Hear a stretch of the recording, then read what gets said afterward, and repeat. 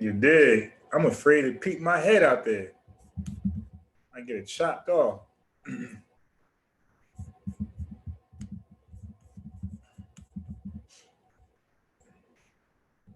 Yo, where is Zen, man?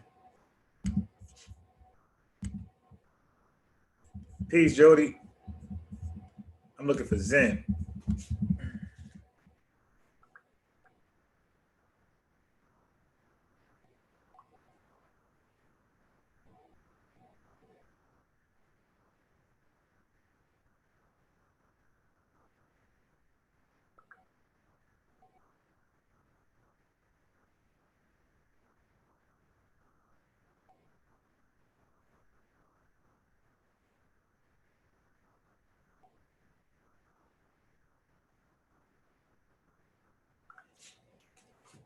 Peace.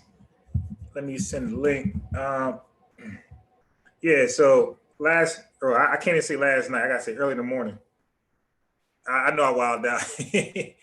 You dig? I'm actually a little embarrassed, but I don't know. It was late. You dig? I was a little aggy. You know, um, you know what I mean? Like sometimes you guys just know how to hold an L. You dig? And don't make up too many excuses. You just take the L and just move on.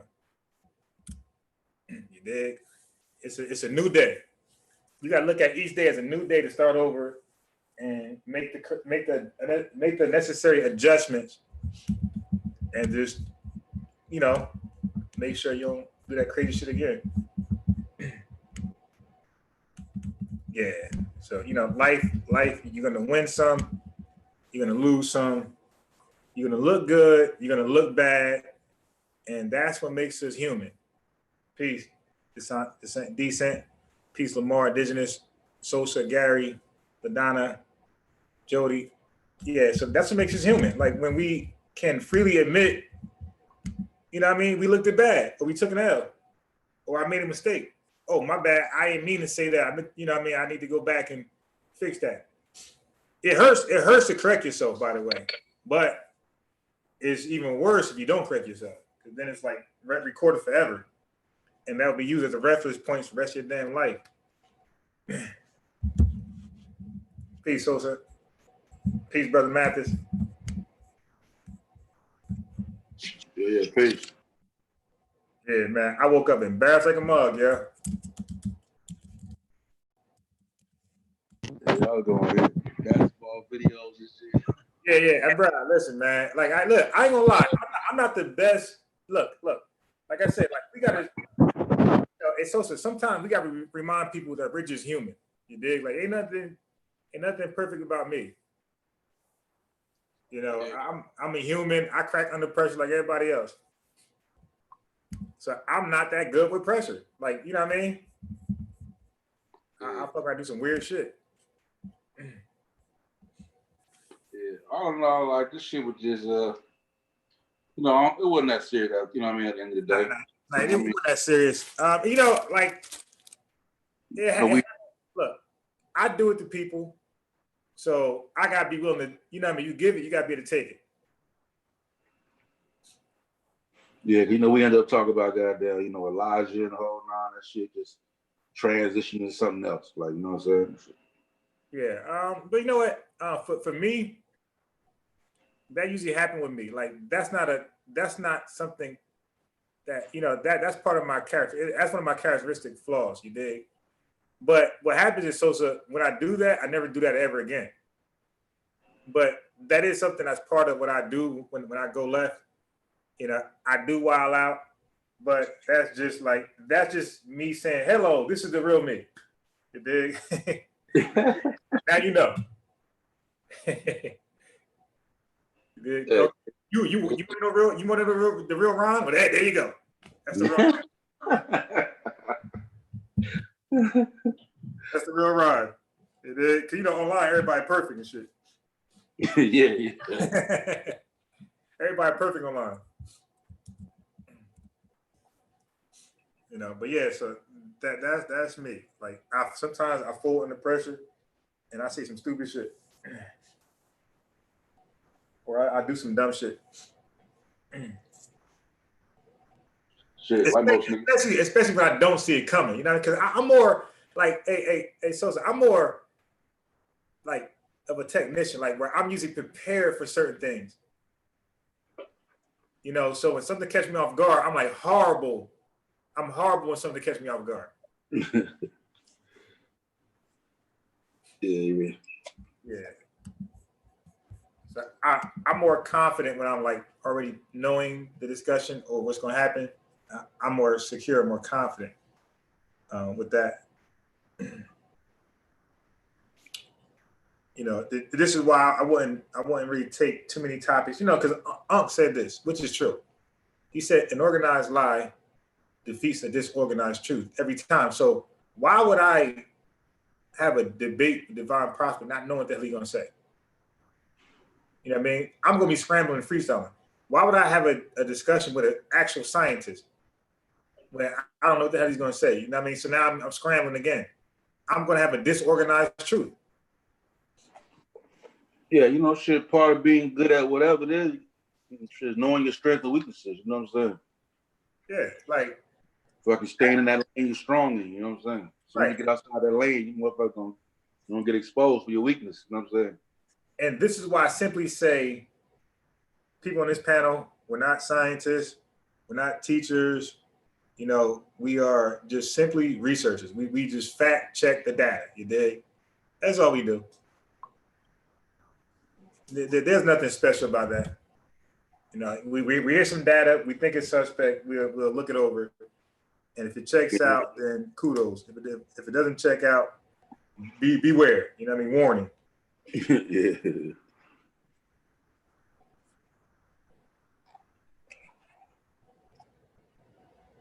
Yeah, man. The YouTube streets been crazy, bro. Yeah. I'm type of the chat. I think niggas got cabin fever. Hey, yeah, AJ, I heard some of your debate, but yeah, I was knocked out, bro. I heard some of your debate. So I did not delete the video. It's on private. I did not delete it. All right, for sure. Yeah, I don't really delete the videos, any video. So any video you don't see, it's probably just in the private, or unless I don't really delete the videos. Yeah. You know, Asiatic got on and shit. You know, Rob will be talking this shit. He's like, you know, that nigga. He's like, Rob on is killing me hearing you call Elijah Muhammad a nigga. Then Rob was like, my bad, man. Like, my bad. He's like, you know how I talk. Then he end up calling Asiatic black man a nigga. And Asiatic goes off, man. You know why you calling me a nigga? That's just funny. Rob was like, nigga, you know how I talk, man. I don't mean. Yeah.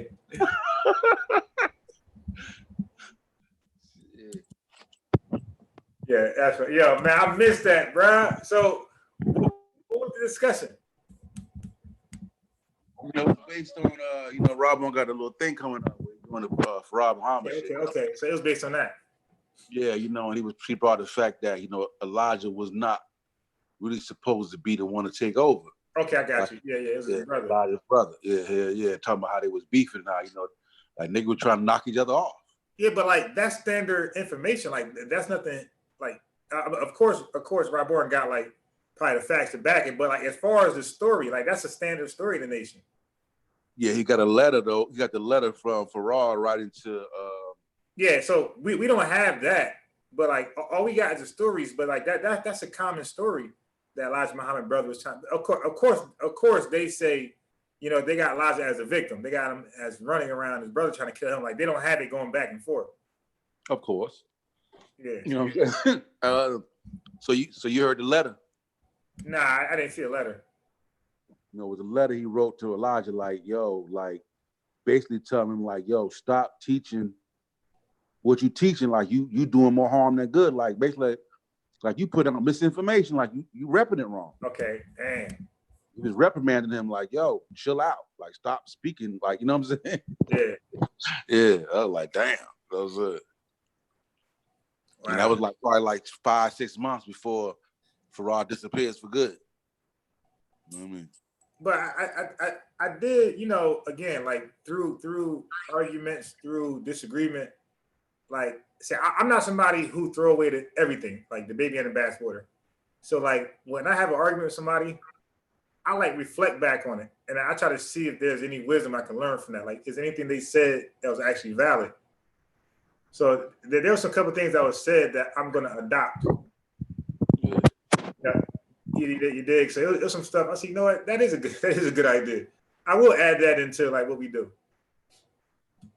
Yeah. Like I said, you know, Rob would be knowing that shit. That motherfucker be studying that shit relentlessly. You know what I'm saying? Like, you know, I be learning shit. You know what I'm saying? Then he be having like some crazy ass primary. You know what I'm saying? You're like, damn, you got nigga police records from, you know, like, god damn, you know what I'm saying? Like, shit. Word. Yeah, like, shit. Definitely. Yeah, I'm going to. Hey, hold on, yo. What was y'all just saying? Who was beefing? Elijah Muhammad and his brother was beefing for who gonna take control over the nation once Farrar was gone. Damn, I never knew that. Yeah. Yo, we all get this information. Oh, yeah, you missed it last night. Yo, me and Rapport got it in on the teachings and like what Elijah Muhammad. Yeah, you would have actually liked that. Hold on, Elijah Muhammad and his brother was beefing over who was going to take over the nation. Yeah. It said Robert was supposed to be the one to take over. Like Elijah was getting reprimanded by Farrar. Like telling him basically to stop teaching. Like he said, you doing more harm than good. In the letter, he wrote a letter to him, like, you know what I'm saying? Like he's putting out misinformation. You know what I mean? Get the fuck out of it. Yo. Yeah, so. Yeah. Now that was new to me. I didn't know that. Yeah, he got the letter. He got a letter from Farrar written to Elijah. Yeah. Yo, that's great. Hold on. So what y'all think about that? That's deep. Yeah, I think that's part of history. I just learned about. Yeah, I think it's interesting. I just learned about it last night. So that goes against the validity of the nation then. Right. And he was saying, like, you know, before, you know, Farrar was considered the prophet. And that's a fact. Yes, but he said when Elijah took over, then Elijah made him from the prophet to God himself. You know what I'm saying? Yeah. And Farrar disagreed with that? No, he was already gone. I think Farrar was, I don't think he was on the scene at that point. He's already out the picture. Yeah, I think he bounced. So Elijah tells a story like this. He claims that he was looking at Farrar Muhammad. I'm paraphrasing, so Asiatic black man, don't kill me. That he was hearing Farrar Muhammad speak to him. He said, I know who you are. The script, you know, some Jesus shit. Peter and Jesus. I know who you are. You are the one that the Bible talk about. And then Farrar said, who else knows about this? I mean, it's the exact story from Peter and Jesus. And then he said, who else knows about this? And then he was like, nobody. Okay, don't tell anybody. And like, that's the story. So that's him being revealed that he was God. You know what I mean? Some off the record type shit. But on the records, Farrar listed himself as the prophet many, many times. Yeah. You know what I'm saying? So that's what Robin got like a whole thing he's gonna do on May 1st on his channel, like bringing out all the primaries and all the, you know what I mean, going into more detail. You know what I'm saying? But then where did y'all get the Elijah Muhammad and his brother started beefing over? Shit, they knew. Apparently, like, even Unbiased knew about it. Apparently, like, the nation openly teach that. Yeah, they openly teach it. That part of common. What they teach that Elijah was the victim. Like his brother was jealous against him and he wanted to kill him. See, AJ Black Man said that's the truth. So they teach it that Elijah was the one running from the death plot of his brother. His brother was trying to kill him? Yeah. They were trying to kill each other. Hold on, no, I seen pictures with him and his brother together. Yeah, apparently that shit didn't last long. They got you know, his brother used to teach his brother, the one that looked like him, right? I'm sure his name was Khaled. His name was Khaled or something, right? Khaled or something like that. Khaled. Yeah. Oh, okay. I seen the video of his brother teaching in the Oh, okay. Yeah, I'm said he got a bunch of brothers. Oh, okay. All right. Okay. You know, they said, because, you know, he was... No. I'm sorry. I take that back. I'm mixing up his sons for his brothers. I'm sorry. I don't know. I never seen his brothers. I'm sorry. I take that back. Yeah, Robin was saying Khalid was actually the leader. Yeah. Like he was second in command underneath Farag. He got him in the papers, like front and center. Yeah, you know what I'm saying? And Elijah took the shit from him. Yeah. Yeah. He was saying like, you know, that after the war, Robert was saying his brother had got a illness or something. An illness, something like that. And he got sick. You know Damn. and then he said Elijah was like, you know, that was God's will, you know, whole nine. And then that's why he was the one. You see what I'm saying? Hey Chef, but you missed it. We had two discussions. We had myself and Mujawu talking about was Kemet spooky, or did they actually know science? So like that was the first discussion, and then like later on the new discussion was the whole Asiatic black man. Wait, then it was me and Rob Bourne talking about what Elijah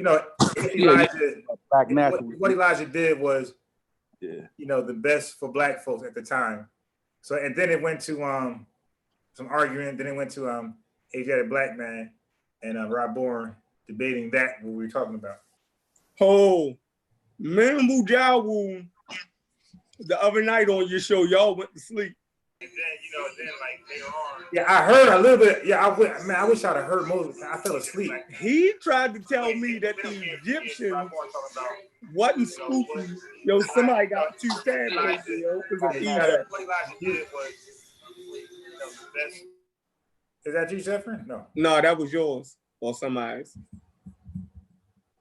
Yeah. Oh, but yeah, he was trying to tell me that they wasn't as spooky. And he even went so far as to tell me that they didn't have priests. Yo, he said they didn't have priests, yo. I just can't. I don't know what he's reading, bro. I'm like, yo, I pulled up a regular joint on Egypt. I'm like, just look at the first, like priests in Egypt. Like, yo, so you telling me they had a religion, they had temples, they had all this shit, but they didn't have priests? That don't even make fucking sense. I think he was like, they ain't got a word for it. They don't really have. Yeah, he said they ain't had no word. I said it don't matter. I said maybe you don't know the word for it, but obviously they had fucking priests, yo. Like every Egyptian book that I done looked at, every resource talks about Egyptian priests. Peace, like, peace. like, peace to the panel. Huh? Peace to the panel. What's up, Zen? Yeah, so I'm like, yo, and that's what I was telling him. I'm like, yo, maybe I'm oversimplifying Egyptian shit, and you trying to over-explain it. I'm like, but we missing each other. We gotta be missing each other if you telling me that they don't have priests. First you said they ain't have gods. Now you telling me they ain't got priests. Like, what Egypt is you talking about? Yeah, it's hard for me to He accept did not say that they didn't have priests. He said there's no word for priests. Right. He said how Europeans interpreted it was priests through their language, which is different.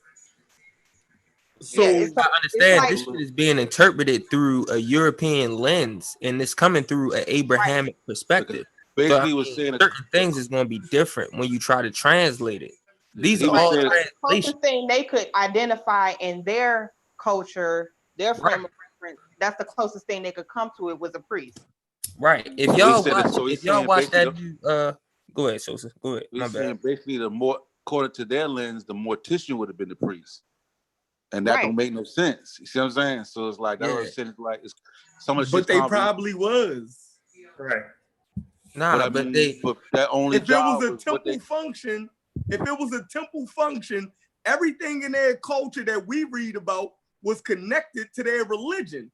And those priests were like the conveyors of that. So I'm trying to feel like, But it's not going to be a priest in sense like how we perceive a priest to be. They're just going to be the people that do the dead, the handle the dead. You see what I'm saying? until we really like dive into like African perspective on shit, yo, we really don't understand shit. We really Americans trying to decipher. Now, I don't agree with that right there. Well, you don't have. I mean, you don't have to. That's my opinion. You feel me? I'm just talking I in mean, my opinion. but the thing is, But I that's say, the reality, though. The reality is No, I mean it is reality. Unless you can understand their culture, then you can't really understand their perspective. If you're trying to use it based off of your own metric, it's not the same tool that's used. But look, PBS done dropped 2 different documentaries about the shit. You feel me? They got this documentary that just came out like in the past month, The History of Africa. They got 15 episodes on the shit. You feel me? And the 15 episodes is damn. Cut out. Hello? That's right. Source up. Yeah, we can hear you though. Well, I can. Nigga talking about Egypt for 10 hours. We cannot do 5. I'm talking about Chevron. I'm trying to figure out, like, in what world are we living in where Egypt don't have priests? Like, what source are we? No. We living in a world that's ran by Abrahamic perspective, ran by English people. So I mean, the interpretations that we have of Egypt is from English people. It's from Europeans who believed in Abraham perspectives. So when you look at it like that, everything is going to be based off of that when they're translating, quote unquote, ancient, quote unquote, practices. All right. So why are they able to still be Abrahamic but separate science from their personal belief system? So why are they able to go into science and separate their personal belief system, but they're not able to do that? Science has only been able to separate fucking personal beliefs recently. Not back in the 19th century. They wasn't separating their personal beliefs. Hey, bro, you do know they was arguing. You know they was getting killed and hung, and they was fleeing from their land because they was pitching natural philosophy going against they was getting killed and hung because the church wasn't agreeing with these radical ideas. Right, but hold on. See, you feel me? Wait. If you said something crazy, these niggas was killing you. All right, so okay, now give me a second to give my opinion. All right, so but that's the point. See, when we say that they were, all right, so we're confused here. Okay, so the church was killing their own. Right? Those who dare say something different. Those who dare say something different, were they in the pyramids translating shit? Because they No. That's Greece. That's not Egypt. No, bro, you just listen. Can I finish? When everybody talk, I let them go. I get cut in, and I don't mind a correction. So I don't mind a correction. Ask the question, but go ahead. Okay. So it's rhetorical because I wanted to finish first. All right, so finish. Okay, so it's 2 things. What I just heard just now, it appears that they're lumping all white folks together. But then I just showed that there was different type of white people. There was white people who was Abrahamic faith in the religion, right? Straight in Greece. And then you had those who were against the religion, who were being killed, who was daring to challenge the religious model, the religious rhetoric. But they are the ones who are to be said to be in the Egypt learning this shit. So, but my question is, that still doesn't get around the issue of whether or not they believe in the religion or not. If they don't believe in the religion and they're trying to get away from that, that means they've at least been exposed to it, right? So it's still a part of their frame of reference. So if you come into a new culture and you're trying to distinguish and pick up different elements of the culture, you're going to compare it to something you're already familiar with.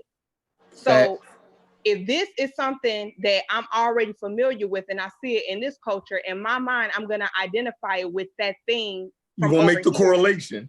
Exactly. I'm going to try to make a correlation between the two. Whether or not I agree with the religion itself, I still know the religion. I still know different elements of the religion. And I see slight a correlation here. So I'm likely to identify it as that because that's my frame of reference. I don't have to be a believer in order to do that. It's not just that. It's called syncretization. Right? We got to think about the times that they was in, right? And that they was trying to call. Hey, Chef, when he get done, press play. It said, listen to this article. There's a play button right there. Yeah, it's called syncretization. She's already Zen done dipped out. All right, you want me to play it now? Wait, I think he's gonna come back in first. I want to talk about it. I want to read what they're saying. So, because I was just reading the second paragraph right here. Where it was saying that they had Finish, and then we're gonna go ahead and press play. Yeah, that they had priests in the priesthood. So, and this is from Ancient History Encyclopedia. So I'm trying to figure out, like, y'all saying that these people who don't know what they're talking about.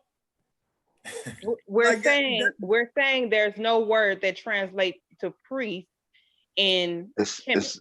So it's the closest thing that they could get. They don't know what they're talking about. That's what scientists use terms all the time where though they don't quite understand everything about it, but they understand certain things about it. Like I mean, even Wujawu said they didn't have a word that translated to priest. No, the Egyptians didn't. Yeah. Well, I mean, they wouldn't, because that's what Wujawu said. But not only that, they're saying it in their text. If you pay attention to when they translate certain things, they actually highlight or they italicize words that are directly translated from the language. Other words that are added in are in regular text. You can see that when you look at translations, that you can pick up, if you understand, what's a direct translation and what's something that they added.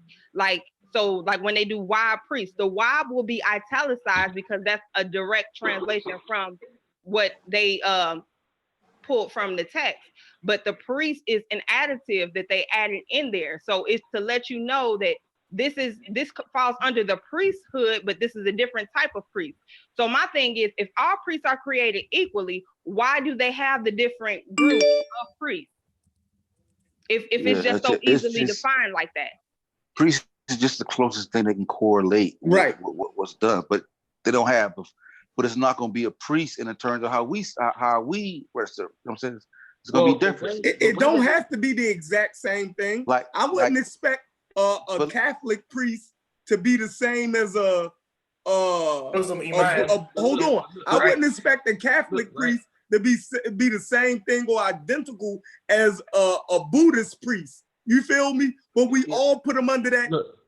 Yeah, but listen, because they serve almost. They serve some of the similar functions. Right. All right, but listen. So that's all they're saying.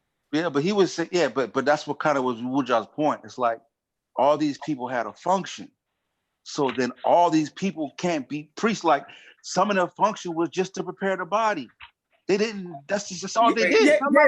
Some people would just some of them were just like people that cleaned the temple. Yeah, they considered them priests. Hold on a second. Wait. So when Wujawu say that they all can't be priests, when he say priests, what is he talking about at that point? He's talking about a priest because he's relating it to what he's saying. They can't be a priest in terms of he's saying that they basically overused the word. Yeah, like you said, Chef, are you over? It's like a catch-all phrase for certain past couple of minutes. Yeah, it's like a quick question. We go in and out. That's why we kind of like go ahead. Chef, can I ask a quick question? Chef, you had the conversation with him, correct? Facts. Okay. Did you ask him if they had teachers? No. So I did. I asked him if there was a word for teachers, because to me it sounds like we're trying to distinguish between like a hierarchy, somebody who's in charge of it, and someone not. Let me say this. But look, it's just like how regular niggas can be pallbearers. You feel me? Right. If an Abrahamic person look at a religious ceremony and they see some pallbearers, they might call pallbearers like you know how we call deacons today, regular ass niggas who just got a job in the church. You feel me? That is not saying that these people are some, you know, priest that has some connection to quote unquote God. You feel me? That's different. That's just how they're looking at these people who have a job in the society. I think I can understand what you're saying, Zen. My question, the reason why I'm asking is because even if they didn't have a word, I don't want to speak for everyone on the panel, but what I would try to understand from the conversation, was there a title? Because we know there's different responsibilities. Not everyone was translating. Someone had to be taught. So everyone had different job titles. So someone started the ceremony, someone did it. So are we saying, like, I think I heard someone say, maybe we don't know the word. However, that's what I said. Acknowledge that there wasn't someone differentiated between the rest of the people that had the job duties. Listen, That's what I mean. According to what was said, everybody had a function. Because I even asked, like, yo, was it like a congregation? Like, did they have a priest come out and then people would gather around and then the priest would do the congregation? He was like, no. You see what I'm saying? It's like, that when it was time for the crop to come, you had specific people to handle things when it comes to agriculture. When somebody died, Shepard would be a priest. Let me just finish saying what I'm saying. Let me just finish saying what I'm saying, bro. Okay, well, Sosa, did you ask those questions? Huh? That's all. Let me just ask those questions. Like, were there certain duties that certain people had to do? He made that clear. And he made it clear there were some people that had certain duties. Yes. Yes, bro. Let me finish saying what I'm saying. He was saying like everybody, like when it comes to death, when somebody died, everybody had a specific task. No different than if it was time to farm. All these people had different roles. So they wasn't necessarily, because he said he had professional mourners. They had women that would come out and mourn. And he showed these other people that in white. That was their job. And then you had another guy who would come out and he would bring out the statuists. His job was to clean the statue and set them up. So he's saying like, so eventually he said like all these roles now are split up. So some people would be the mortician, some people would be the embalmer, and you can't call all these people priests because they just held a function. So it's when you call them priests, you kind of convolute the whole concept. Okay, he said they didn't have priests. We agree. Sosa, to your point that you explained, that's great. But my question would be, did the wailers or the people who were crying or mourned, did they have a title? Yes or no? They would have. That's what I mean. Yeah, they had a title because they had a role. That was their position. They had a specific deity for that position that ruled over. There was no specific deity for the priest, or what we would know. Yeah, they did. There was a deity. You know what I'm saying? Using it loosely for every position, for every role, except the priest. That society. No, even a priest in that society, or what we would call a priest. I don't know. That's now you're talking about Wuja whole territory and all the people but the point I'm trying to bring. Okay, well, never mind. If you guys can see my point, I don't want to convolute the conversation. Why are we using the word priest if they wasn't priests? Because that's the only way we can relate. That's how it was. So when we say Buddhist, here's the thing. Buddhist priest. When we say Buddhist priest, do we think that the word is priest in the Indian language? No. So it's the same thing. That's too close. But here's the thing. When you think of Buddhist priest, when you think of the word priest, you think of something spiritual, right? Like a spiritual leader? Yes. Okay. So and that's kind of like the issue, because all of these people would not necessarily fall under that under the same standard we would associate with the word priest. Yeah. But my point is that at the end of the day, we have a word, right, to identify with. We're using the word priest. And it's hard for you to separate your conceptualization of what that word means when it's compared to the language or the culture in which it has been applied to. So just imagine if they didn't use any word at all. Just imagine if you were really trying from scratch, not to have anything as like a starting base. Do you see how it could be even more complicated? So it's kind of to help people, to guide them on being able to connect, give them something to relate to, but it's not an exact transference of the same idea. You understand? It's for the layman. So every book that you will read of studied people who study the culture of Egypt, they refer to certain people as priests. They refer to a priesthood. It ain't until we talk to Wujawu when this has became an issue. No. Egyptologists, hold on. Everything that you read about Egyptologists and all of the people who study this shit, who read it, and everything else, they mention priesthoods. Yo, but hey, listen. Hey, peace, y'all. I see you on that. Peace. What's up? Listen, I can clear this up real quick for y'all though. Go ahead. Yeah. Okay, so Sheffrin, I think the issue you're having and I may not, it may be my fault from last conversation though, is that that the translators are call everybody a priest in Egypt.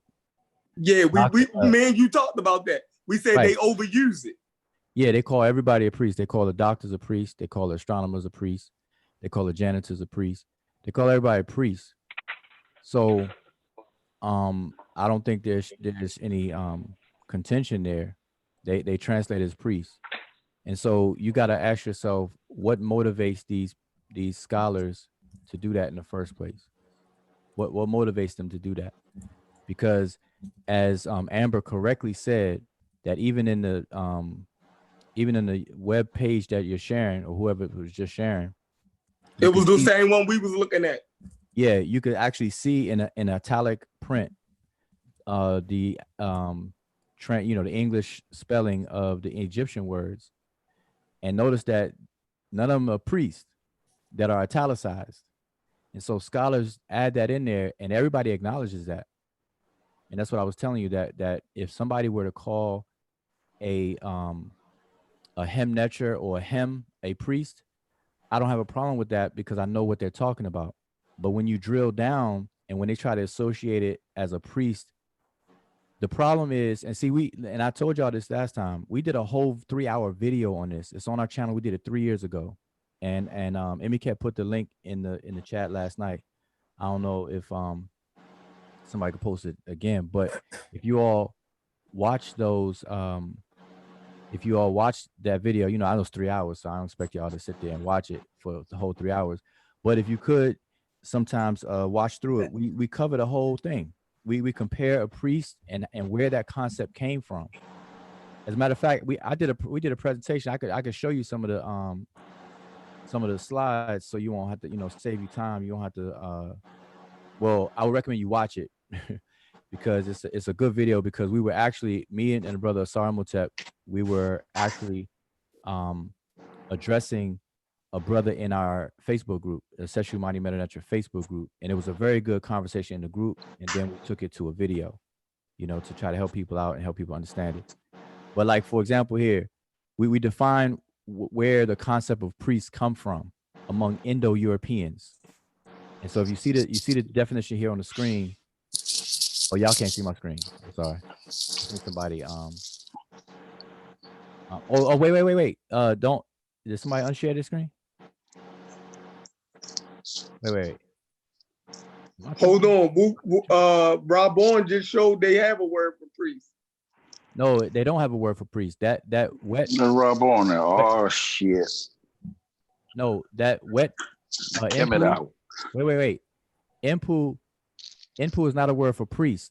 What they're saying is that the wet impu, they're calling it a priest because wet impu, the word wet is the funerary chamber. And that's where they wear the mask of the canine deity Anpu.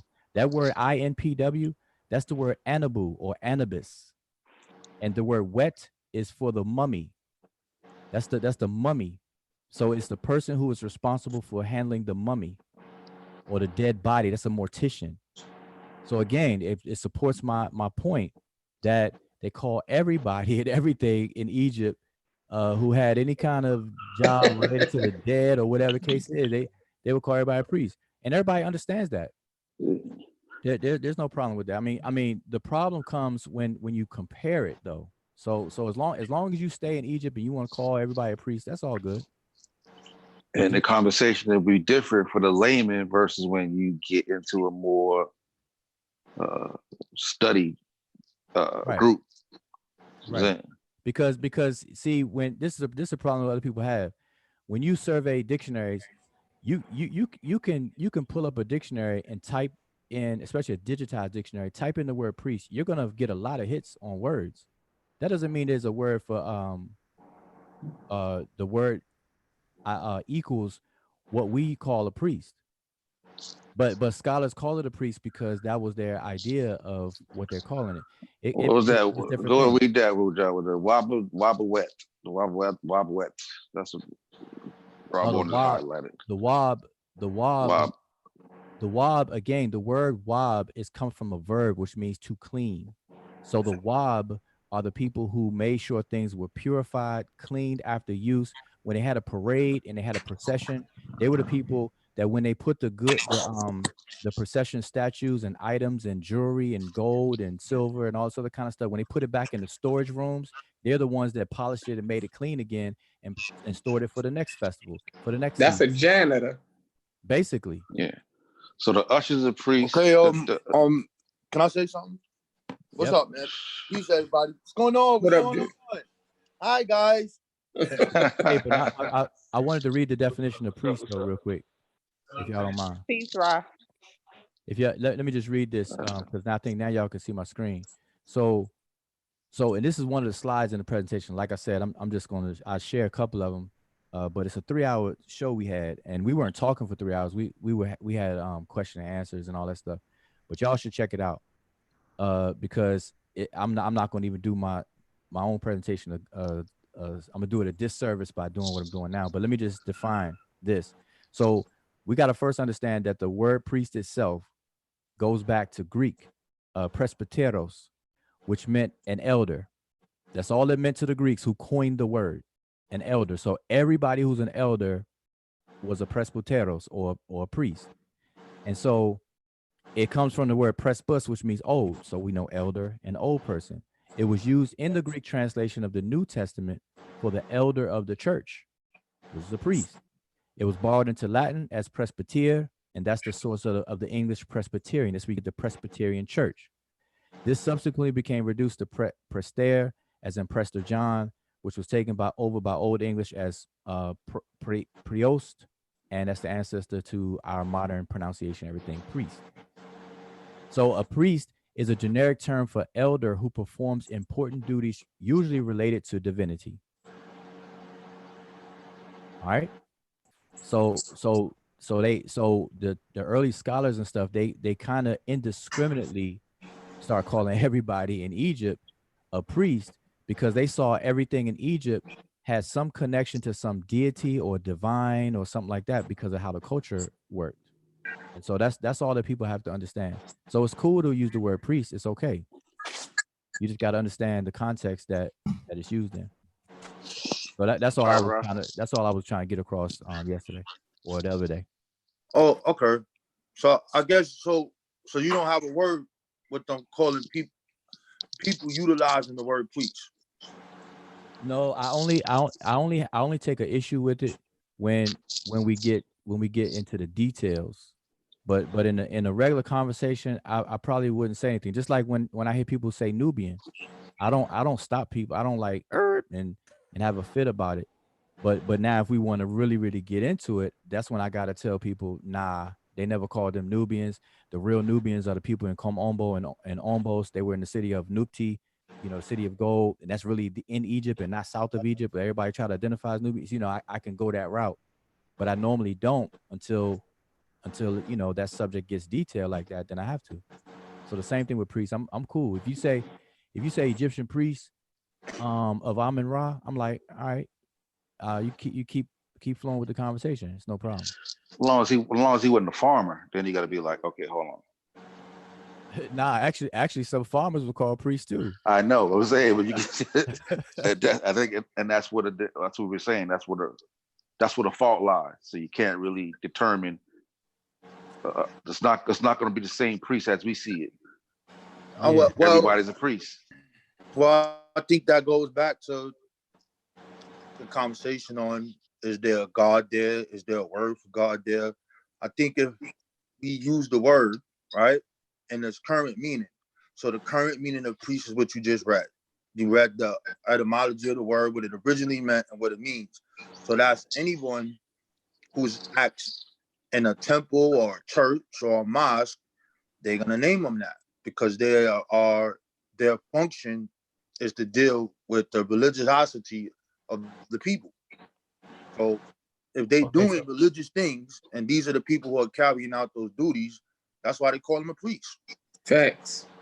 So if the word is there, if the word priest is not there, they're looking at the functions of what those people are doing.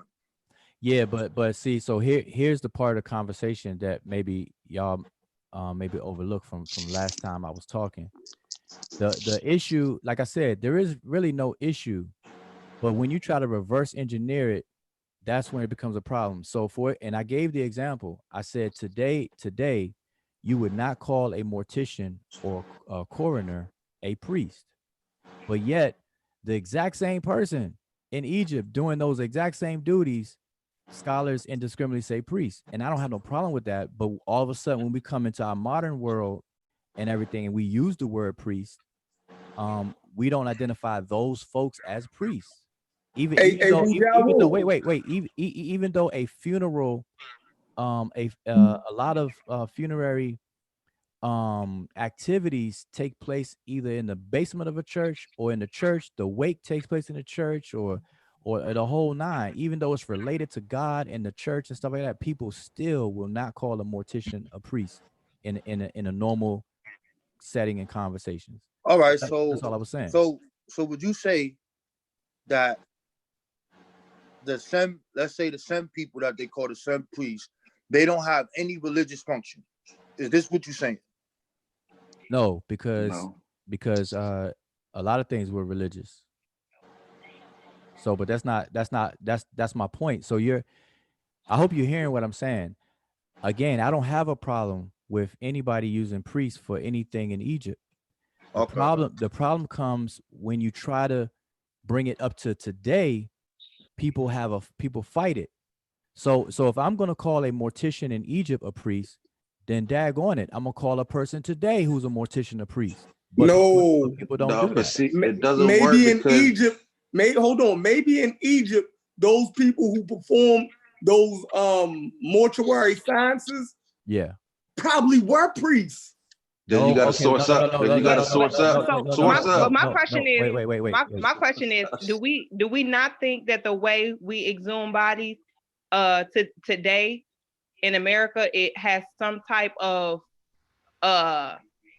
foundation in religious belief and ideology? Are we saying that it definitely does? The whole ritual. So what are we talking about then? Because the whole practice itself, even if you want to separate it, that's the inception of it, right? So exactly. So let me. So that's the word is anachronism. Anachronistic. And what y'all attempting to do is anachronistic. You cannot take a word in terminology from present time and then translate it back to, because you're not going to get the same results. Okay, so here's the issue. But see, that's why I was hoping that I could just make it simple, because there really is no opposition or an issue. There's only an issue when you don't want to do it the other way around. Like, I know somebody's sharing their screen right now, and we're going to bring up etymological fallacy. But if y'all can still see my screen, I was showing an example. Okay, let me take my screen off. Let me take the screen off, because you said you're sharing your screen. Yeah. Hold on. And I just want y'all to understand, in debating team, we had to memorize these logical fallacies by heart and actually defend against them and produce them. And I'm gonna tell you right now, if you try to say I'm using etymological fallacy, you're not gonna win on that one. But hold on, we're gonna get into that, bro. Don't worry. I'm waiting for you to get done, bro. Put that first in, baby. Right. So on my screen though, right now, I have some word as it reads. There are words in Rani Kemet, and Rani Kemet is the name of the Egyptian language. There are words in Egyptian language that are often translated as priest, but actually indicate the kind of important duties that various elders had related to the temples, etc. What are some of these kinds of priests or elders? And so I show you here. We have Wab, and then what it pertained to. So we have Hem, Aka, Hatiah, and then Ihi. And so this person is called a priest, but yet he just played an instrument. You have singers who are called priest and priestess, as far as female priestesses, and all they did was sing. And so today, nobody will call a choir leader like Whitney Houston did when she was alive in the church a priestess. But yet when somebody does it in Egypt, they call that person a priestess. So my only issue, that's not even a real issue. I'm just trying to get you all to see that it's only one directional flow, that way these scholars have articulated what the Egyptians are doing and gave these titles and stuff. But when we identify the same things today, there's a separation. So that's all I want. That's all I want to show you. I get it. So listen, Hatia is also, you can find that translated priest by some scholars, but it's simply a high official. The word Hati is a person who's up front, and I is the arm, and it literally means in front of the arms, and it's somebody who is very important or a high official. All right, let Rob on rebut. Oh, I don't think there's no rebuttal to that. No, I mean, Rob on gonna rebut. Yeah, Rob on gonna rebut.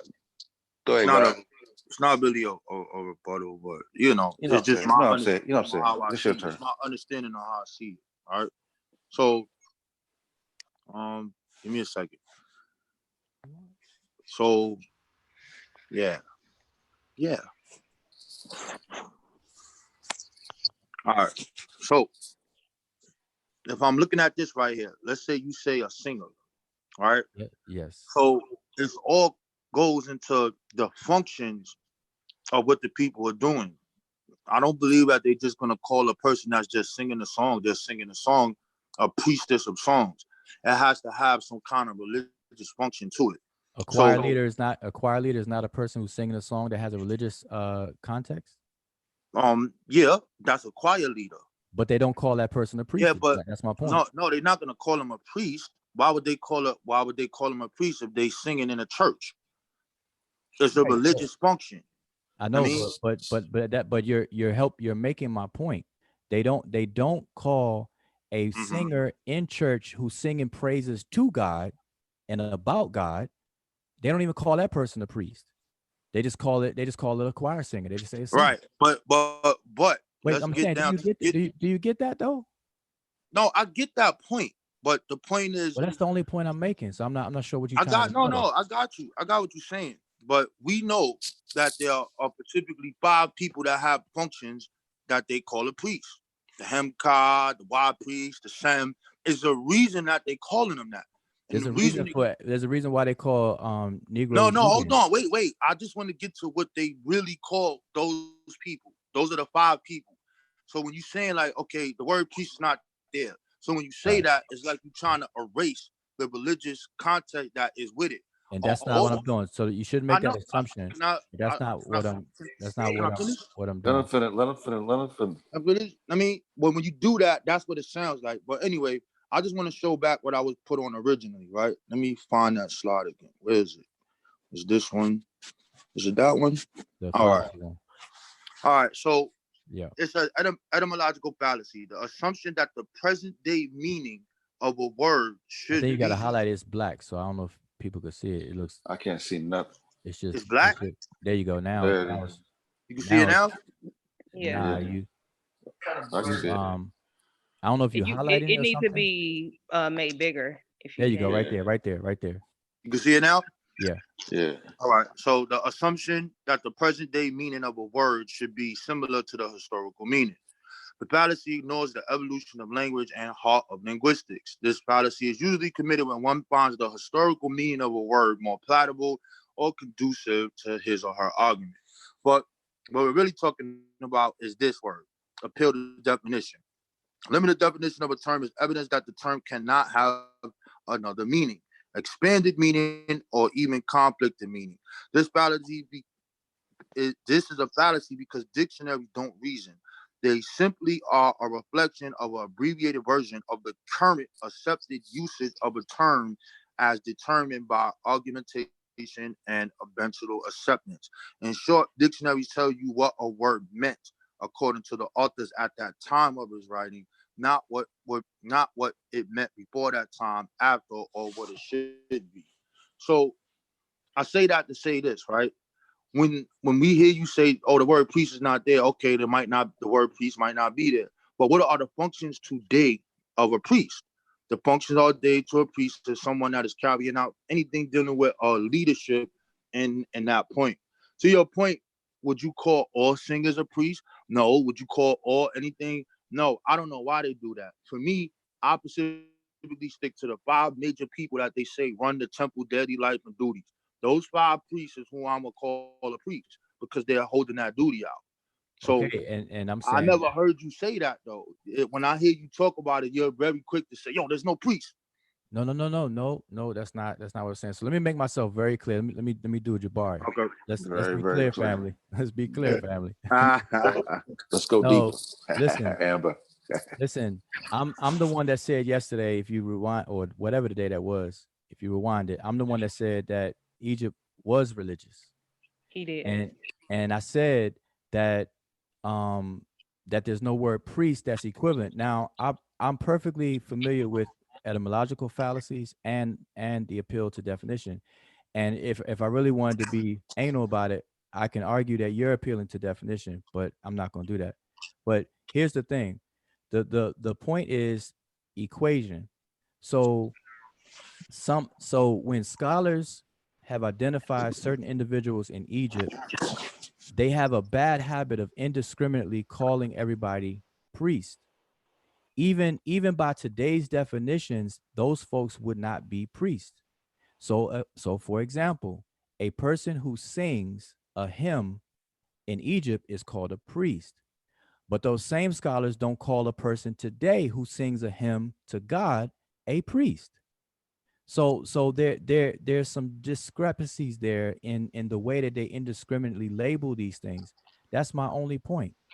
That's it. And also, I just want to add, maybe it's me, but from what you just read in that, it actually goes to prove what he's saying. Like, exactly, you cannot hold the past ideology of priests, or even the future ideology of priests, to what the current standard is. So it doesn't. You understand? Like that meaning could change over time, or it could have meant something during that. That's what it means. So I'm gonna make it real simple. For instance, right? People will say there's no God in Kemet. They don't have a God. Some people will say that, and they'll be like, okay, the word God is not there. It's European. It came from the Bible. I'm giving an example. Okay. So now it gets to be like, okay, so what is the word? There's numerous ones. Some people might say that, or somebody, well, it's the company of gods. They might go into that. The fact of the matter is, today, the word God means supreme being, creator of the world. Does those African languages have that word in it? No. But do they have something that describes the same functions of it? Yes. So if I say Muntu, and I say Muntu, and you're like, what the hell is that? And I'm like, that's the great ancestor. But what is the great ancestor? That means God or creator to those people. But the word creator, God, is not there. So people will argue that and be like, well, they didn't have a God. So but that's not the argument being made here. The argument being made here is that it's not just limited to that. So like that definition may hold true today, but in their ideology of God, it was a more expanded term, which that's the point that I'm making. The point that I'm making is this: the creator is the creator. They don't have the word creator there because they didn't speak English. It's not there. The meaning today would be creator. In their words and how they describe it is a whole different word, but they are talking about the same concept, creator. Okay, but what if you talk about God in a natural?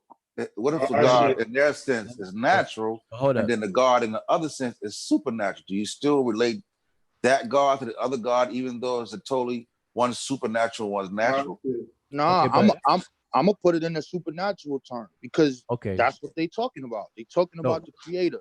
No matter what you want to describe it or how you want to call it, they're talking about the creator. But let me say this. You know, I try to have these conversations, and translations is not, it can't be like a quick thing to discuss, because you're dealing with equations. And I went over this in videos for a reason, so people can consult the video, learn from the video, because you can't just do it in like a 2-minute or a 60-second little speech or something. But it's not cut and dry like that. You know, what a word is made of. People, we really don't know the components of what a word is. Like even what you were just saying, they don't have a word creator, but they do. It's They'll say Kepra. It's just the form. No, there's different. There's many words that share that concept. And Yeah, that's what I'm there's a saying. whole bunch of names. There's Amen. There's IMN. No, There's but a bunch of words. But that doesn't mean creator. The word amen means. What does it mean, creator? Amen. Okay, I'm gonna show you right now. The So word, we're gonna talk to the word, Egyptologists. the word It also amen. can mean conceal. It can mean a bunch of things, but I'm gonna show you. No. Wait No, a minute. Wait a minute. I'm saying no. You can find what you find, but let me just finish what I'm saying. The word amen does not mean creator. Amen. It's like Raborn doesn't your name Raborn does not mean a gym coach or the word gym coach, but yet you are a gym coach, so I may list the word Raborn down as gym coach. And so that's what a lot of these dictionaries do. They'll put amen, and then you'll see it several different meanings, but they'll also include some of the functions as the meaning. So amen, they'll say, okay, amen is a creator deity. So yeah, I mean, amen, but it doesn't mean creator though. Oh, yo, all I'm saying is this: there is a word for amen that means create, creator, hidden, conceal, hide. Okay, now how do you okay, so my question to you is, how do you reconcile a word meaning hidden and conceal, but then also creator and stuff like that? And because it has determinative that tells you what they're talking about. No, but what I'm saying is, I just told you how. Is that not true? No. Okay, so determinatives don't tell you what this is talking about. Yes, but to answer the other question was no. So what I'm saying is that I'm telling you the reason why they do it, because listen, the dictionary you have, I think I pretty much have every dictionary that's ever been made about and we have language. And I have them too. So that's excellent, and that's excellent. But this is something I do every day. So I'm telling you. Well, no, wait. Let me just say what I'm saying. I'm gonna let you go, Wujawu. All I want you to say, because I'm gonna pull up 6 Egyptologists, and they're gonna say the same thing I said. And are you telling me that they are all wrong and you are right? That's all I want you to tell me. Okay, I'm pulling up 6 right now. Okay, you don't have to pull up 6. Pull up 1, and then after you pull up 1, I'm gonna address it.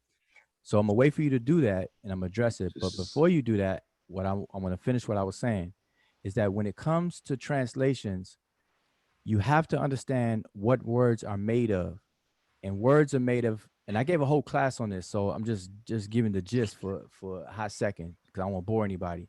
Words are made up of 3 elements: the form, and that form can come in the form of something written, which is what you see, or something spoken, which is what you hear. Then on the other side, it's like a coin. On the other side of that thing, yeah, on the other side of that is the concept, is the mental construct that we have in our minds, this abstract thing we call the mind. Those 2 things have to be glued together, and that's the third element, the glue or the link that links those 2 things together. You cannot separate any of those 3 elements. All together, those 3 elements is what makes a word a word. So the word creator is a English sign. Keper is an Egyptian sign. The reason why they could translate the word Keper and try to make an equation, Keper equals creator, is because on the concept side, the conceptualizations match. That's what I said in the beginning, the functions. So if you don't, the name is different because it's different languages, but the functions are dealing with that which is the creator. So we saying the same thing? So what's the issue? I'm confused, Wujawu. No. What I'm saying is that when you say earlier, I think what Amber was saying, and then when you first started speaking, that these words are not always equated. Like even what you're showing. So I want you to get to your Egyptologist to say that Amen is So I have it on the screen, right? So they're alright. giving you three. For those who don't know, these are Dickerson's things. And when you see this M17 and all these things, these are called Gardner codes. So they split up with man and animals and parts and all of that. So notice in the creator, it has three: M17, Y5, and 35. In this one, they have four: M17, Y5, and 35, and A46. So now, if I go and I grab my what's the name, my Gardner, is going to show you that this different glyph changes this. Okay, it's not just these three glyphs here. I know. So all I specifically was stating that in the certain parts of those creation stories, Amen right here would mean create. And I can pull up the stories if you want me to do it. So these are the Egyptologists, and I'm running with that. Okay, if they wrong, please tell me why they wrong. Okay, so what really gets under my skin is when there's seems I like to be I like no hold up. I like Java on this because this is his topic, and he like, yeah, I'm gonna go in now. No, but listen. So what gets under my skin is when it seems like there's a disagreement when there isn't one. So but I said that from the beginning, my bro. Wait. Let me just finish. So I want you to know those two words you have highlighted, they're not the same words. Okay. So as long as you can understand that, then we're good. Okay. How do you pronounce this word that's here and that word on the bottom? We don't know how it's historically pronounced, but today it's pronounced the same, but they're not the same words. Okay. So today those will be homophones because we pronounce the same. Homo means same and phone means sound. So they sound the same. I got you. So now when I go to the Linden Papyrus and I pull up the story of the creator and I deal with Amen and it says it's this, what do we say now? We will still say the same thing that I'm saying, that these two words you have on the screen are different words. Okay, did I not tell you that Amen means creator and you said no it doesn't? Well, now that you show me, you're talking about you're talking about all the different words. Wait. I got you, Jabo. I got you, son. I got you. See, that's what I'm saying. Wait, that's what I'm saying. See, that's the part I'm talking about. Yeah, I'm just fucking with you, man. I know. No, listen, it's all good. It's all good. But that's what I talk about though, is that something propped up as if it's a disagreement when it never was one in the first place. When you say Amen, because you were talking about God, right? Creator. That's what I was talking about. Okay, the creator. Now, what I was saying is that Amen is known as the God Amen. Amen gets his name. The deity Amen gets his name because it's imperceivable by every other thing in existence. Got you. I agree with you. Okay, so Amen, I could show you the same text where Amen and Keper are in the same text, and Keper gets its name because it's talking about manifestation, and so they deify the the process of coming into being, to existence, and things like that. Same thing of the imperceivable aspect of existence is deified. It's called Amen. Right. But look at no, finish, because I wanted to show the other page on how many meanings that one word sounds the same, but it got all these different meanings to it. But hold up, but now when you say that, people have to understand that the Egyptian writing system did not document its vowels. So right. So the way that these things, remember, determinatives are not transliterated and they're not pronounced. So I can show you about 50 words that are pronounced the same today, but they're probably, out of those 50, you're gonna probably get about a unique 22 totally different words. All right, so you see this word right here, this Amun? Yep. Is my screen still showing? Yeah. This one that has that falcon, I guess. Does That's the that make falcon. that the deity Amun? That's the falcon on the standard. That G7, that falcon on the standard, Yeah. is interchangeable with the bearded squatting deity, which is a Gardner code A40. Look it up. Yeah. Those two words are the same. The scribes interchange that falcon on a totem with that seated deity with the beard, that bearded deity. They swap that back and forth. So both of those are talking about the divinity, the divine, the deity. But now hold up, look at the word above it. Yeah. What is that? How you say that? I'm into you. So that word right there is Westerner. That's a different word, because the word amen in that sense is the west, and amentet is the west, is the place, like we say east, west, north, south. That's but the word actually means right, the right hand side of the body, the right hand. And because the direction of west, the cardinal point west, was on the right hand side of the people based on their orientations, they the two words have the same meaning.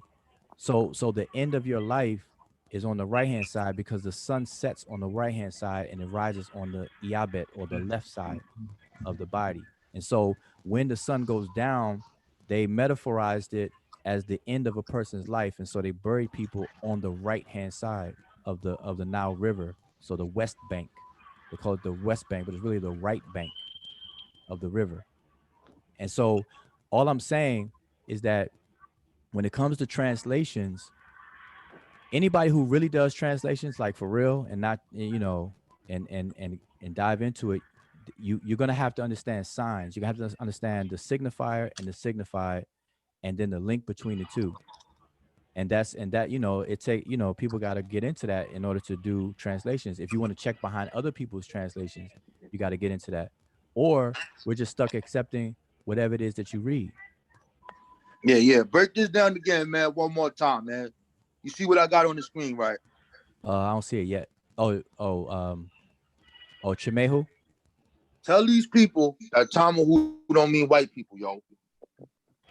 It doesn't. It doesn't. Y'all see it on the screen.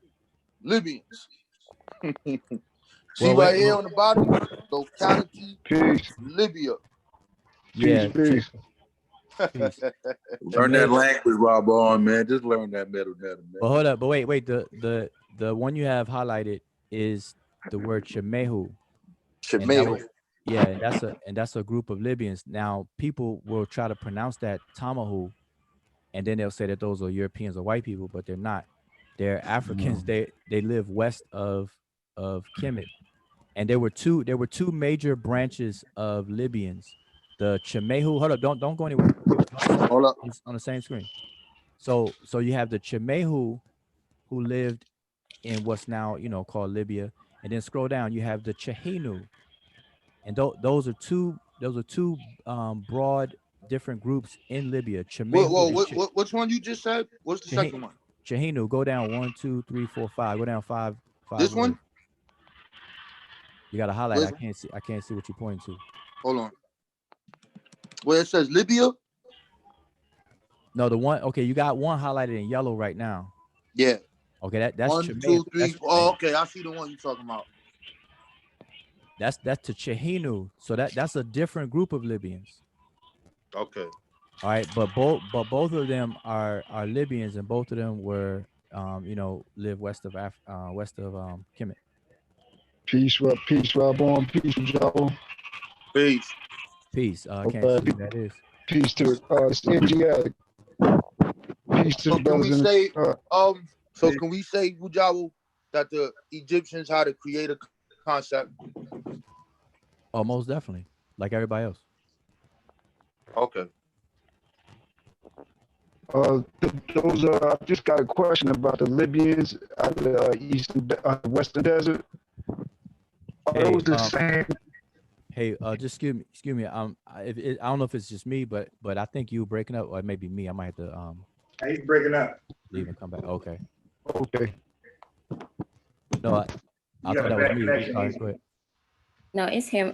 Peace to the panel and to the chat. And I just wanted to say something real quick and then just get off again and go back to the chat. But I just wanted to give a suggestion. And I don't know if it was Rabon that had asked me on a chat about the hem nature. Hello? If you meant priest. No, I asked you what is it? Sorry? I asked you what is it? Oh yeah, okay. Well, my suggestion is just that because if you actually go through, if you are just gonna look through the dictionary and just try to look for all the words in the search that translates to priest, you find a lot of words. And then, so when you find all those kind of words, the thing that you do, because you have to remember that you are actually, the word priest is actually the English translation. So then the next question would be, what in those, the multitude of the words that are gonna come up, what is it in those words that is being translated to priest? Because all those words, obviously they don't mean priest. So like when you ask me what is hem nature or what is it, then I would, when you do the translation, you would actually look at the word hem, which would normally be translated to servant, and then nature, which is divine. And if you wanted to translate it correctly, would be like a divine servant. But then obviously there's an addition to it. Yeah, they'll say servant of God. Yeah, servant of God, and then they will put God. Right, and then they will put the word priest, on it. But when you look at the root of the word itself, or just the words that the word or the phrase that is being translated, there is no priest in that. So even I think Ujao had a short list of some of the examples, and when you look at those examples, like wab, what is the word wab itself? So when you look at the word wab, you find it has to do with cleaning, with purity. So when you translate, that's the way you would translate, but it's not that, like he said, it's not a bad thing, or it's not something that will get anybody bothered that is the word priest is put in there, and usually it will be put in brackets. Okay, as well. so what are the hem nature? What do they do? Who are they servants of? Service of divine. What are they doing? What's their function? As in what do they do? If they're called servant of God, servant of the divine, what are they doing? What's their function? Okay. No, go ahead. They're not doing the same thing as what WABs are doing, but yet WABs and Hemnetchers are both translated as priests. So Hemnetcher is a servant of God. They translate as servant of God. Hem meaning servant, Netcher they translate as God. So the servant of God. And so the Hemnetcher would be the person who is presiding over different events or activities that involve the divine. So a Hemnetcher may be the one who is in charge of facilitating the entire event, the entire festival, the entire ceremony, the entire ritual. And it happens to be centered around the divine. So the Hemnetcher would be that particular person. So what would we call that person today? Today, what would we call that type of person who in the temple they officiate over services? You feel me? Ceremonies. Well, in Christianity, you would call him a priest. Exactly. That's why we're calling these people priests. Wait. But see, I don't want you to jump. Wait. Yeah. I don't want you to jump because I already conceded to that one. But now here's where you're going to have a problem. And you said those people. So why would you call a janitor a priest though? I ain't calling no janitor no priest. I already conceded to that point. Okay. So now we good. Yeah. So we good. So that's what I'm saying. I don't want it to appear that we're disagreeing when we're not. So we're in agreement. So the reason why, now notice I used the word indiscriminate. So translators kind of went overboard, and I think all y'all agreed that translators went overboard. They indiscriminately just started calling everybody a priest. Like somebody who's a Neil deGrasse Tyson back in the day, oh, you a priest. A medical physician, you a priest. But in that culture, they probably were priests. No, but you see what I'm trying to tell you. Okay, I'm gonna take the probably out of it and tell you that a janitor is not a priest. No, I'm not saying. I'm saying when you said somebody like a Neil deGrasse Tyson.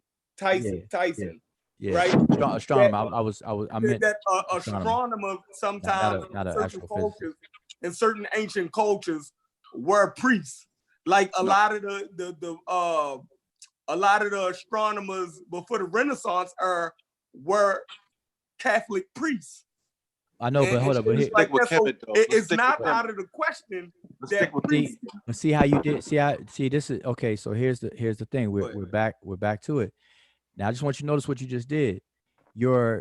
Because of what's done under the Abrahamic umbrella, you're snatching what we're trying to describe as Kemet up under it to say what you're saying. I'm just making a correlation. No, I know. Yeah, and that's what I'm recognizing. Human beings do that. Like, no, listen, I'm not saying that humans don't do it. I'm not saying that you can get struck down for doing it or none of that.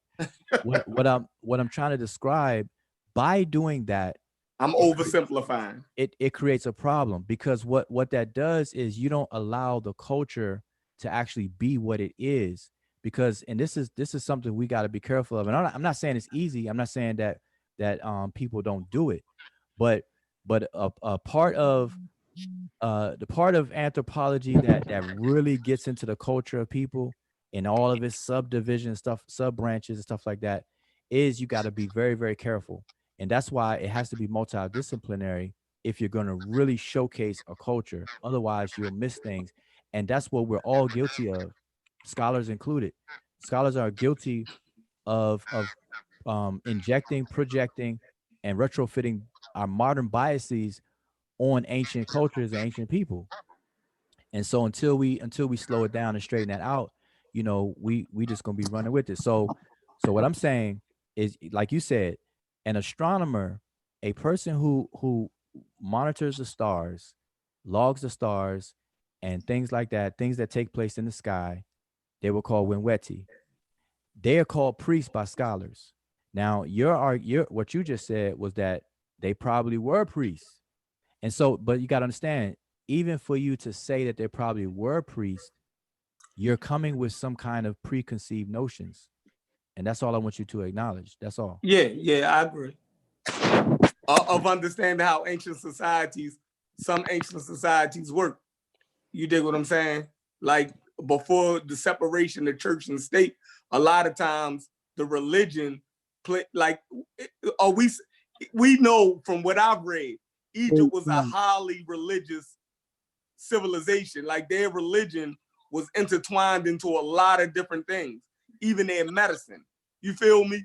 Yeah. So it wouldn't be hard for me so when people write about Egypt, right, and they call certain people priests, right, it wouldn't be hard for me to say, okay, I could see how they could say that those people were priests if a lot of those functions was taking place in temples, right, and things like that. It's the same thing how the like I said, the church had functioned for a long time, but before the scientific revolution, the church functioned, did a lot of different research and creating calendars, and priests was doing that the same way it say that priests was creating calendars and stuff back in Egypt. So, I mean, am I wrong? Yeah, I'm saying if you want to call him a priest, then there's no problem with that. But I mean, like to be perfectly honest, most cultures around the world, their religion is heavily embedded into their culture. Especially at that time. Especially at that time. Good point. But even still now, we don't really have that going on as much here, is because we're kind of like a religious melting pot. You know what I'm saying? We house it all. So it's not as ingrained in our society as it is in a lot of different other places where the religion is predominantly one thing. You understand what I'm saying? So yeah. Like, and we don't call all of those people priests just because their religion is a large part of their everyday culture. We don't do that. So I think that's what he's trying to say. Like, it's not an issue that they were religious or that people associated with them being priests. The problem is that they couldn't really back then distinguish or separate their different skill sets or their different roles from the fact that it was intertwined with a religion. Even though they did all of these other things, they still they couldn't separate it from their religious practice and belief. Yeah, it's a part of. And she cut out. Listen, I don't think there's any issue. I think we're good. That's what I'm thinking. Like I think we all agree. I think that's pretty much a fork in that. But I'm just saying, best we've ever done right there. They're heavily influenced by Hinduism. You understand what I'm saying? They'll still be a scientist. We ain't heard none of that, Amber. You probably made the best point of the night too. You killed the kid, but we ain't heard none of this. Oh, well, what I'm saying is pretty much at the end of the day, they have a hard. People had a hard time separating what their other functions in society from the fact that it was heavily intertwined into religion. So it's like if you go somewhere today where, like let's say if you go to Iran and Islam, Islam is heavy, or they're really founded in their religious belief. You're not gonna call the doctors that are heavily, influenced by their religious beliefs a priest just because they're heavily influenced by their religious belief and it's a part of their culture. You're not gonna do that. So the problem is not that they were influenced by their religion or that the culture was influenced by their religion. The problem is that they cannot be separated from that in our mind because that word priest is attached. We just look at it as everything is religious and we don't acknowledge that they had different functions. Practical functions. Yeah, they had different. I agree. A lot of those priests did have practical functions in the society. No doubt. But they were priests. Yeah, so here's the thing. It's the but we in agreement. Let's just slide over. Yeah. Let's just put the little gravy on the rice. So we gotta understand that here's the analogy that I give sometimes. Like religion, when we use the word religious, like how Sheffrin is using the word religious, and even Amber, how using the word religious, we have to just admit that that's a modern notion. Just same thing as African. And I'm not trying to be stickler on the word like AFRICA or the word religious and stuff like that. I'm saying even the concept is modern. So like African is a modern concept to us. Ancient people or historical people who happen to live on the continent that we now call Africa didn't have the same conceptualization of an African anything. Okay.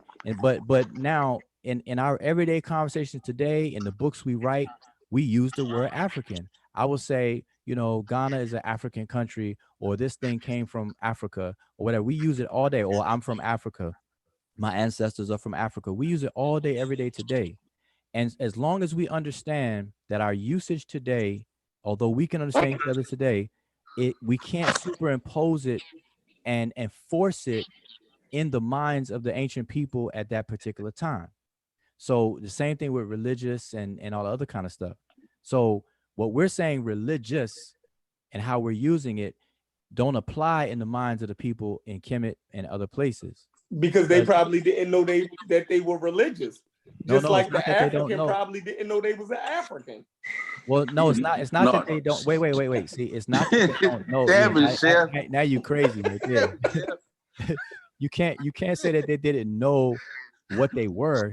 They didn't know. Wait.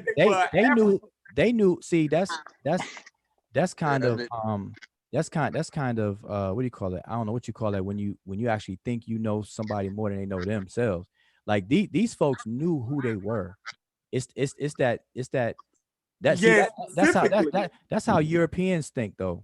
I'm not saying. I'm saying that's what motivates Europeans to name everything and think that they are what do you call it? Have the audacity, the audacity and the wherewithal to name something what it is, and what they name, that's what it is. And so you can't say the Africans didn't know that they were African. They probably didn't. I'm just being honest. Nah, you can't say no, that. And no. I think Okay, so here's an African. Here's an African. Here's an African on the. Every kid woke up like, hold on, now, God. Nah, you can't say that. Listen, she's geographically. Wait. How about She's African from. let the African person tell you? We don't have a better grasp of geography than ancient people, like with whole scale maps of continents. Different. Like wait. Really Okay, didn't let me know say something about Africa in total. Like okay, we can pull up a pic. You dig? We can just Google. You don't have to know where you are to know who you are. Wait. Nah.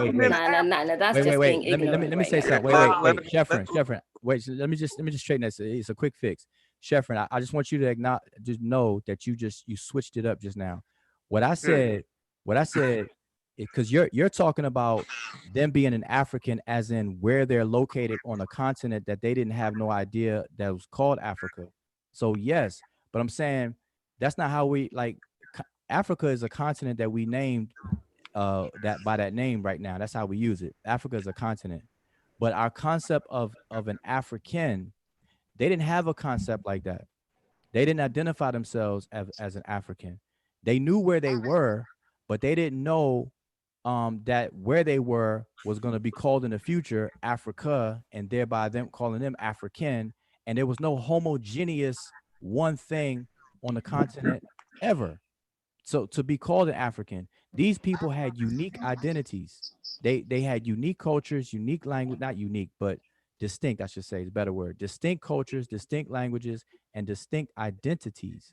There was no homogeneous, but the way we talk about Africa and Africans, man, we think Africa as a continent is a country and that everybody does the same and the same. But Emicat, go ahead. I was just gonna say that for Sheffrin, the only thing I would actually recommend for you to read is just go and search under onomastics. This is the study of names. So then you'd understand that even when you talk about they didn't know they're Africans, like we were on a continent and that, for example, I wasn't there at that time, but my ancestors actually did know that they were Africans. You would actually understand things that are called endonyms and exonyms. And endonyms is the names that those particular people give themselves, who they are. And then you have something like exonyms. This is when an outsider, like a European, or like how you would come in, Sheffrin, and actually say that I give you this name because you people don't know who you are. So I will define who you are, and then that's how you end up knowing. So when you say they didn't know that they were Africans, nobody was calling themselves, the continent wasn't being called Africa. That's actually, that's a name that is given by the Europeans, and that's, just like we have on the continent, like I would say, I'm from Kenya. And my people are from the Lake region. We have what you would call Lake Victoria. We didn't call it Lake Victoria. My people called it Namlolwe, you understand? So we know what that is called, but somebody else will come and give it another name, just like Africa, somebody will come and give it another name, just like us, somebody will come and give us other names like Africans in that sense. So you can't really say that. I would just suggest that just go and study go and study onomastics. And then I wasn't saying that to single out the African as being like slow or anything. I would have said that and I would have said the European was probably in the same, could fit in that same boat with not knowing what Europe was in totality, or just having y'all took that the wrong way, but y'all go ahead. No. You didn't say anything about slow, and I didn't get anything about slow. I was just saying just study onomastics, and you'll understand what I'm saying is, I'm not saying that you meant that we were slow or anything. You didn't say about slow. You just say we didn't know that we are Africans, but that's true. Nobody would call that place Africa. So obviously we would not say we are Africans. Those people already had a name for their locations. And not the whole continent, and probably the continent wasn't looking at the whole continent in the first place. That's what I was saying. That's what I meant. Africa. But that's what I was saying. Okay, so the Sheffrin, so to clear this up, that's why I said you switched up, because when I was saying it, I wasn't talking about the name of the continent. Africans, as far as identity, there was no concept of an African as far as an identity.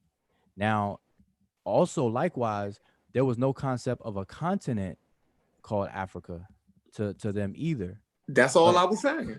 Right, but understood. yeah, that's what I said. I got it. I got what you were saying. I was just pointing out that you went down a different route talking about the continent, but I was talking about identity. That's all. Right. I want to clarify. I think a part of the issue too was like it's because they didn't know who they were, like in the sense that they didn't have an identity until it became a continent, or that their identity was tied to the continent or the naming of that continent, and that's not the case. Oh no, I didn't mean that. No, I didn't mean that a tribe or a nation didn't know who they was in relationship to another group of people. I know they like that's. But that's what Wujawu was saying. He was saying like they know themselves better than anyone. So to say that they didn't know they were religious, that wasn't even a concept to them. That's something that's forced upon them based off of other people's perspectives and ideology. There you go. Because you're defining what religious is and then applying that to them, right? Without allowing them to have their understanding of what they were doing. And right, that was my point. That was actually, what I sprang off of in giving the analogy about Africa is because what we now call religious and everything in the minds of the people, the reason why we have a hard time, and even some of y'all were saying it, that religion is for a lot of people is their actual lifestyle. But today we don't look at it and we call it religion or religious and stuff like that when they never saw it that way. And so we got to question ourselves. Why do we call something religious in the first place? Like today, the way we use it today, why would we label something as religious? What motivates us to do that? Unbiased just sent me a good article. Unbiased. Yes, sir. What is in the article, it was showing how the practical and the religious was intertwined in Egypt. True. So what I was just saying, that they probably didn't know that they was religious because they never, according to the article that he sent, they didn't separate it. The doctor will perform practical remedies along with hymns to root out demons that was trapped in the body. It was all intertwined.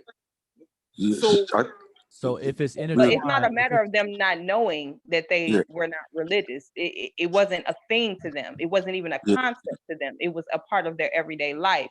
Yeah. So, and you're defining what religion is to them. That's what I'm saying. It wasn't. But it is religion. Like we agree with everything you're saying, and just but again, see, so you're doing what Rob Bourne was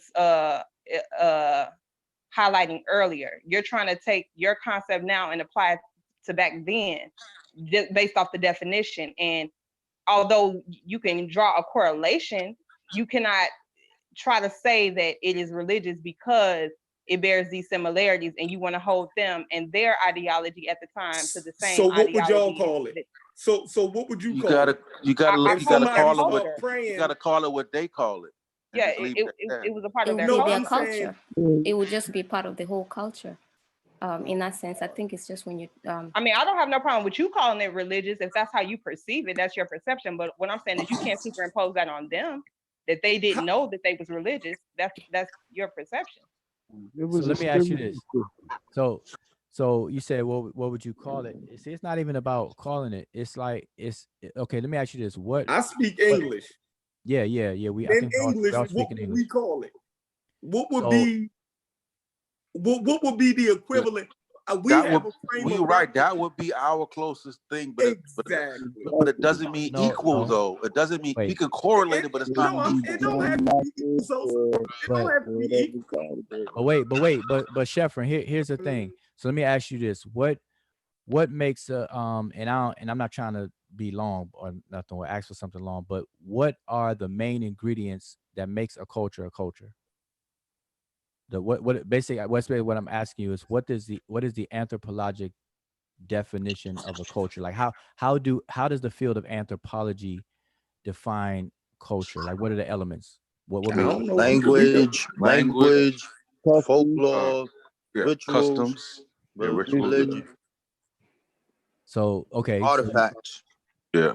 All right. So now people are identified by our ability to distinguish one set of those from another set of those from another set, and so on. And so those that's how we identify different cultures and thereby different ethnicities and so on and so forth, right? So if that's all a part of culture, then we're the ones that demarcate those different things. But if you notice, if you talk to people, older people, I mean not older people in age, but historical people, and you read their literature or study their oral stories, they don't break stuff up like that. And so it'll all be one and the same. It'll all be merged into one because there's interconnected and interconnected and interrelated. It's us now. It's us now. Retroactively, we chop it up. So and I'm saying this to lead to when you said that the article Unbiased sent you, as far as the medical practices and stuff, where you said doctors would do something practical and then they would do something else. That's why they didn't see it different. Only we today are chopping it and dissecting it like that. But what's the point of this? I'm confused. Are you saying that they didn't know that they was religious? No, that's the point. No, that's what it sounded like Sheffrin was saying, that they didn't know. Sheffrin actually said that maybe they didn't know they were religious. They knew they was religious because they had fights over deities. You could look at Akhenaten and you could see him leaving and starting his own thing. Well, that would be that's actually a critical point. You kind of say it again? Yeah, you're breaking up. That's actually a critical point right there, what he said about Akhenaten. Because when Akhenaten glances off and he said one God or monotheism. Yo, we can't hear you. Like, yeah, you sound like muffled or something. If you speak or something, or you got you got headphones on or something? Nah, you hear me? Nah, so Rob Owen, to answer your question, I wasn't the one that was saying they didn't know. I think Sheffrin alluded or implied that, and I'm saying the opposite. I'm saying that of course they know. We would be high, we would be arrogant to try to say that the people didn't know who they were, what they were doing, and this, that, and the third. They knew what they were doing. No, but I'm saying y'all was saying it like that we can't, that if we doing them a disservice, from what I was understanding, if we're classifying things that we understand in our current culture as religious. Y'all was basically saying if I imply that those things were religious, then somehow I was wrong. So I'm saying, okay, well, if their religion was so intertwined, then maybe they didn't know they was religious. I'm trying to give y'all point credence because I'm saying it was completely religious. But that's the thing. I don't look at being religious as being necessarily a negative thing. So I don't feel no type of way about you saying it's religious. But when you say that they didn't know that they were religious, like now you're kind of superimposing. Well, how would they know that? And that wasn't even really a thing. You know what I'm saying? Like it wasn't a part of their reality at that time. That's a part of our reality to label things in this way. I'm saying if a doctor is performing a practical service, right? And in that service, say he start quoting hymns and then he's trying to remove certain demons out, like, so maybe like what I'm saying is that would be religious to me. If they don't take it as religious, if the Egyptians what Jabu and them is saying didn't take those things as religious, then I'm not saying that. Okay. I'm saying according to your concept, they would take it. I can't step outside of your concept for you. So according to you and how you're seeing it, the recitation of hymns to cast out demons is religious to you, then that's what it is. It's going to be religious to you. It's religious to everybody. But I'm saying, but the way you're using the word religious to them, to the Egyptian that was doing it, it's not religious. And that was my point. Maybe they didn't know that they were being religious. Okay, but see, that's where I have a. when you say that, when you say that, So like only way I can try to, and we were on the maybe same page until you just said that. I yeah, know. I'm not almost sure. out the door, and then Shepard be like, Yeah, yeah. It's like I'm not sure if this is gonna help or hurt, but it's like how people say, you know, they choose their family, right? So we would typically, you know, define family by, you know, a blood relative, blood relation, right? However, we know we may have step brothers and sisters. We may have a friend that we've known since childhood that even maybe have grew up in the same house with us that we consider family, right? So who is it for someone else to come outside of you and say that that is not your family? You define that for yourself, right? So although technically, or and from their perspective, this may be what somebody would consider a non-family member, I acknowledge them as a family member, and that's just what it is. So you can have your opinion on what it is, but that does not have anything to do with the reality that I choose to live or that I exist in. That's your separate thing from me. You know, it's not going to change how I view my family and my relationship. You understand what I'm saying? Like, so yeah, you can have your idea that they were religious, but it doesn't change the fact that it was a part of their culture and they didn't see it that way, not because they didn't know, because religion was not even a concept to them like that. Religiosity was not a concept to them like that. It was just their normal way of life. It was just a part of life for them. It was a part of their culture. We put the religious label on it based off of our concept of what a religion is and what being religious is. That's something separate from what they were doing.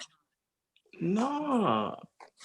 You know, I feel y'all. Listen, if I wanted to help as well for Sheffrin to understand is because the thing is I think really the point is that, you know, the way this the texts were translated just throws most people out on a loop. You know, that it just because even with the word nature, when it was translated to God, you know, that kind of like just messed up a lot of people when they're reading these translations, not the text itself, but the translations. And this happened, and you have to be something that you have to be aware of. And I know even when the Europeans, when the missionaries first came to Africa, some of the issues that, because you know, they had was because, you know, they have this perspective of what they see of things, you know, dealing with higher powers or things dealing with spirits and all that stuff. And the some of the things that they were trying to learn so that they would be able to make Africans, you know, be more susceptible to you know, to their religion, was to try to find you know, the ways, the culture within the culture, things to deal with spirits and ancestors, and then they would have to superimpose that into their text, so that when they translated the Bible, then it would be something that we would be able to understand. And this happens a lot because then things, you know, kind of, you know, become a little bit fuzzy, especially when we're dealing with things like spirit. We don't know if we're talking about the soul. We don't know if we're talking about the ancestors. We don't know about that, because just the way that that has been translated through time when the missionaries came. And this is, I think that's what happens as well with this text, because these people have a certain perspective of how they see things, and then they're taking this text and then they're translating them, and remember, when you're translating something, you're trying to relate it to your own way of life, whether it's religion, whether it's your culture, and all the things that are involved with that. So this is what they did with their translations. But so when you're reading these translations, you can't just read them and take, you know, you can, yes, but just understand that you know, that's not just the be all end it all when you're dealing with the translations, because those were done with people who are trying to relate something with their perspective. But what is being said, that you have to kind of take out all that and be step into the paradigm of those other people that you're trying to understand, and not superimpose your own, because when that happens, this is what the confusion just comes in. So you just have to leave room for understanding that you can't just take the translation as, you know, as the be all end it all. You know, if you just leave room for something like that, then I think you'll be on a right track. Can I get Yo, let's just get to the elephant in the room, man. Let's just get straight to the point. There's a lot of dancing going around here. Yo, are Africans superstitious? Do Africans believe in God? Do they believe in anything that is supernatural? And do they do rituals that coincide with that? Let's just get down to it. It seems like they got kind of dance. I think the answer would be yes. Wait. Let's go around the panel. So you asked 3 questions, and so if you, I don't know if you want to repeat them, but you asked 3 separate questions. Do Africans believe in the Creator? So can you ask one at a time and go around? Do Africans believe in a supernatural God?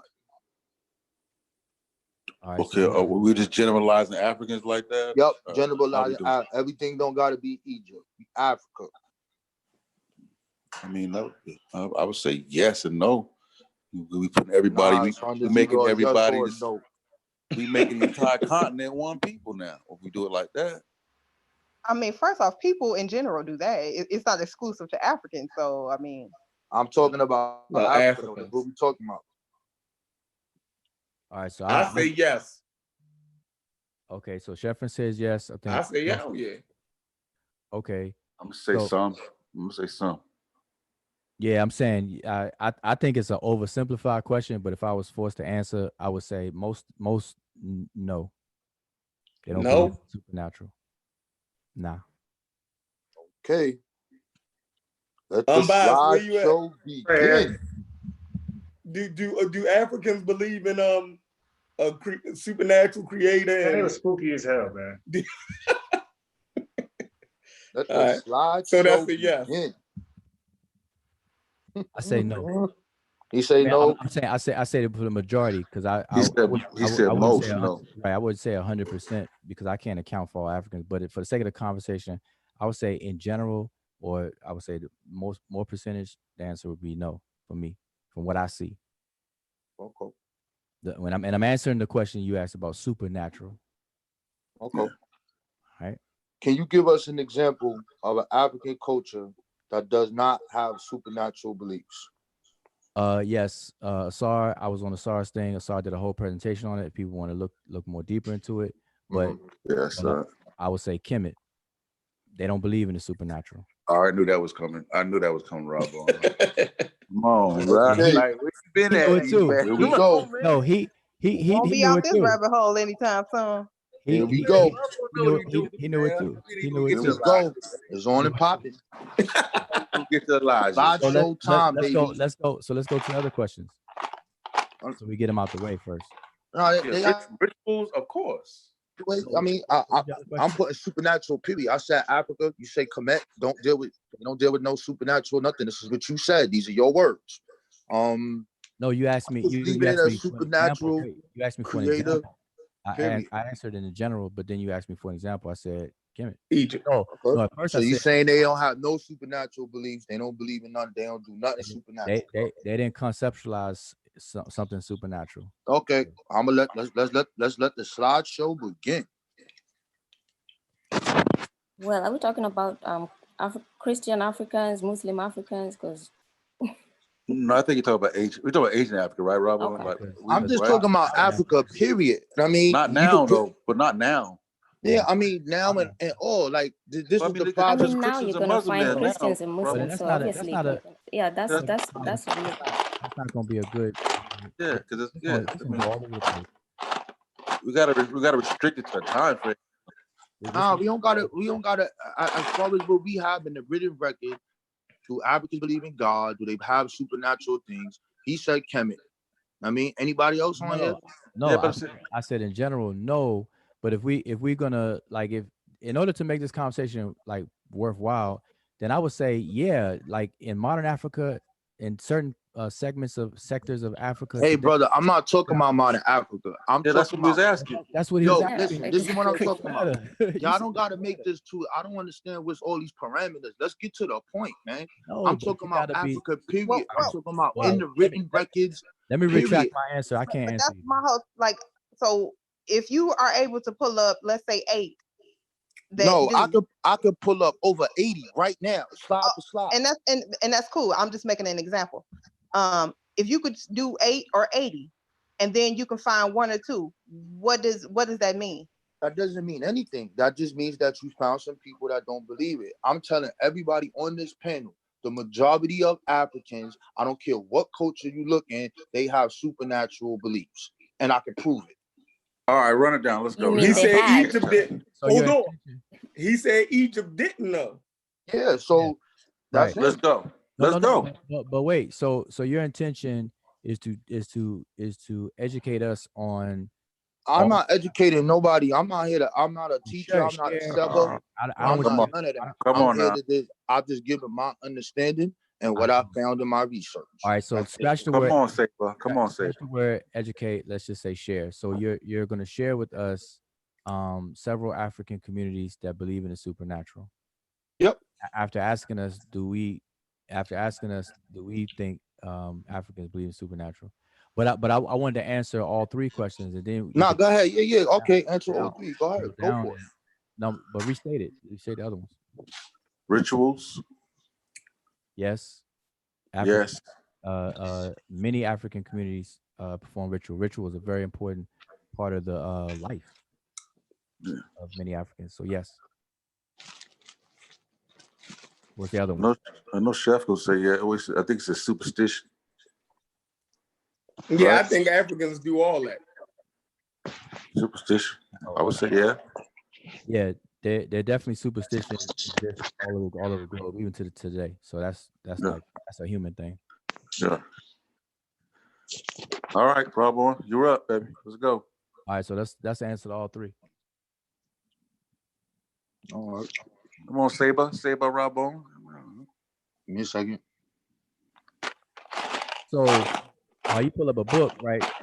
We did a presentation, not we, but Asar did a whole presentation on this issue about the supernatural and everything. That's cool. That's cool. The 10-hour show. It went 10 hours. But in the presentation, he cited source after source after source of communities and how this is misconstrued. So I just want everybody to know that exists out there if you want to check it out and see it. Okay. Right. 10-hour video. 10 hours. What 10 hours? I remember. No, I don't think it was 10 hours. Yeah, we got to argument. After you. Remember that shit went 10 hours, bro. I don't think Asar has 10-hour videos, unless you're talking about a different one. I don't think it was. That was under the atheist god of atheism when he went through all the natural gods. You remember that one? You might be right. I mean, if it's on it, I don't think it was on his channel though. Oh, no, the after show where y'all we was all talking went for like 10. Remember Wuja? That one was, I was talking about Asar's, like Asar did like a presentation type thing. I'm talking about the Sanjeti and Asar. The gods of atheism joint. Yeah. That's what it's called. Okay, I have to look. I don't remember it being 10 hours though. That's a job. That's over. You remember going on with Corey for a long time? Remember Corey? Yeah, I'm saying that's a job and overtime. That's time and a half. I fell asleep. Go ahead, Rob. Listen. Yeah, but see, I guess the only reason I'm saying it is because I've had this conversation, man, like ad infinitum, and I'm probably familiar with everything Rob Bourne is gonna, at least the points that's made. And I say Egypt because, but see, we're gonna start drilling down, and people are gonna complain. But the supernatural, outside or above nature, or whatever the case is what supernatural is talking about. And the Egyptians did not have that concept. Everything was within the confines of nature to the Egyptians. Now, what people mistake as supernatural, like they don't like what the Egyptians did. So here's the thing. For example, if the Nile River is a tangible river that you can put a boat in and sail down, up and down it, but then they deify it and call the deification of it the Happy Itaru, and then they do something towards that deification and stuff like that, then that's a different thing. So you can't say that the Nile doesn't exist, but you can dislike what they do in relation to the Nile. Yeah, let's get it. And then what they do in relation to the Nile, people are calling that supernatural. When let's get his thing. We'll jump first. Let's get his thing first. You said what? Ujawa. Yes. So we just gonna start from the most obvious. Did the Egyptians believe in life after death? That's a hard question to answer. Oh my God. Yo, man, you gotta stop this shit, man. You gotta stop with y'all. Yo, this nigga, y'all. Did the Egyptians believe in life after death? Okay, if you're saying life after death or the life that exists after someone dies is supernatural, no. Huh? So Egyptians don't believe in the afterlife, or something that is not in this world. They don't believe they're going no place else. Where? Okay. They go in the tomb though, right? Okay. So you're the only person on the planet out of every Egyptian, every Egyptologist on the planet that's saying what you're saying right now. No, I'm saying there is Mujawa. Listen. Can I finish? Listen, hold on, please. Okay, but I was going to ask you a question. I was going. At first, I wasn't. Let me just finish because I'm the one who asked the question, and then you want to rephrase it. What I'm saying is this, right? You can't pull up one Egyptologist, and I'm challenging you right now, that says that the Egyptians do not believe in a supernatural afterlife. There is no source on this. You can't pull it up. It's something that you are making up in your own interpretation of your translations. You're not going to find one who does that. So then we're going to get to the problem of who am I supposed to believe? All of the people who are actual Egyptologists, or you because you can translate the language? Okay. That's where our problem is going to come in. Here's my challenge to you, and I've asked you this before. Nah, son. When you going to answer? Okay, don't challenge me. Let me address your challenge by saying this. Because if the Egyptians believed in the afterlife or not, the conversations we're gonna have a repeated conversation that we had before. No, we're not. No, because we're gonna move past it. Wait. The Egyptians were religious, and the Egyptians believed in an afterlife and all of that. But here's my challenge for you. I want you to tell us who the God Nu or Nun is. Who is Nu or Nun? Yes. Nu is supposed to be the primordial matter. It's supposed to be the God of all gods, the oldest of the gods, where all the gods come from. Okay, now is Nu a part of nature or is it outside of nature? No, it's not a part of anything. They can't describe it. They call it a primordial waters. Is there waters in the universe, my brother? No, I'm saying. This is I'm giving you the definitions. I'm telling you that they call it primordial waters. Let me finish, bro. Mm-hmm. And how they describing this, they're describing that all substance or everything comes from there. That's what they're saying. And they're saying it is above. They're not saying it's the ocean. They're not using figurative language saying that, okay, it's the water and it's the womb coming. They're not using that. They're specifically telling you this shit is outside of here. And all the other gods emerge from it. Okay, so my question to you is, see, this difference between a person who deals with language and Egyptologist versus what you're saying. No. So wait. Let me finish. Ask you a question. So I asked you who was Nu. Wait. I asked you who was Nu, right? And so, and I'm asking you, is Nu a part of nature? I'm asking from your perspective, from what you know. No. So Nu is supernatural to you. No.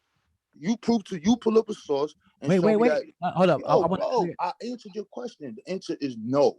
You show me an Egyptologist that describes Nu as being the elements of nature. What you gonna do? You gonna do what I did, and you told me I can't do it when I said, well, maybe it's dark matter. We don't know what dark matter is. No, listen, man. See, that's what I'm saying. I think the conversation is very assumptive. I just want to know, because I think you answered yes. So let me ask it again.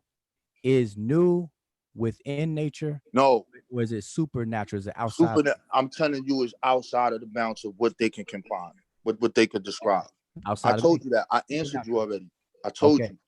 Okay, so Nu to you is supernatural. Yep, according to their literature. Must we pull up the stories anew? Okay, so what I want you to pull up, let's do this because we in the teaching moment.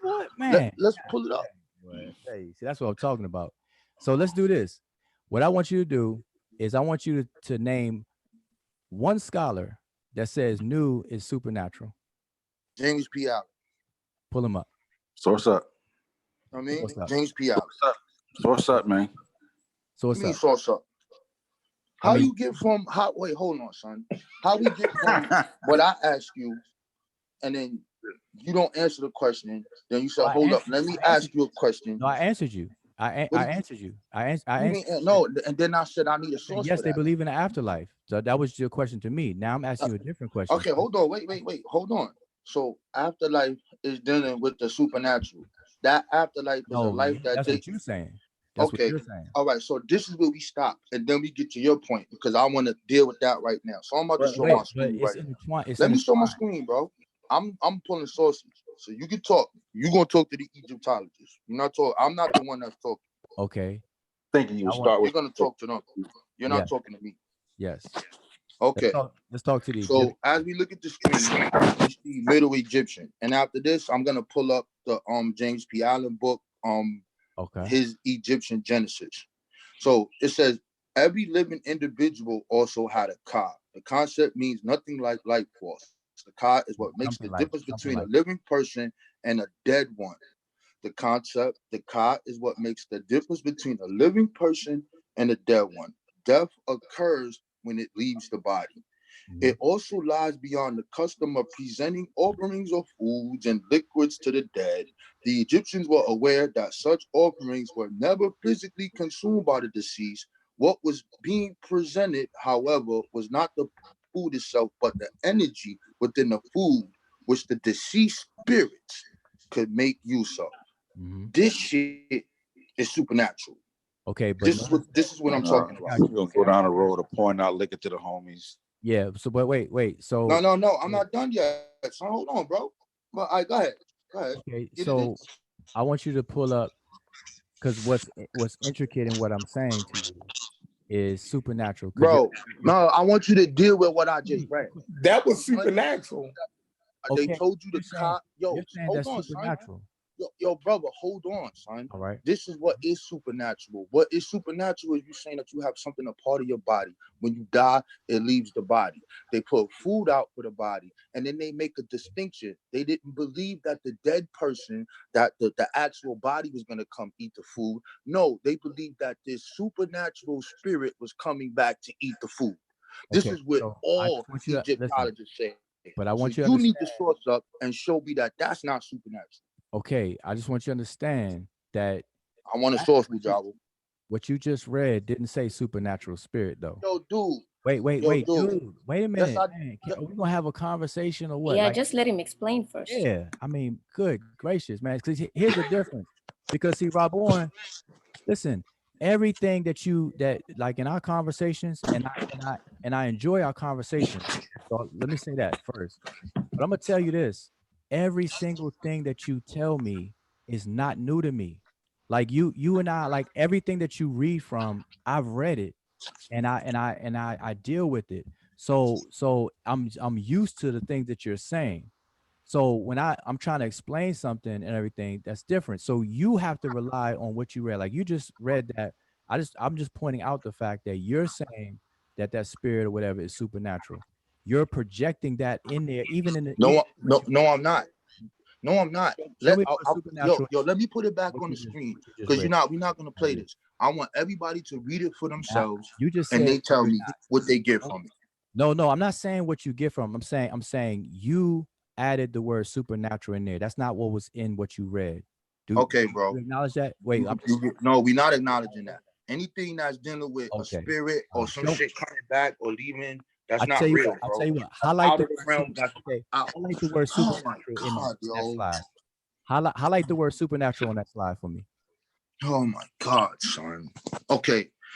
Highlight the word. Everybody, so a spirit is not supernatural. I mean, we still have that. We have a life force within us. The issue. That scientists call that they may refer to as consciousness, because that's something that keeps us alive. It's something that when we move from the body, that that life force. They So- call it. Does it eat? What Does it it is. eat food? What I Does it what I go want somewhere else? what I want Rob Bourne to do right now though is to show Oh me. man, I like why the you word, yo I like yo the word supernatural. you Either you you can't yo brother listen closely, son. This the All problem. of this is for people This- to this- read for themselves. this is You're the not problem. gonna keep telling me to pull something up, and I'm pulling up a source to prove my point. When it says right here that the deceased spirit could You've read it come back, already. yo I yo get that. son, yo son, it's on the screen for everybody to read it. I'm not And you've making read up it already. yo But listen, here, listen. Okay, can why are you you can you listen to my point with this right here? You got something on the screen, right? And my only point was that the word supernatural is not on our screen. okay? I'm gonna has- pull up supernatural. You want to Wait, play? All games. right, there we go. See, that's better. Just put it Right, wanna play games. because what you pulled You up. playing games, son. No. Playing What games. Hujah I'm was pulling saying. up supernatural. That's what I'm saying. We're Wait, not wait, playing.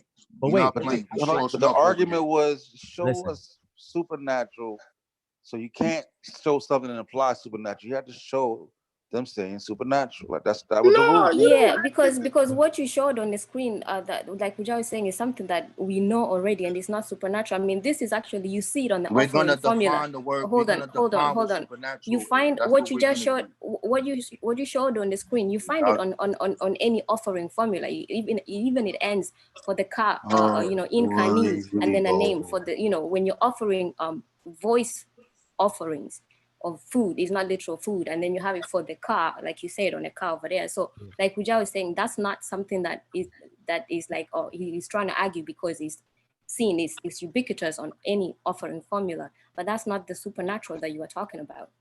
Whatever you say, Gongedi. I am showing my screen right now. We're starting with the word supernatural. This is what we're doing. Okay, but I just want you to at least acknowledge at the slide that you Yo, were my fam. Yo, can I show the screen what supernatural is? Why y'all keep cutting me off, bro? Listen, I'm not cutting you off. You're not even showing. You were in the middle of pulling it up.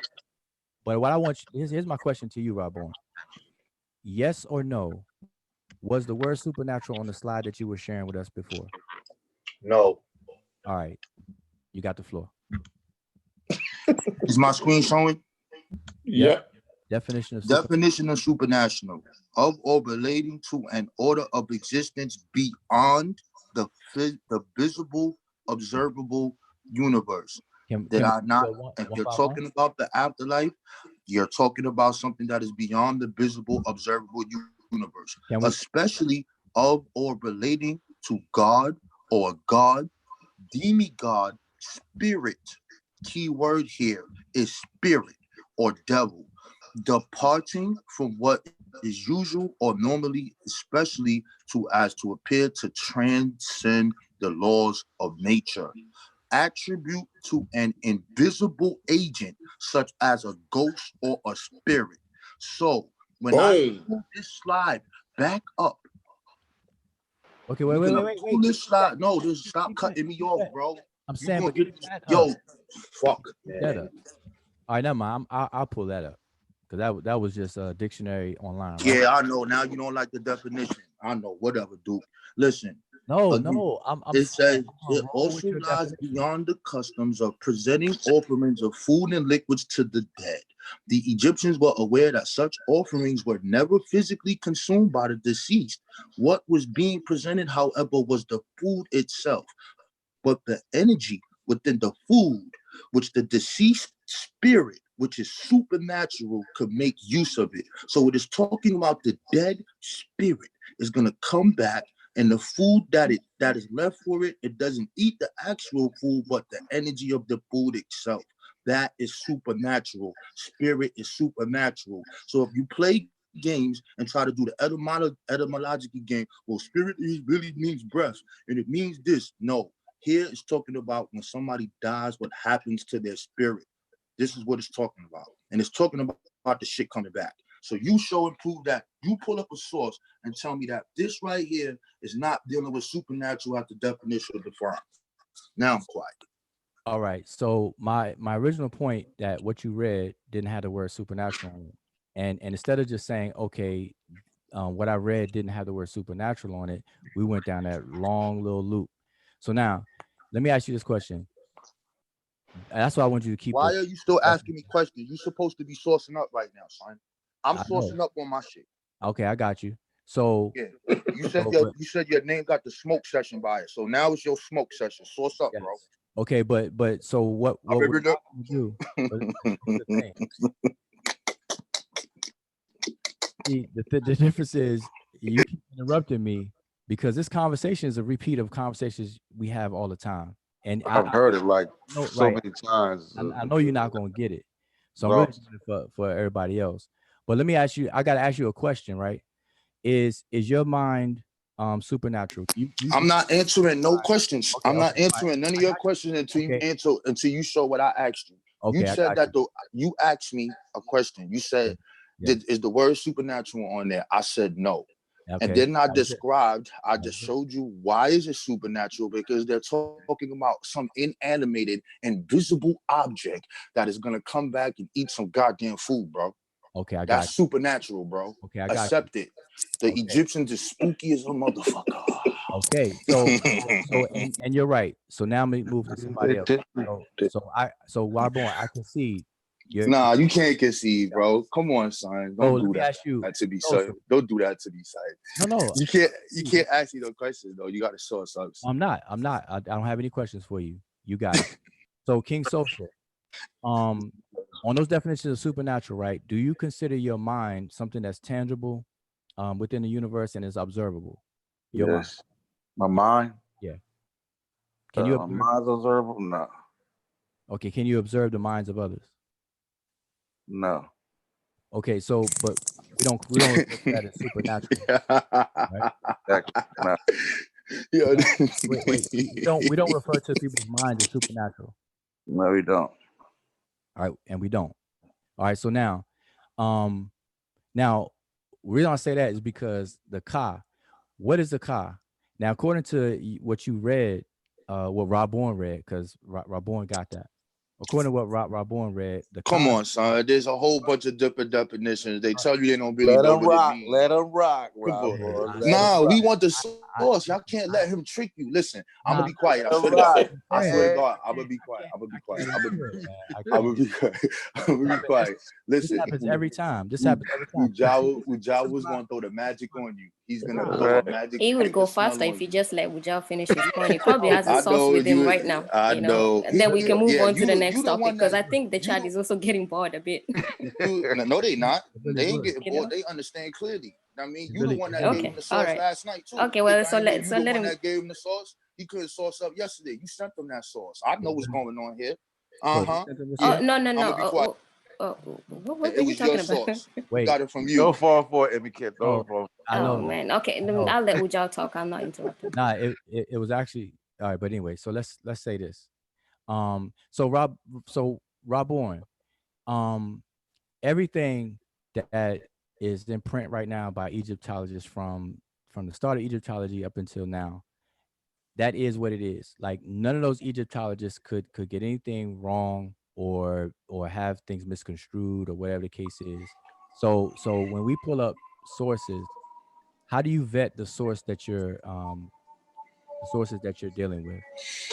I'm trying to figure out, how are you asking me continuous questions and I keep answering you, and I just gave you a definition of supernatural, and I just showed you an action that they're talking about, a dead person coming back to goddamn life to eat some goddamn food, bro. And you're gonna tell me that that's not supernatural? What, they thought that the mind is gonna leave and then come back there? They didn't say no mind. They had a word for mind, right? What's the Egyptian word for mind? It ain't no goddamn Ka.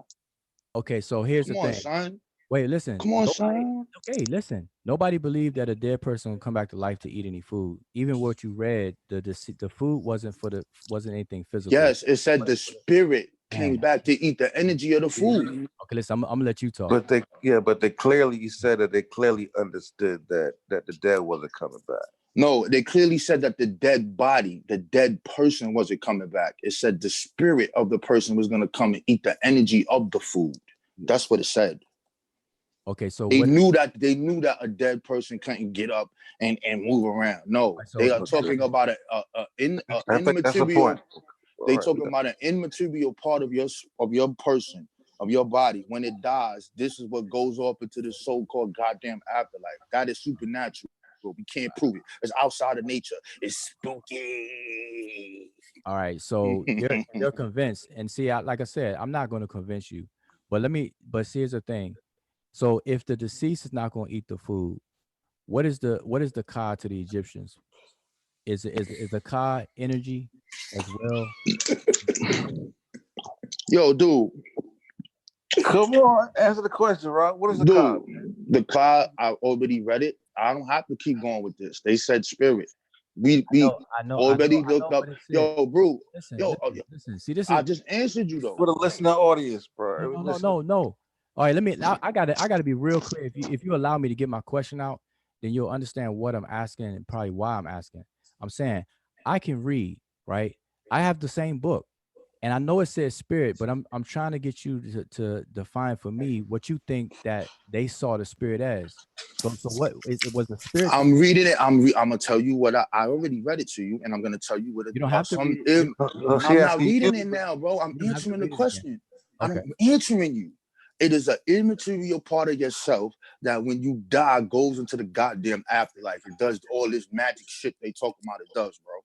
That's what it is, bro. Okay, I'm not asking you where it goes. I'm saying, what is it? It's supernatural. That's why it's called supernatural. They describe it. This is what they say that's happening. If they don't say that's happening, pull up a source to show me that what I am saying is not correct. You have failed to do that. You keep asking me questions. You are going to pull up a source. Now you're telling somebody you are going to pull up a source where the Egyptologists say that that about what is it? The supernatural. But you kind of just didn't even show it, and then now you want other people. What do you mean I didn't show it? I did. No, it showed about a car. It showed something about the offering formula about the car, but you didn't say something about supernatural like you stated. Yo, before. listen. Y'all playing games. Your word semantics don't work on me. So I'm gonna show the game. I'm gonna show it again. This is how y'all be playing games. You can't catch me. You can't do it to me. You gotta save that to these other people, man. It don't work on me. Just admit that those Egyptians are supernatural, Wujawa, and I will leave you alone. Okay. That we can have fun. See, that's what I'm saying. I'm not here to convince you, so at least understand. Okay, look, I got the definition on the screen again. This person claimed that I took it off the screen and I didn't show it. Now, what we heard about the Ka, let's read again. No, that's not what she meant. That's not what she meant. Is the Ka? Like I told you, spirit. I told you, spirit. An immaterial part of the self. How many times I gotta ask you? I don't fucking know. That shit is supernatural. It don't exist. Okay. What are you talking about? You don't know what the spirit. No. Stop asking me questions and source up and show me what I'm saying is wrong, son. Show me what I just showed you does not fit this definition of supernatural. That's what you're supposed to be showing me. Stop asking me questions, bro. You keep asking me questions, son. All right. Well, I'm because I'm trying to get clarity because it is clear. Are you saying spirit is supernatural? Yes, that's what I'm saying. And I'm gonna read it again. No. I see it on your screen. No, I'm reading again. No. You're doing it for the listening audience. Okay. Especially or relating to God or God, demigod, spirit, or devil, departing from what is usual or normally, especially so as to appear to transcend the laws of nature. So what is something that transcends the laws of nature? If you're saying that some incorporeal part of yourself after it dies can come back, that is transcending the laws of nature because we have no proof to observe it or put it through any scientific method to show that is true or not. Attribute to an invisible agent such as a ghost or a spirit. Now, this is what we're talking about. I got you. And that's the second time you read it in full, and I appreciate that. But I'm saying the mind and consciousness can fit that, like King Sosa said. You can actually talk about consciousness and fit that in those things. What I wanted to know from you though is you answered it. You said spirit is supernatural. And so just for my clarity, you don't believe that you have a spirit. No, not to them definitions. Nope. I don't know nothing about that. Okay. I have no knowledge upon it. I can't talk to it. I don't know what it is. I don't know what the hell they are. That shit sound like a ghost story. So let's look at the definition of mind. Mind, the elementary or complex or one or sense of elements in an individual that feels, perceives, thinks, wills, and especially reasons. Is that supernatural? Does that leave? Once you die, are you able to feel, perceive, think, will? How do we determine if someone can do this if they die or not? We don't know that. That transcends the laws of nature. We got B, the conscious mental events and capabilities in an organism. So the conscious mental events and capabilities of something that is living, real, that we can test. The organized conscious and unconscious adaptive mental activity of an organism. What you would call as unconscious can also be symbolic to the involuntary organs that's in your body that you can't control. What else do we got? Yo, there's mine right there. All right, so what? I like the source up, bro. I like the source up. So I don't know what this mind you was talking about. No, listen, source up sounds cute. I get it. So it's not cute. I'm doing it. You ain't showing nothing else. Son, you just talking. You can't trick me today. I'm not gonna let you do it. Hold up. But listen. Although earlier I said I enjoy the conversations, but sometimes you do. No, listen. Yo, that's my word. I'm mute my mic right now. I'm not gonna talk for 5 minutes. We gonna see how long you go. Lies. All right. Yeah, I don't believe you, but we'll see. We'll see. The reason why I asked you that about spirit, because if you think that spirit is something that's supernatural, then you have to negate what Africans or different African communities, how they describe spirits, because they describe spirit as energy, and energy in and of itself is a measurement of matter. It's an attribute of matter, and it's not something that's tangible. It's a measure, just like height. You're not going to find height out there in nature somewhere. You're not going to find that or whatever, but height is an attribute of matter, of material things. And so they describe spirit as energy. Now it goes back to what we were saying earlier about the word religion and all this other kind of stuff. We superimpose. So you're fixed. You have a fix in your mind, or you're convinced in your mind that spirit is supernatural already. So when you see words like Ka being mentioned by who you feel is an authority, and they swap the word Ka with the word spirit, boom, it's triggered in your conceptualization that is supernatural. Why? Because to you, spirit equals supernatural. So if we were to set up a math equation, spirit equals supernatural to you. And then over here, you have Ka equals spirit. So if A equals B and B equals C, then A equals C. So if spirit equals supernatural and Ka equals spirit, then Ka is supernatural. That's how your mind is working. That's how you're perceiving it and seeing it. And I'm not going to sit here and try to convince you otherwise. So you got that.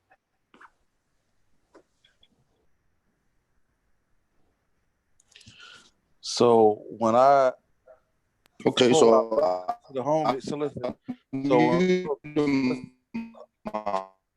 But I do have still got 5 minutes. Let me get a shot because I want to ask a question. All right, so let me use up the rest of my time. Go real quick. I just want to say something real quick. I'll let you go. Mike, I want to say something for Rock in that. So if to phrase when we say pour out liquor to the homies, right? Now, even though I know that the homie can't receive the liquor, and I do that as a ritual, and I know that he's not even going to drink it in no way, shape, or form. By doing that, I believe in the supernatural. I never said that. That's a ritual. What I described, no. I said no. What I described is how. Yo, can I finish, please? What you did was describe a ritual. What I'm doing is describing that they are specifically saying that this immaterial part of yourself is once it dies, it leaves the body. And when it leaves the body, they want to put this here because that immaterial part of yourself can come back to eat. But when we go more into the story, you start to see what actually happens to that immaterial part of the self. And then what I'm going to be forced to do is to now pull up the new oldest book that they just found in Kemet. But I'm gonna let you finish. But before we get to that, I want to talk about what Bujawu said about how the Africans define spirit, and it's not supernatural. So I'm going to go to what the African says, and I'm going to pull up this source right here, and we're going to just be going source on demand. Source on demand, baby. Okay, so what we're looking at right now is a book written by John S. Mbidi. It's called Introduction to African Religions. It says, we have seen that according to African views, the universe is composed of visible and invisible parts. It's commonly believed that besides God and human beings, there are other beings which populate the universe. These are spirits. There are many types of spirits. God is their creator, just as he is the creator of all things. The spirits have status between God and men and are identical with are not identical with either. But people often speak about them in human terms or treat them as though they had human characteristics such as thinking, speaking, intelligence, and the possession of power, which they can use as they will. Because the spirits are centered by God, they are subordinate to him and dependent on him. And some of them have been used by God to do certain things. The types of spirits in the universe can be shown from a diagram below. Spirits, nature spirits, human spirits, sky spirits, earth spirits, long dead ghosts, recently dead, living dead.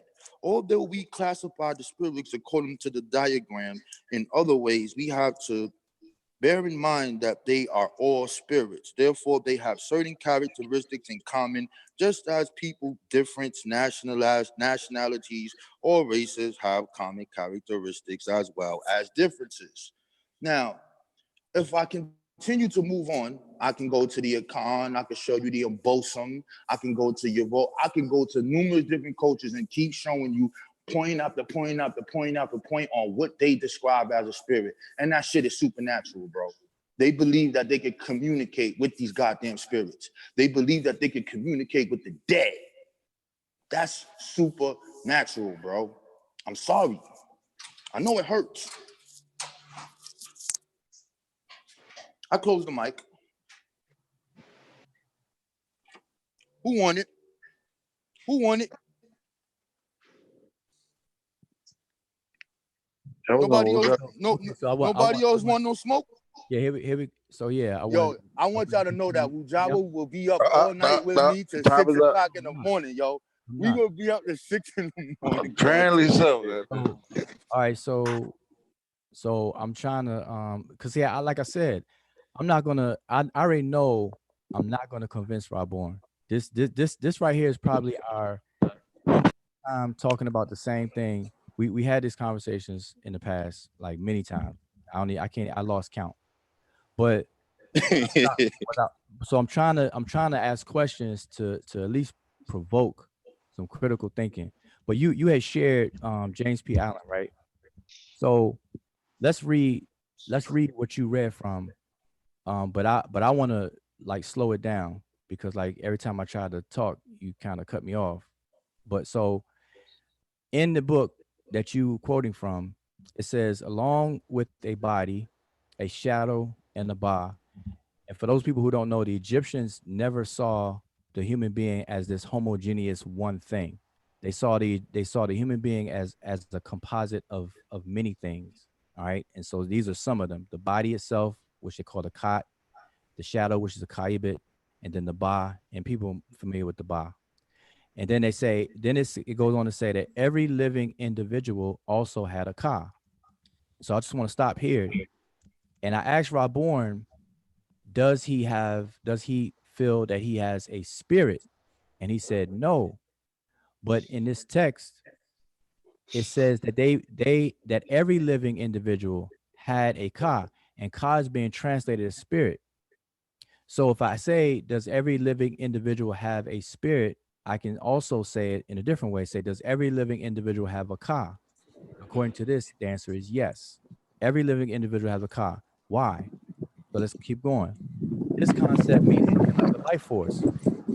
So now, if I were to substitute life force for Ka and ask anybody on the panel or anybody, does every living individual have a life force? I think I would get a different answer, because living implies a life force or something that is putting pressure to cause you the ability to breathe, think, and move and stuff like that.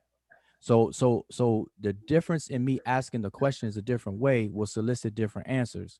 If I say, do you believe you have a spirit? Whatever you conceive as a spirit, if you think spirit supernatural, you're gonna say, no, I don't believe in that spooky stuff. But if I say, do you believe that you have a life force, or there's something that gives you the ability to be animated and move about, most people will say yeah to that question. So that's what this concept is. This is what the author is saying. This concept means something like the life force. So I'm gonna pause here and just ask the panel a question. Does everybody on the panel agree that you have some a life force or not? Do you think that you have a life force or not? Let me start there. I'm pausing, so I want to continue, but I'm pausing to ask y'all that question. Amber does. Okay, so Amber says she has a life force. King Sosa, do you have a life force? Daggone everybody. Okay, everybody. Hey, yeah. Yeah, it makes sense. Go ahead. Oh, okay. You're saying yes, you have a life force? Yeah, I think we got a life. I don't know if it. I mean, just so far. Yeah, just so far. Like, cause no, let them keep going. Let them keep going. Come on, dig your hole. Okay, so Rob Warren, can I get an answer from you? Do you think that you have a life force, or do you agree with that you have a life force? I do not believe that I have the life force that they are talking about in that text, which talks about that life force that leaves the body and comes back. I don't believe in that life force that they are talking about in that text that says goes to the afterlife. I don't. It's that life force is connected to the supernatural story. I do not bear witness. Okay. I am the true living God. You don't bear witness. Can you mute your mic again, please? So listen. Yeah, I'll answer. I'll answer. Go ahead. Listen, I will answer by reading Rabon's source. Every living individual also had a car, a spirit. So yes, I have a spirit. Okay, so here's the thing. So now I just want y'all to peep what Rob did. Rob, see, because I'm walking it, and this is the problem. Yeah, he said he got a life force, just not that one. So I just want to know how many life forces. No, I don't bear witness to that concept. No, you got to be careful with Mujawa. You see, he caught you in the trick. No. So what he did was no. Can I finish? Can I finish? No, because what they're talking about is the car, and that car has stuff attached to it in that Egyptian culture. In that Egyptian culture, that life force is super. That life force is supernatural. That leaves the body and goes to a mysterious afterlife and comes back. What life That's force what do that's you think talking you about. have? No, I'm saying what life force do you think you have? If it's not that one, I have the then same what life forces. I have the same elements that's in the universe, the oxygen, all that stuff. I don't know about no supernatural nothing. That concept, see, y'all see you can't get escape. No, there's no problem. You cannot detach the concept of the car. Every story that is attached to that car is dealing with the afterlife, bro. Can I continue? That's supernatural. Yeah, okay, got you. Can I continue? Okay, so see, Rabon doesn't participate very, very well. And it happens every time. That's why I'm telling y'all. And it, like I said, I can enjoy these conversations, but I already know what time it is. Rabon is not going to change his mind. Rabon is probably Rabon is very stubborn. All right, when it comes to this, I could say that. So here's the thing, because he didn't even want to walk. So I'm trying to walk this through. All right. And people get mad when I do it. I mean, not that many people, but you know, anyway. So he can see a track though. He don't want to get tricked. But I'm not into one of your definitions. But that's what I'm saying. You see what I'm saying? I got you, but I'm not trying to see. That's to if I walk around thinking that somebody's always after me and trick me, then you can't function like that.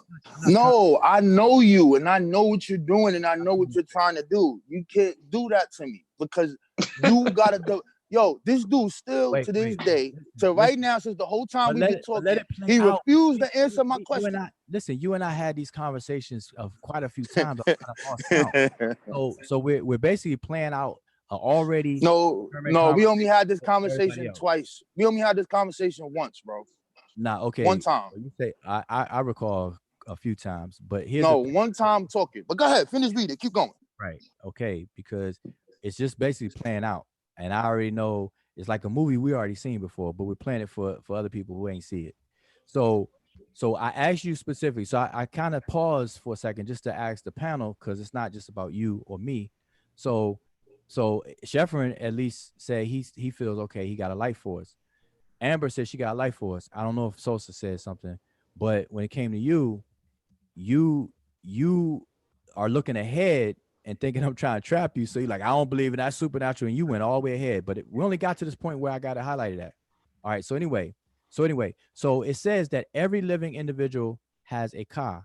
So what is this author explaining about the ka? He says this concept means something like a life force, and that's where I stopped. So that's where we are so far. So the life, something like a life force. So it's more to it. Okay, something like a life force, right? That's why he has it in quotes. Okay, so let's substitute life force for the word ka. Now that he established that equation, so let's scratch this word ka and replace it with life force. The life force is what makes the difference between a living person and a dead one. Death occurs when it being the life force leaves the body. Now, based on this sentence, does anybody have a problem with that? Like when people die, whatever causes us, I'm talking about today, forget the Egyptians for a minute. Whatever causes us to be able to move, breathe, our heart beating and stuff like that, our blood pressure being what it is, our body temperature being what it is, and all the cellular mitochondria energy and stuff like that. When that leaves, or when that cease and desist, don't we refer to that as death, like cardiac arrest? And then we consider that death. Yep. Okay, so this sentence that I have highlighted so far, there's nothing different than our modern understanding of what takes place so far. Can we agree to that? I do, but I got a question, a quick one. Go ahead. Do you agree with the slide that Rob Bourne put up talking about the ka?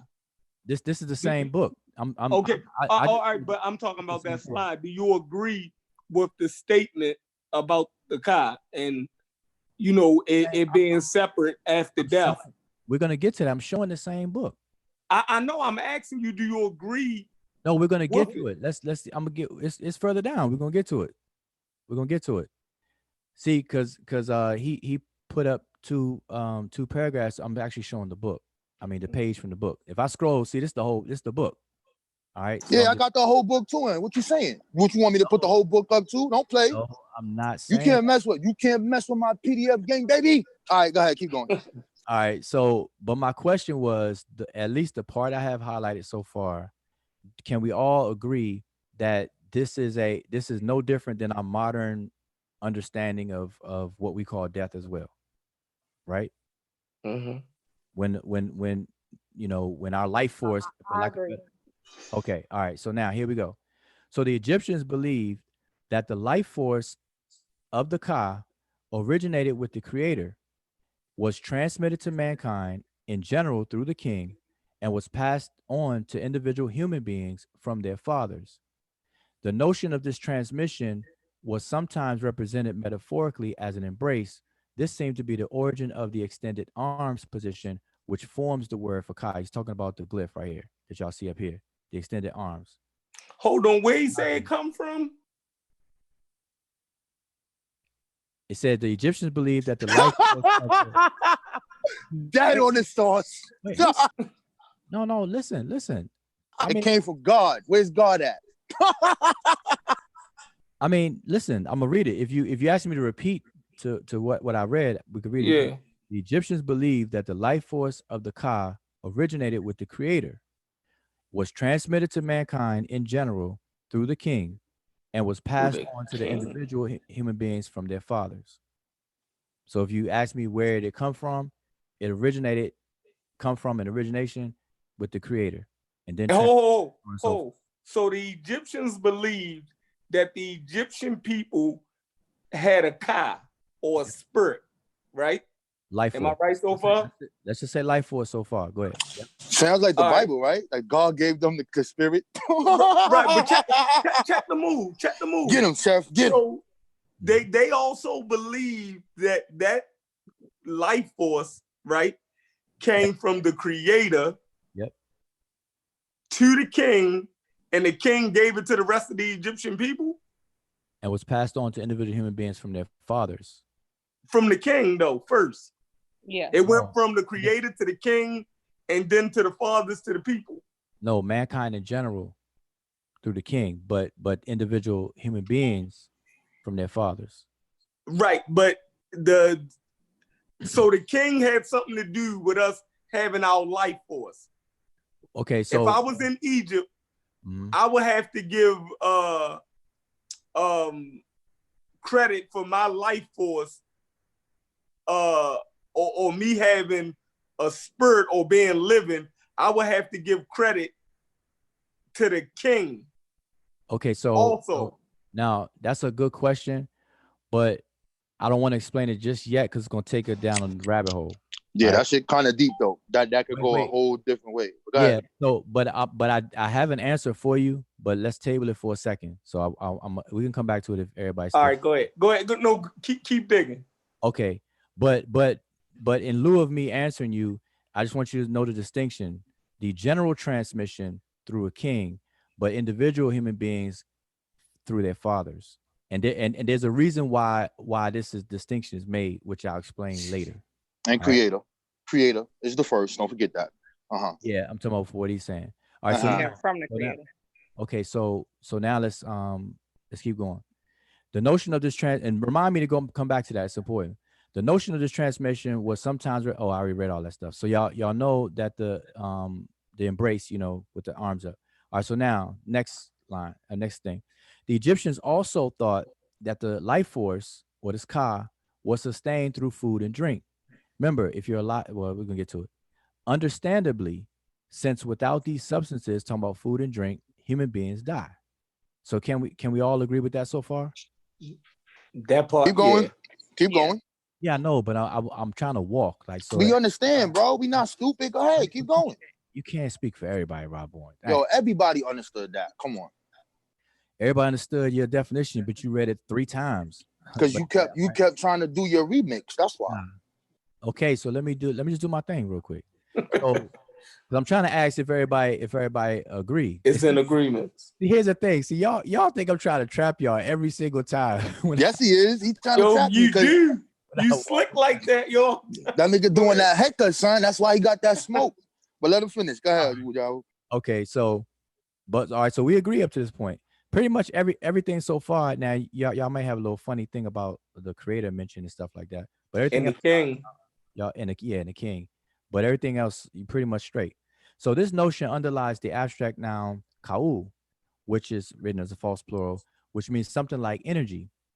So remember what I said earlier to Rob Bourne when I said that spirit is conceived by a lot of African communities as energy, and energy is a property of matter, and you're not going to find energy as a tangible thing out there in nature. Like you don't find height nowhere out there. It's a calculation. It's a property. Let the record reflect. I read an African that said it was beings, spirit beings outside of nature. Continue. Okay, but let the record show that we're talking about energy according to the source that you provided first. So you something like energy, right? Just like it's something like the life force. Yeah, right. Okay, so yeah, something like energy. That's why he has it in quotes. Specifically, the energy available from food and drink. Okay, so now what do we get from food and drink that allows us to live and not die? That's just my energy, sustenance. No, I'm saying, what do we get from the food? Nutrients, right? Nutrients, right. Right. Nutrients is converted. Can you get to it, man? Come on, baby. Rounding up. Get to the duality, because that's what it's talking about. Get to that spooky motherfucking afterlife. Come on, baby. I'm saying, but you gotta understand, Rob Bourne, I'm not trying to convince you. You won already. You win. You win. Let me just go through this exercise. Okay, go ahead. Go ahead. Heck up. You already won the game. All right, so I'm just trying to show people, because it's a lot more to this, and I'm laughing because if y'all see, I'm not trying to teach y'all tonight or whatever the case is, but I can explain all these different paragraphs and show you in the culture where these things come from and why this person, James P. Allen, is saying what he's saying, and he's not showing it here because this is just this is a grammar book, and he's not going into it, rightfully so, because he's talking about the grammar. But anyway, specifically the energy available from food or drink. All right. So today we call that, caloric energy, that we metabolize and all other kind of stuff. All right. And I think we can agree with that. So it also lies behind the custom of presenting offerings of food and liquids to the dead. The Egyptians were aware that such offerings were never physically consumed by the deceased. All right. So let's be clear that the Egyptians did not think that a dead person was going to eat anything. According to the physical dead body. Go ahead, keep going. Yeah, I mean, we're saying the same thing. No, I want to make sure you're slick. No, listen, that's what I'm saying. You got these preconceived slick stuff, man. You got to chill with that.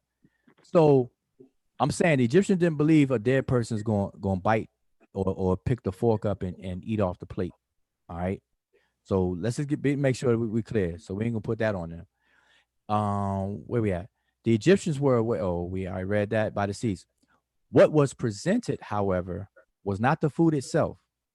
Okay, I want everybody to understand. No food was presented, but the energy, the ka'u, within the food, which the deceased's spirit could make use of. During life, when a person was given something to eat or drink, it was often with the words in ka'ek. Can you go back? I don't want to cut you. Can you go back in that one sentence behind? All right, I'm gonna go back. All right, go ahead. My bad. Okay, I'm gonna go back. But I want everybody to understand that during the life when somebody was alive, that when food was given to somebody, they would say, "Here, this is for your ka." And so food is called ka'u, which you see right here, the abstract noun ka'u. Food is called ka'u, and it was offered. And so, and I'm gonna come back to the paragraph above. I'm gonna show y'all something. But let's go back to this paragraph, this sentence that he wanted refer to. The Egyptians were aware that such offerings were never physically consumed by the deceased.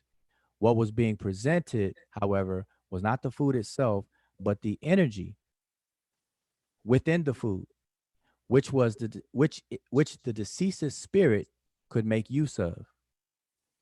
You wanted to comment about that?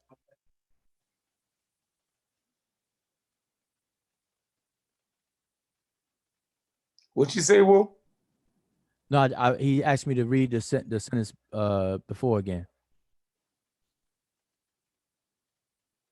Okay, so I'm gonna go on. So I'm saying, all right, let's keep going. Only human. Well, but everybody get that so far? Because I'm reading what Rob Bowen showed on his screen. Yeah, that's the point. The point where you said the deceased spirit. That's the point. So now we're not talking about an animated person. That last sentence said that the deceased spirit will consume the energy of that food. That's what you just read. That is the supernatural part that I'm speaking upon, my brother. But keep going. Okay. So now we're clear. You see this as supernatural. Like this is a supernatural part you're talking brother, about. You just read it. I think everybody see that as supernatural. Well, I'm not going to pretend. See, I guess I'm more cautious than y'all. I ain't gonna pretend what everybody else sees. So I'm saying at least Rob Bowen is making sure I know that. Yeah, like I want to say I'm just messing with y'all. I like to get them in teaching mode so we can build. But the Egyptians have a duality in all of these concepts. So whatever is happening alive, they suppose that is happening in living. That's a natural human thing to try to figure out what happens when you die. He doesn't want to say it's superstitious, so that's going to always continue to be my fight until I pin his ass down till he says it, and I'm going to do it. Wait. When you introduce superstition, that's a different supernatural. He meant supernatural. Yeah, supernatural. But at the end of the day, it's supernatural, brother. If you call a life force the energy you want it. Listen. Okay, go ahead. I'm gonna let you finish because I don't want to cut you. Go ahead. No, I'm just saying you don't have to keep saying it to me because I'm not gonna convince you, and you definitely not gonna convince me. I'm gonna get you, son. You're gonna bear witness to the God in the flesh. So says the most honorable Elijah Muhammad. That was spooky as I don't know what. But all right. Hey, but do you see that as supernatural? No. A deceased spirit coming back to eat the energy of the food. It didn't say that's consume. Not supernatural. It didn't say consume. It said, yes, it no, did. it said make use of. It said make use of. So a deceased spirit is coming back. The immaterial part of yourself is coming back to make use of a fucking fruit, and it's talking about the energy of the fruit. That's not supernatural. If energy is energy and life force, and you say that you look at life force as, you know, pretty much everything in the universe, wouldn't it just be energy feeding energy? Like, to me, because it's not the food that they're offering, it is the energy from the food but that goes along with belief, right? Because it does go you will along with have to belief. believe. Hold on, you will have to believe that something of you exists after death. Do you believe that, Amber? Yeah, I do believe that energy does not die. Yeah. Right. So now, wouldn't that be, no, not energy doesn't die. We know that part. Well, I'm saying you, like the sentient being that you are right now, is going to be something after death with a non-material part of yourself that's going to go on and do other things. Well, if I believe that I'm still comprised of a spirit, which I do, a life force, an energy, so to speak. Yeah, I do believe my energy will be here long after I am. As a being, though. I don't know how you're describing being. Because when you just say when we just say energy is. Do I think I'm gonna have a spiritual form? You know, haunting people? No, but I don't think energy has to be limited to a actual form, or, you know. And you don't think that force, that life force, that spirit is going to be able to draw nutrient or nutrition from foods and stuff, right? I'm not sure about all of that. But I will say that I do believe that energy can feed other energy. So let's say if I was to die, right?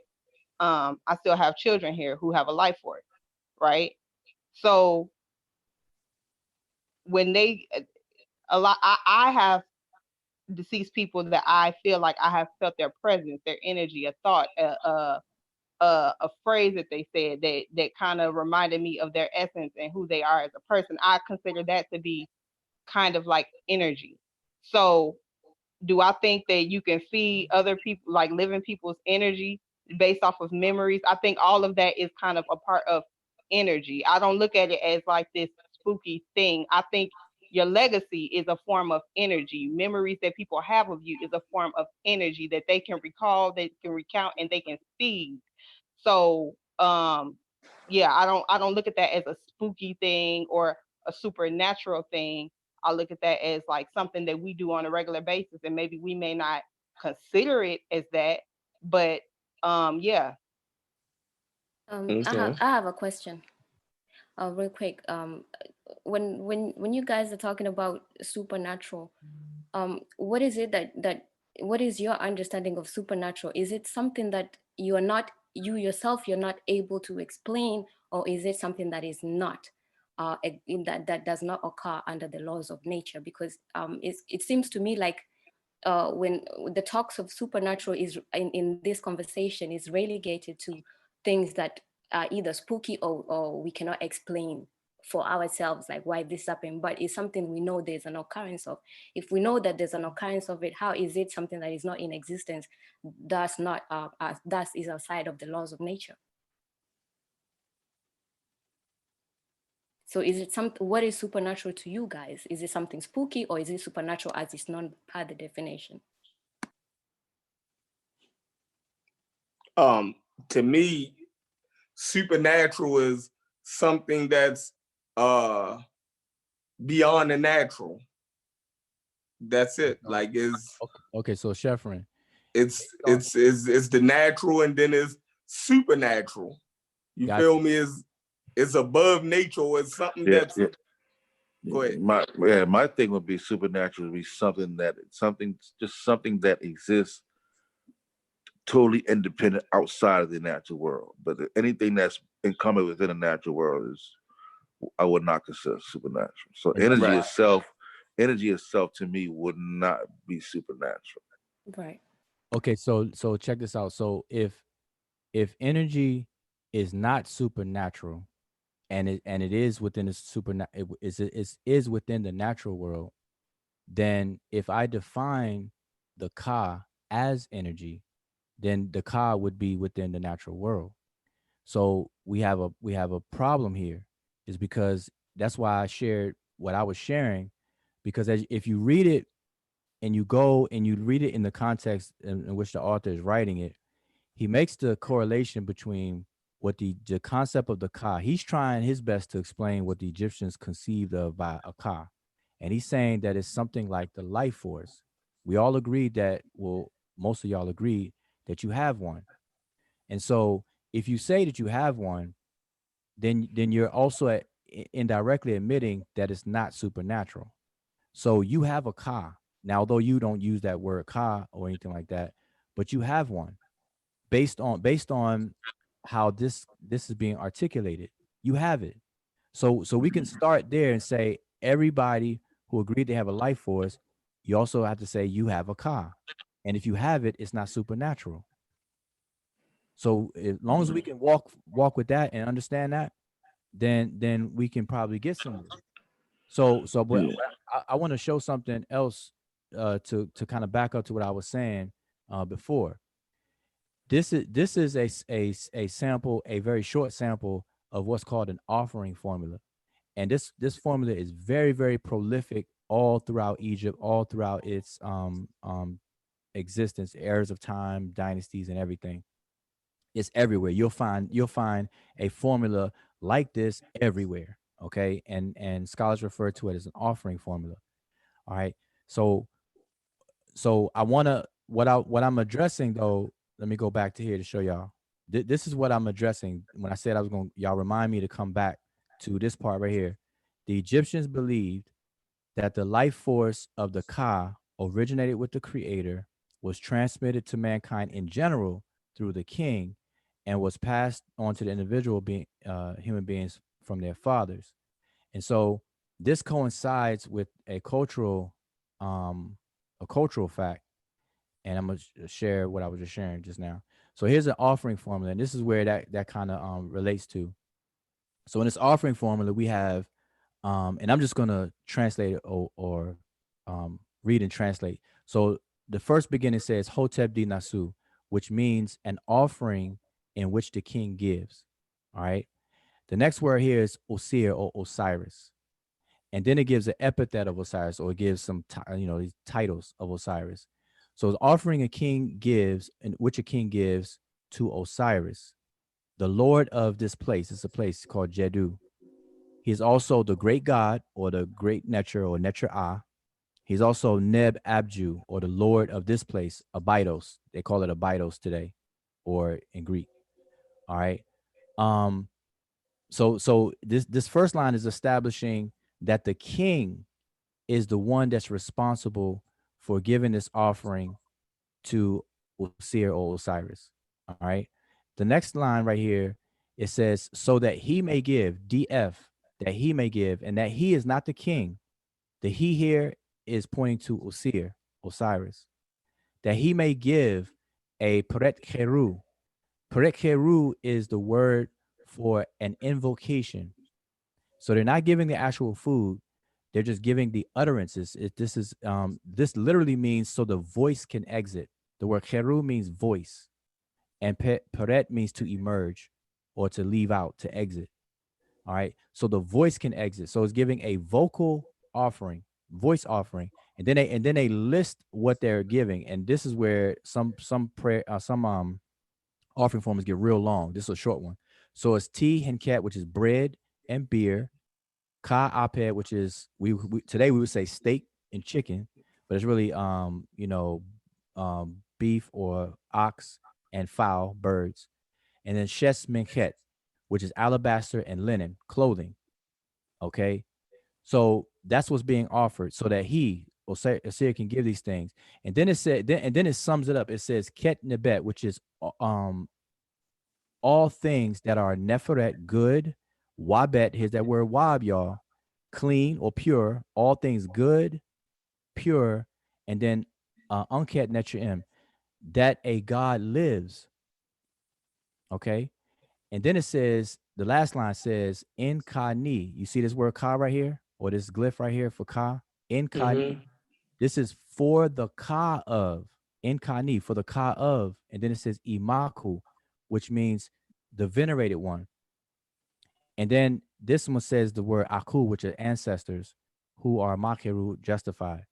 And so the reason I'm pointing this out is because in the culture of Kemet, they didn't see it literally like how people will interpret it.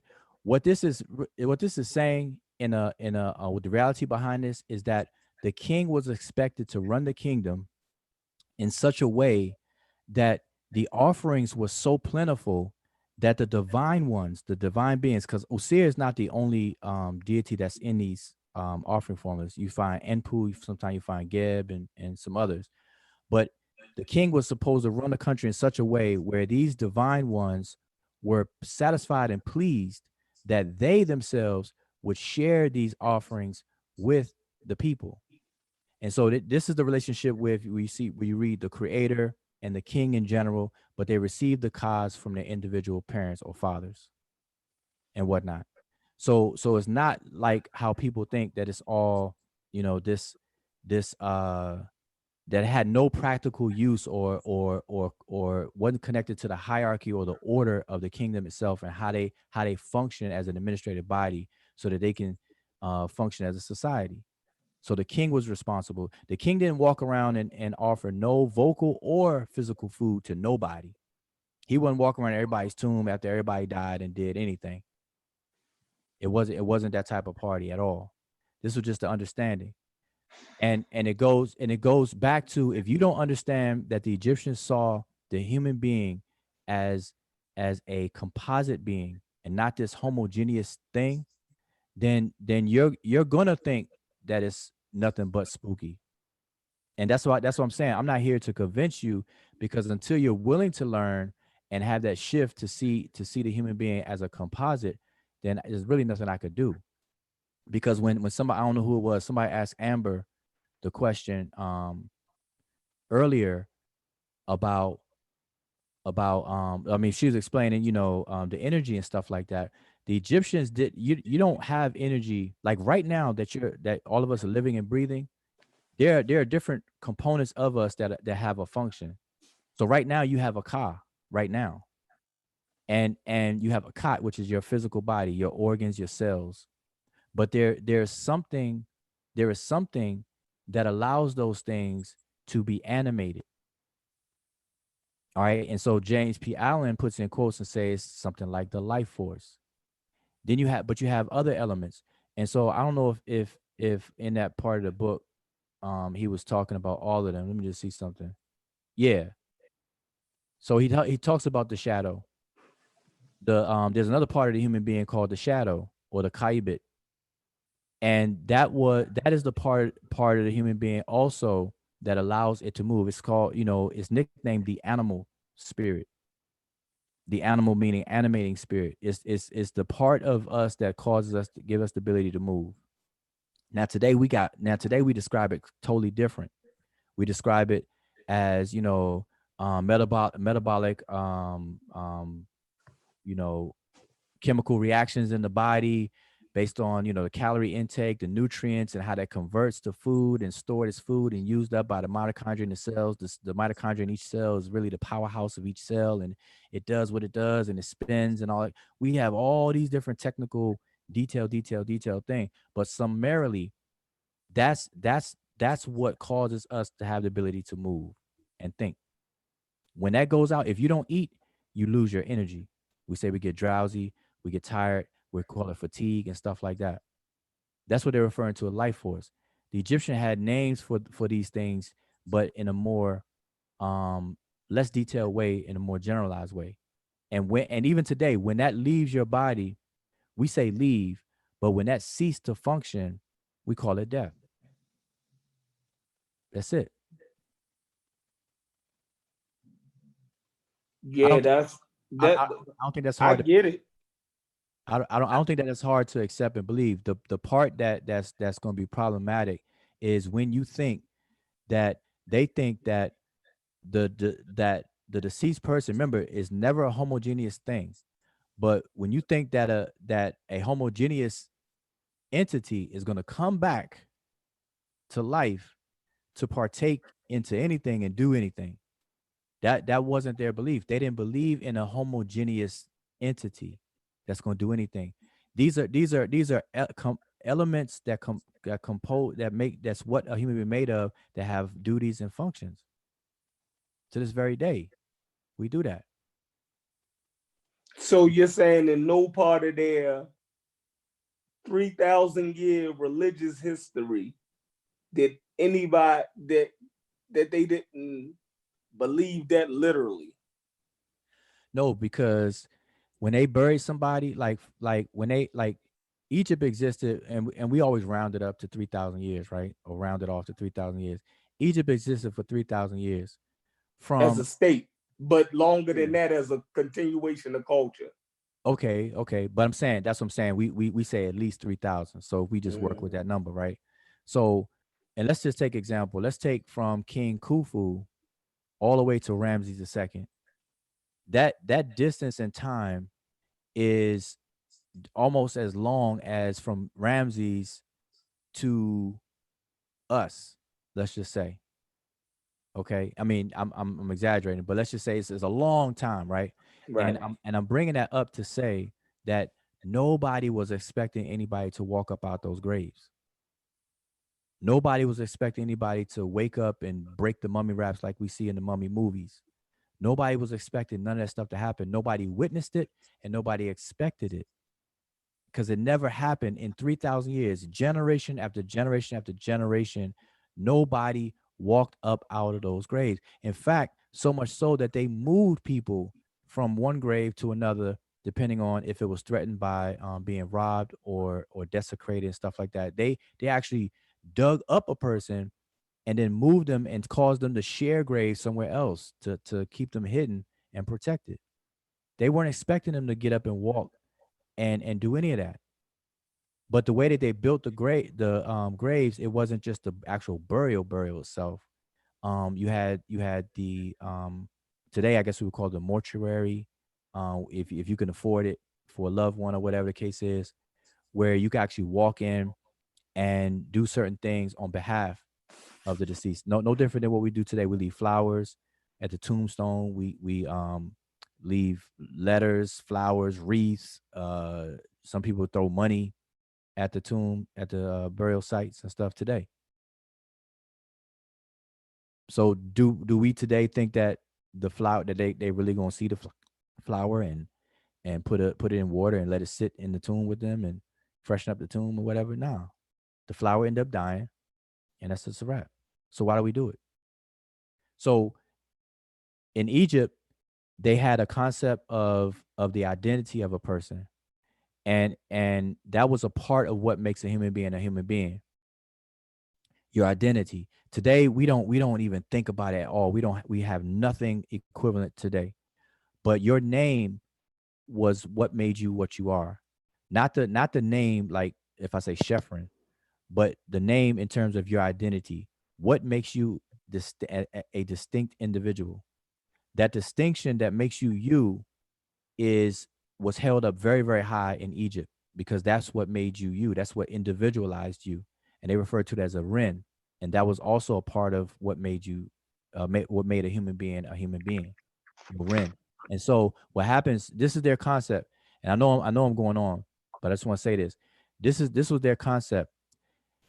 In order for you to, like when I was asked earlier, do the Egyptians believe in an afterlife? The reason why I hesitated to answer the question is because the answer is never a 2-minute. I don't like doing the microwave discussions.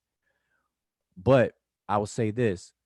They believed in the afterlife, but not in a sense that people will try to project like it's some spooky this, that, and the third. A person lives on by way of their name or their identity. And as long as your name survives, then you survive. but not you as in the full you. It's that part of you that is your identity, because the word Ren means identity. It's translated often as name, but it means identity. The name part is the other side of the coin. It represents your identity. That's what we call you. We identify you as. But your actual identity is the Ren. And as long as I can remember you, you exist. But you don't exist physically or tangibly. You only exist in the mind of people. And like everything else. That's why I asked y'all, do y'all believe the mind is supernatural? Because if something can exist in your mind, then is it real? Or do we define that as real or not? Is love real? Or is it just a figment of our mind or imagination? Or our mind itself? Like, where's your mind? Have you seen it? Have you touched it? Can you observe it? Can you whatever? And then people try to curve the conversation into the brain. But I'm talking about the mind, where your consciousness and thoughts and all that kind of stuff, whatever case is. Where is that? Is that tangible? Is that supernatural or what? Everybody say I got a mind. Do they believe in supernatural? No, I'm saying, so in the remembrance of people is where people survive. And proof of this is, like, I'll give an example for Ramses II. Ramses II was so pressed on being remembered, and he's not the only one. He had his name carved in like 6-inch carvings, like almost the deepest carvings in Egypt. If you ever see pictures or go to Egypt and you look at Ramses' temples that he commissioned, you'll see his name carved real deep. Like you can stick your whole arm in there in a carving, because they had a habit of erasing the name, and they felt that if they erased your name, they erase your identity, because you will no longer be remembered. And so that's what lives on. That's what lives on after death. Nobody's cot lives after death. And I have to say it that way because people think that the Egyptians believe that a human lives after death, but they never saw the human as a homogeneous one thing. The cot dies and that's a wrap. Ain't no coming back. The cot ain't no coming back. Matter of fact, they wrote the word cot with a determinative of a fish because a deceased body stinks like a rotten fish. They knew that your body rotted. That's a wrap.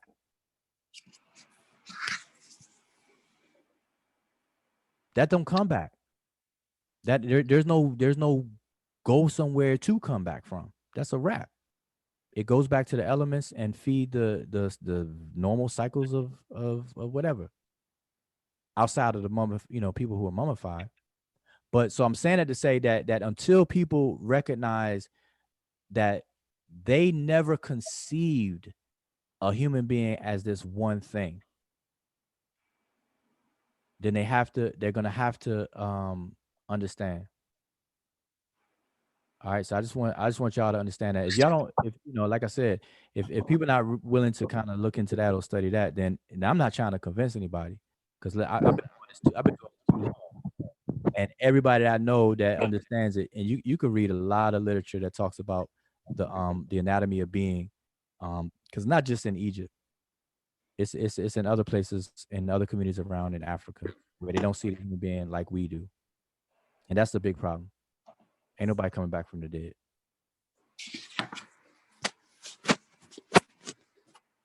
Powerful. My sonetta voice. We got to get unbiased to let Rob Bowen back in. That's why you ain't hear nobody. He in the back. Yeah, I was surprised that I was not cut off when I talked that long. Rob Bowen would have been all over. It'll never went that far. But hold on, let me show y'all this part about this in the same book, by the way.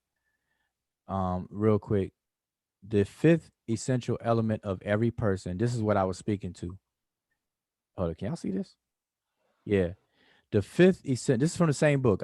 I actually just scroll down a bit. All right, this is the next paragraph. The fifth essential element of every person was the name, Ren.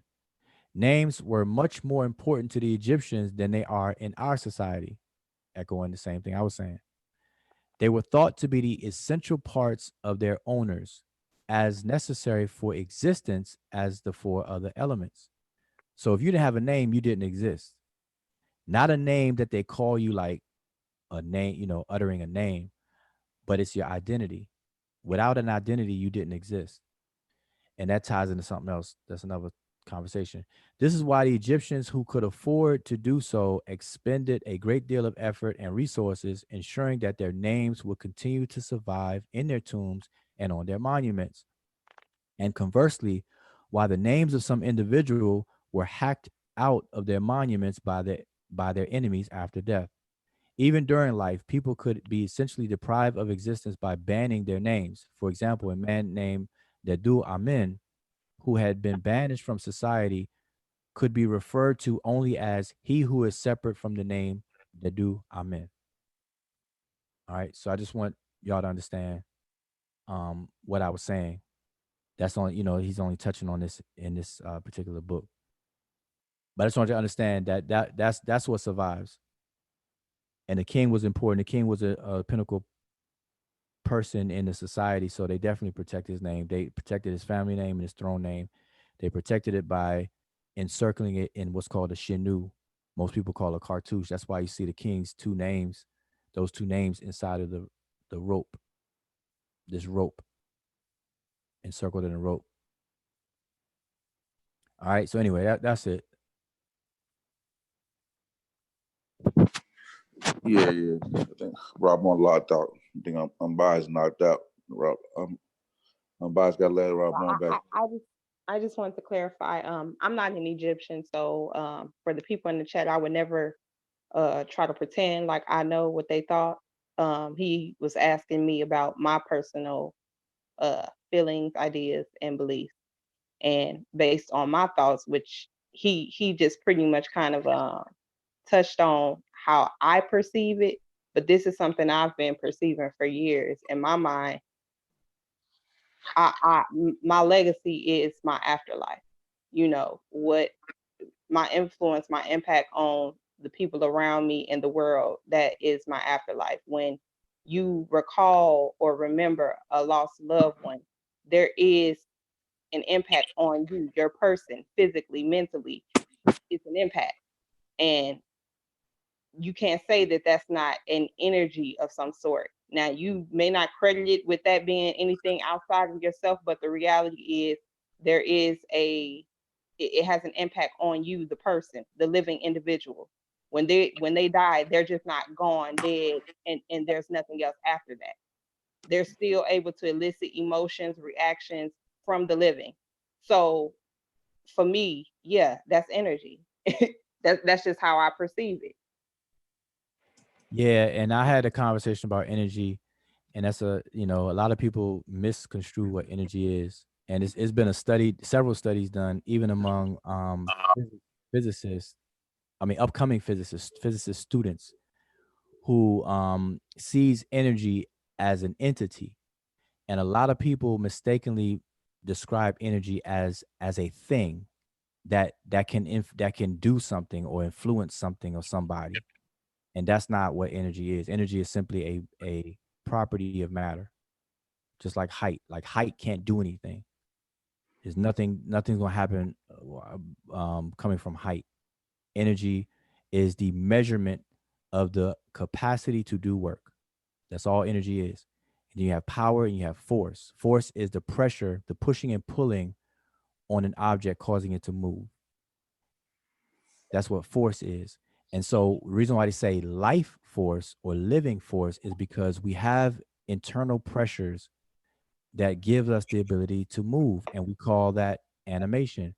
We're able to move on our own volition. That's why human beings are called animals. You have the animal kingdom and the plant kingdom. The plant kingdom can't move on their own volition.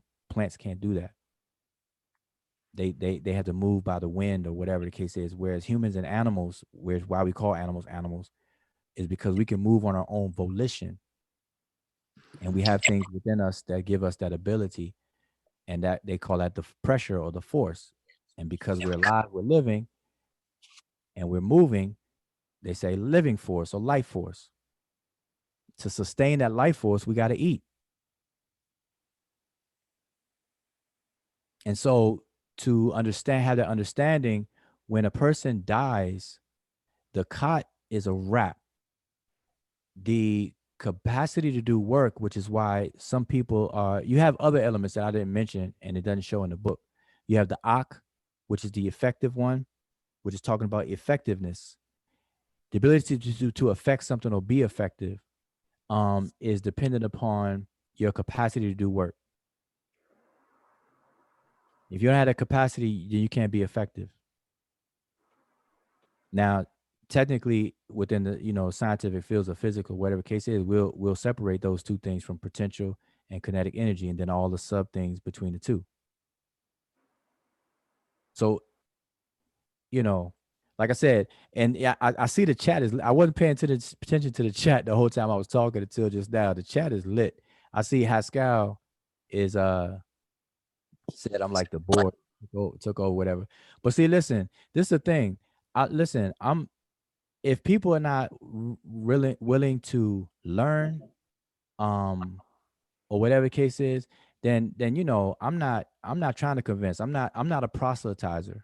I'm not here to play pastor or minister and proselytize and preach. You know what I'm saying? So if people are not willing to study and look into these things, then I'm gonna treat it a certain way.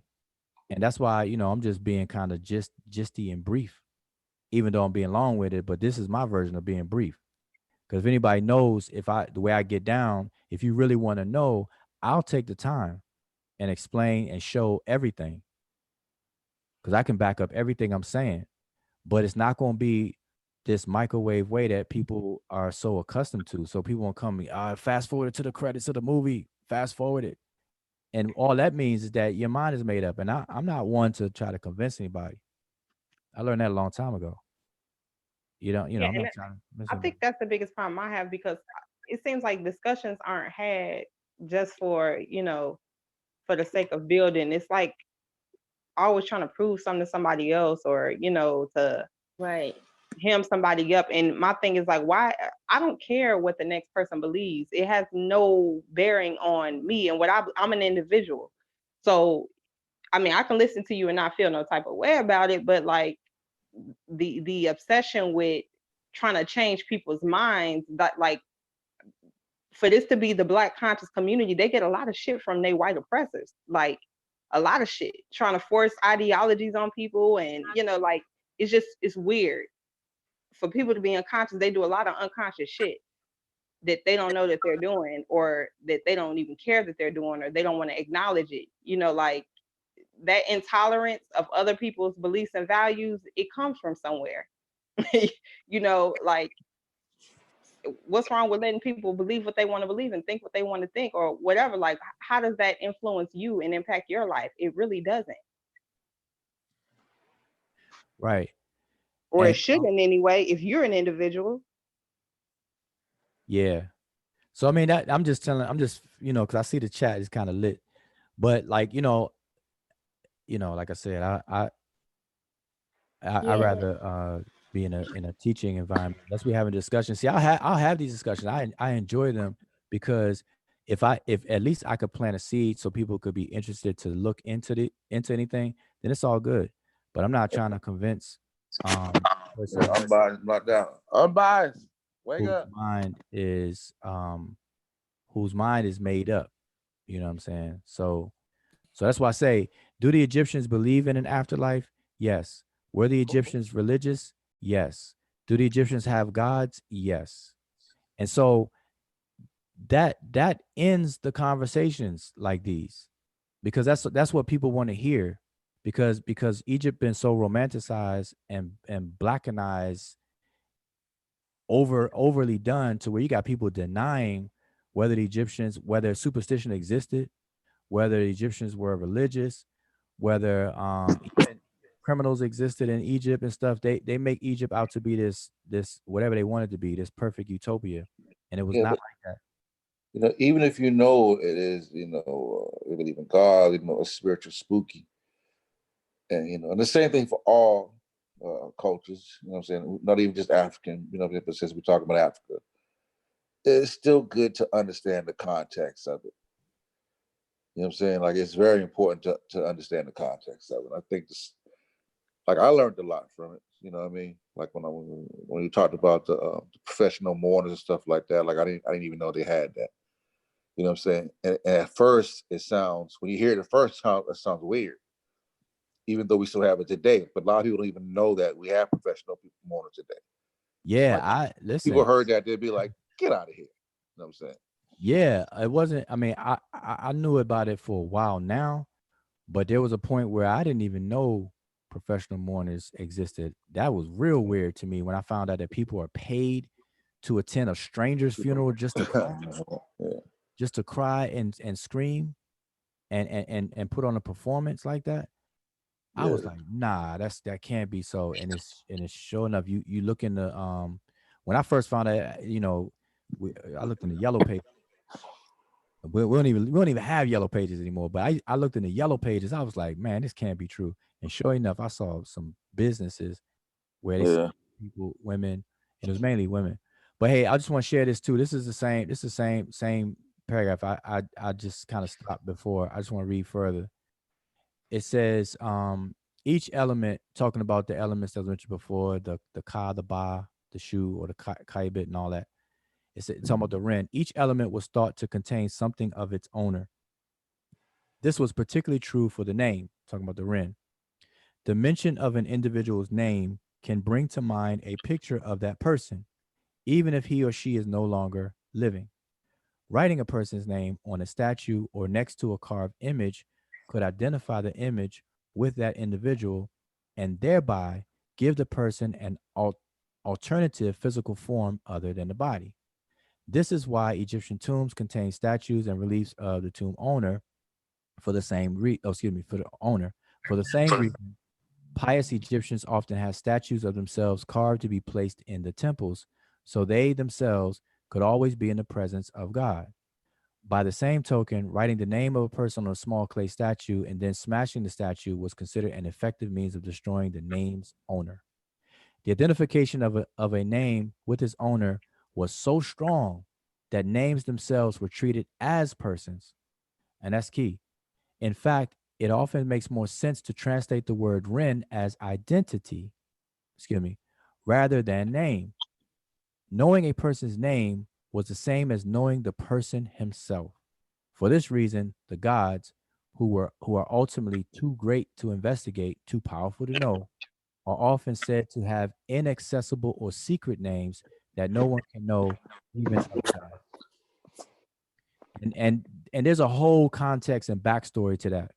And if you don't understand the culture and other texts, because see what happens is a lot of people who don't study, you got levels of study of Kemet, of Egypt.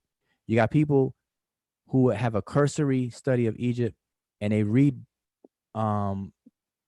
books about Egypt. But then you have people who do that, but then they take it further and they actually read the Egyptian text. And the more text you read and get under your belt, another picture starts to unfold, because you can start marrying why this occurs, why they thought this way. You can see correlations, like how I was saying, the concept of the king running the country. And think about this. If the Egyptians thought that the Ka came from the king, then what happens? Think about this. Think how silly this is. If the Egyptians thought that the Ka came from the king, literally, right? Where was that at? There's no transmission. Yeah, right here. It says the Egyptians believed that the life force of the Ka, I'm gonna highlight it, originated with the creator and was transmitted to mankind in general through the king and was passed to individuals from their fathers.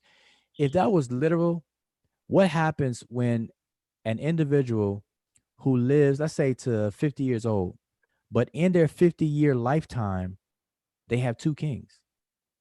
So how is it that the latest king comes into his kingship, but the person is already alive, and the Ka was seen as the life force? So none of that stuff makes sense if you take it literally like that. Yeah. And so it's much more to that than what people read. So what happens is people will read stuff like this and then go running with it. And I deal with people like that all the time.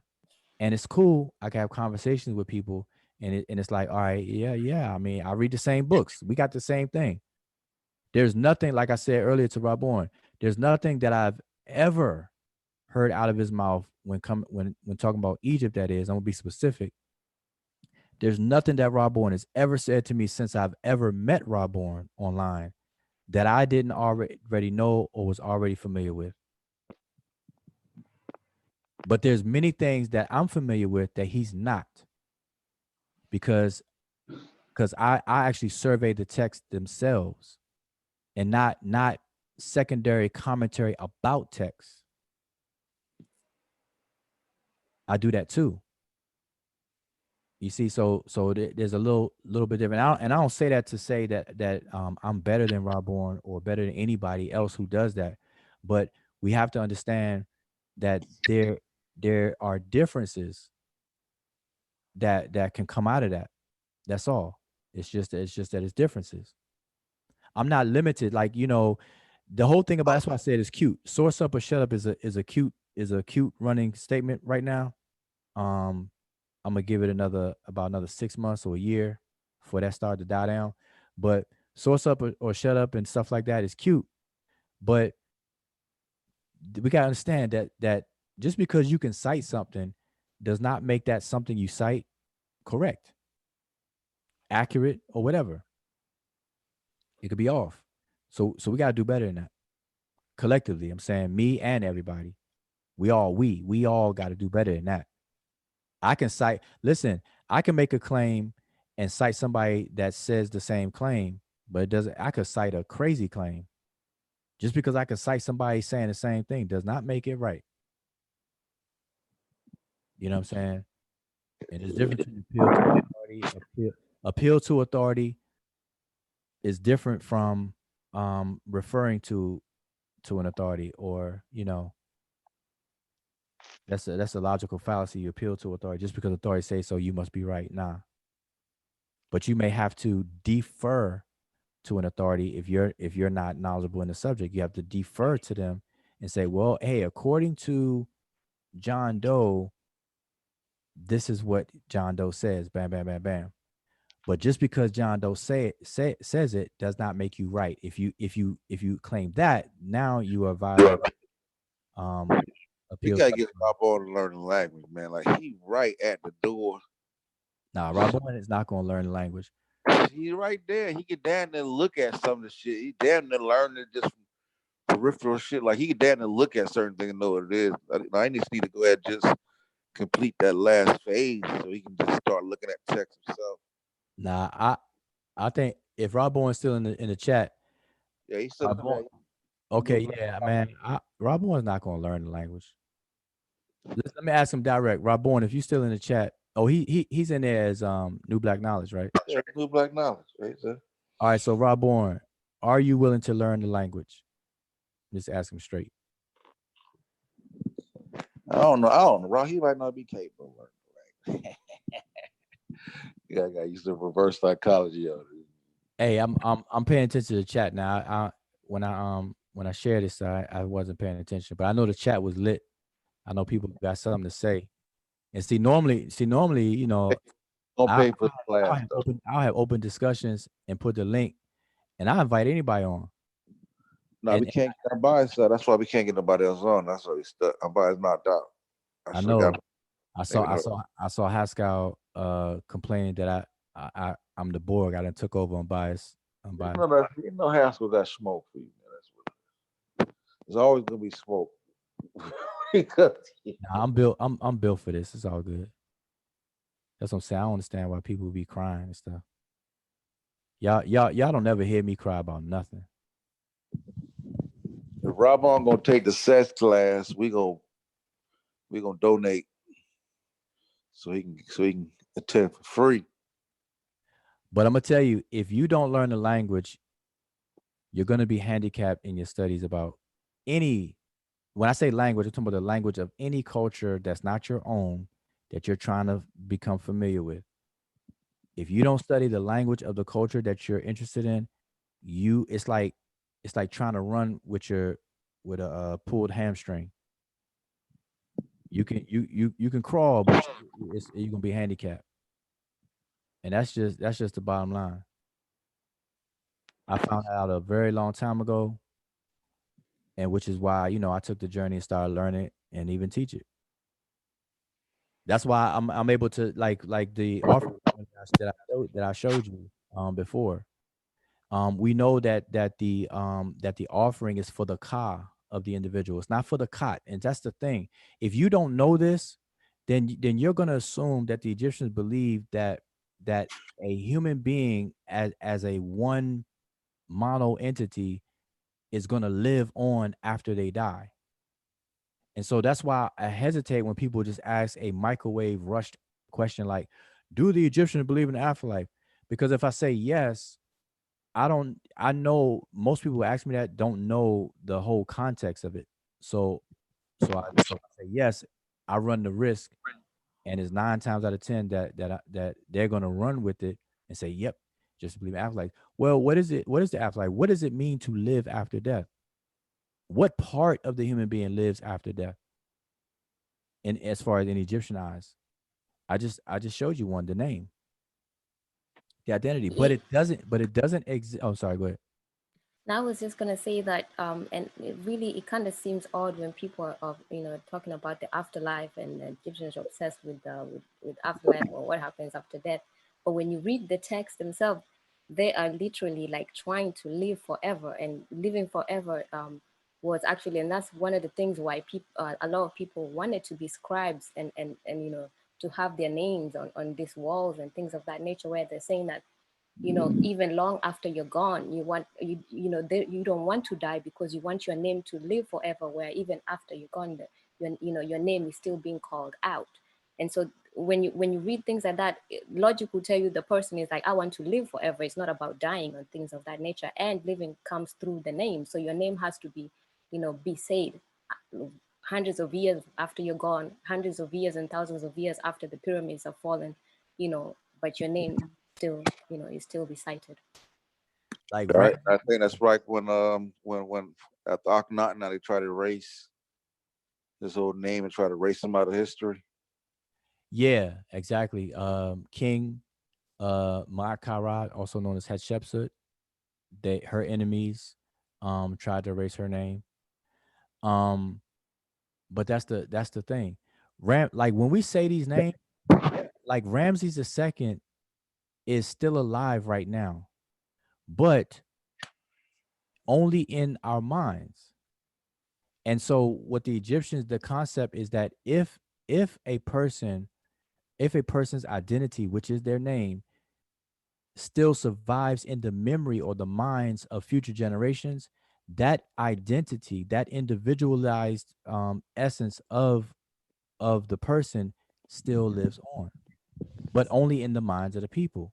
It's not something that is tangible, that you could reach out and touch and look at and see with your physical eyes, see, touch, taste, hear, smell, only in the minds of the people. And to them, that was considered enduring life enduring.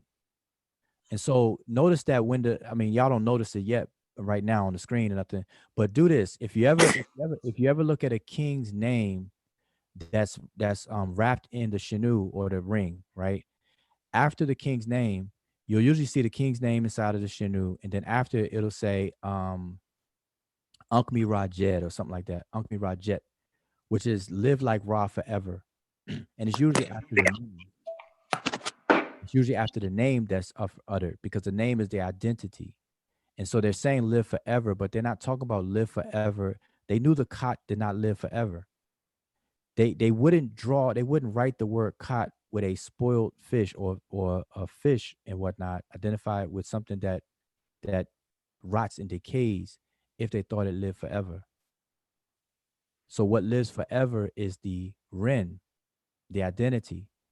And that identity has corresponding components. You have the Sahu, the Ak, the Ba, the Ib, the Kaibit, the Ka, the Kat. And so these things work together and have functions. The Kat, that's a wrap. That's the aggregate cells in your body that makes up your body, you know, and all that kind of stuff. And then there's other layers. The kaibit is your shadow. The word kaibit actually means a shade or shadow, literally, but it was metaphorically used to the component of you, of your physical body that always accompanied your physical body, that allowed it to move, just like our shadow. Like you can never outrun your shadow. You could never get away from your shadow. So they were saying you could never outrun that animating force that causes you to move. You can't get rid of it. So they likened it to a shadow. So they call it the kaibit. And then the ka is the sustained capacity to do work. And this is why they label the ka. Some people translate the word ka as personality. And you know how people go through life, they have multiple personalities because your sustained configuration of that capacity to do work changes. And so they used to name those differences. And this is where you get the multiple names. Sometimes you get nicknames and big names and small names in Egypt and other African communities. Today we got first name, middle name, last name, and we get nicknames.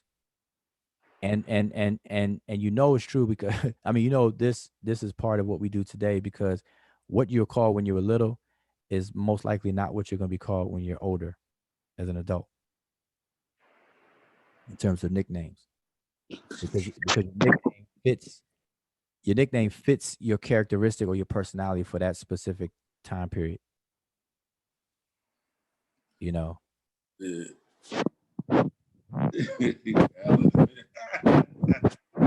So Alan says, Wajal, we're going to dance on Dagger Squad about Egypt. She don't agree. So that's what I'm saying. So I want to learn the language because I want to see like if his opinion sways or if it gets stronger. You know what I'm saying? But I can only know if he actually learns the language. Yeah, but this the thing. See, Raborn, like I said, I enjoy these conversations, period, because I like talking about it anyway. But Raborn, everybody know Raborn is Raborn not gonna change his mind.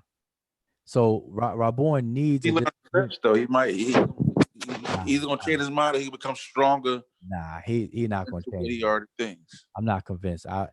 If it happened, I'll be surprised. It's not impossible, but I highly doubt Raborn will ever change his mind. You gotta have the opposition side, and sometimes it's like that. But I think it becomes a better discussion when both sides actually are on, are competent in that particular topic, or in this case, with the language, obviously.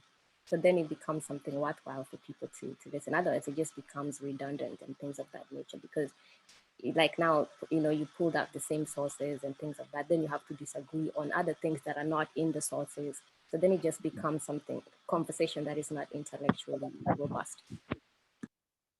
Yeah, I mean, listen, and there are actual competent scholars on the continent that write about these things in more detail, and you'll walk away with different perceptions and how they articulate it.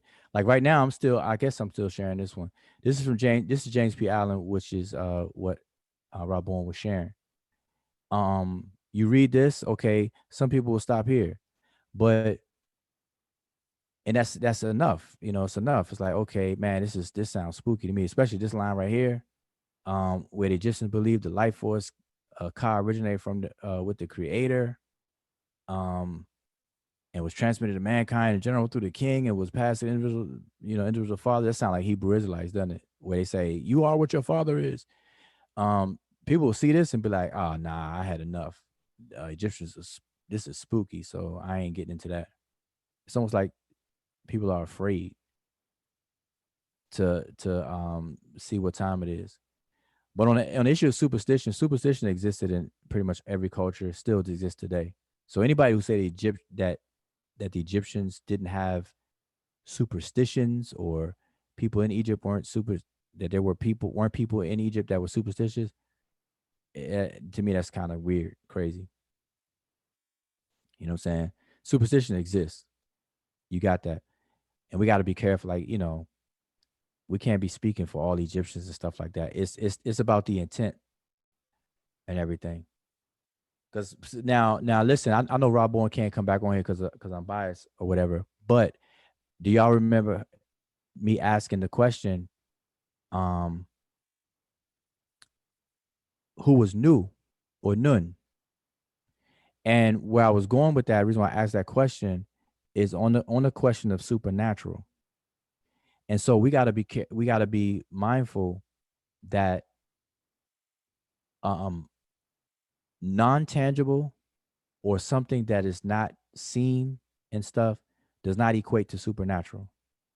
And that's why I asked is do people feel like they have a mind? And if somebody say, yes, I have a mind, I'll say, well, would you consider your mind supernatural?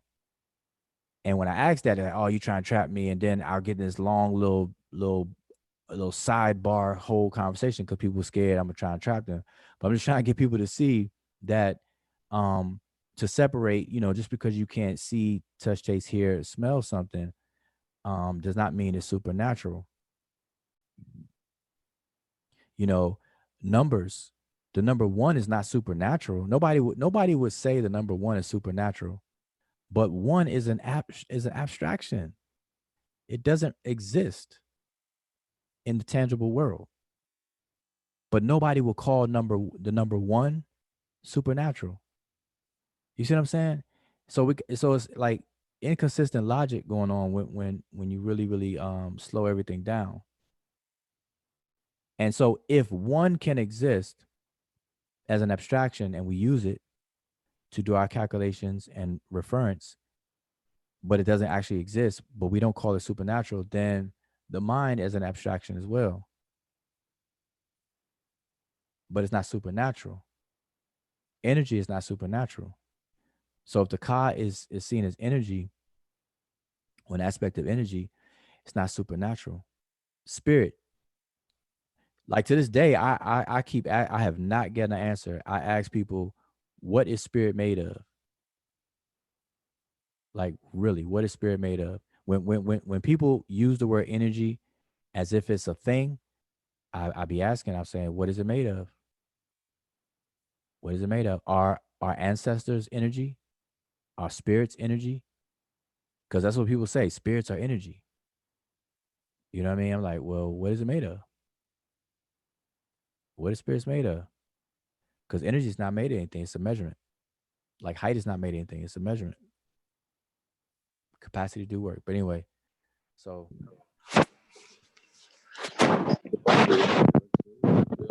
Emmy got to get on.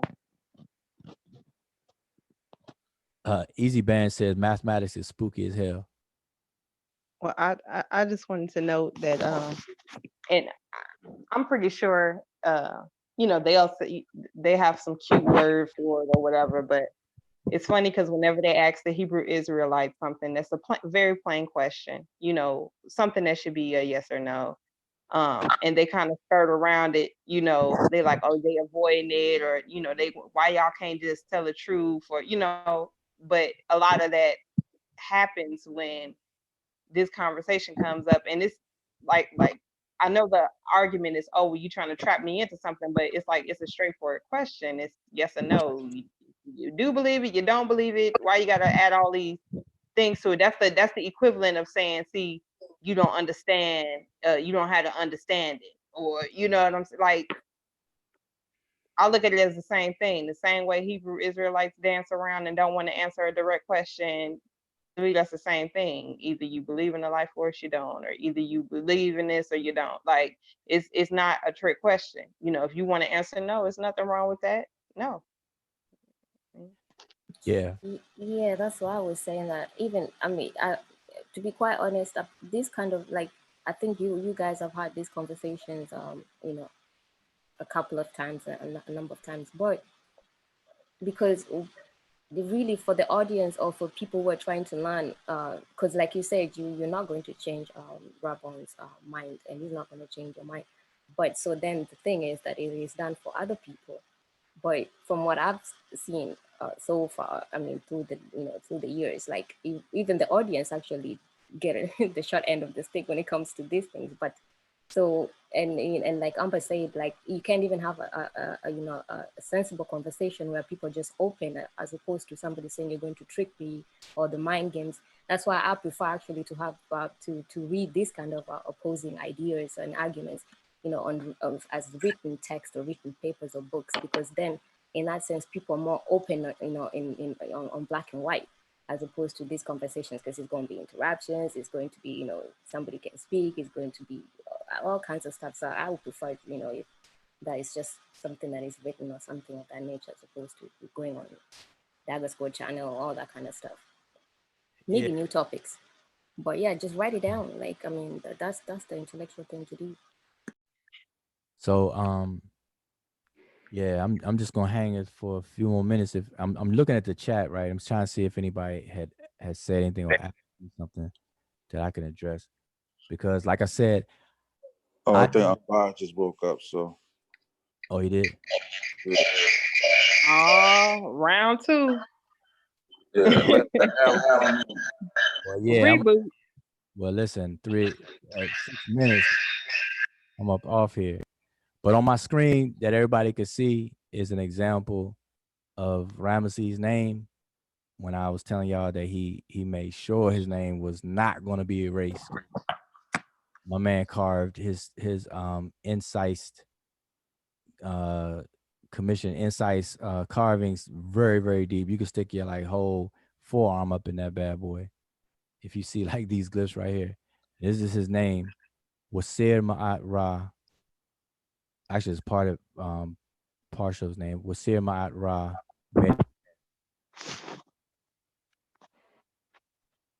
And look, hold on, let me scoot this up. Look, somebody stuffed a teddy bear up in there.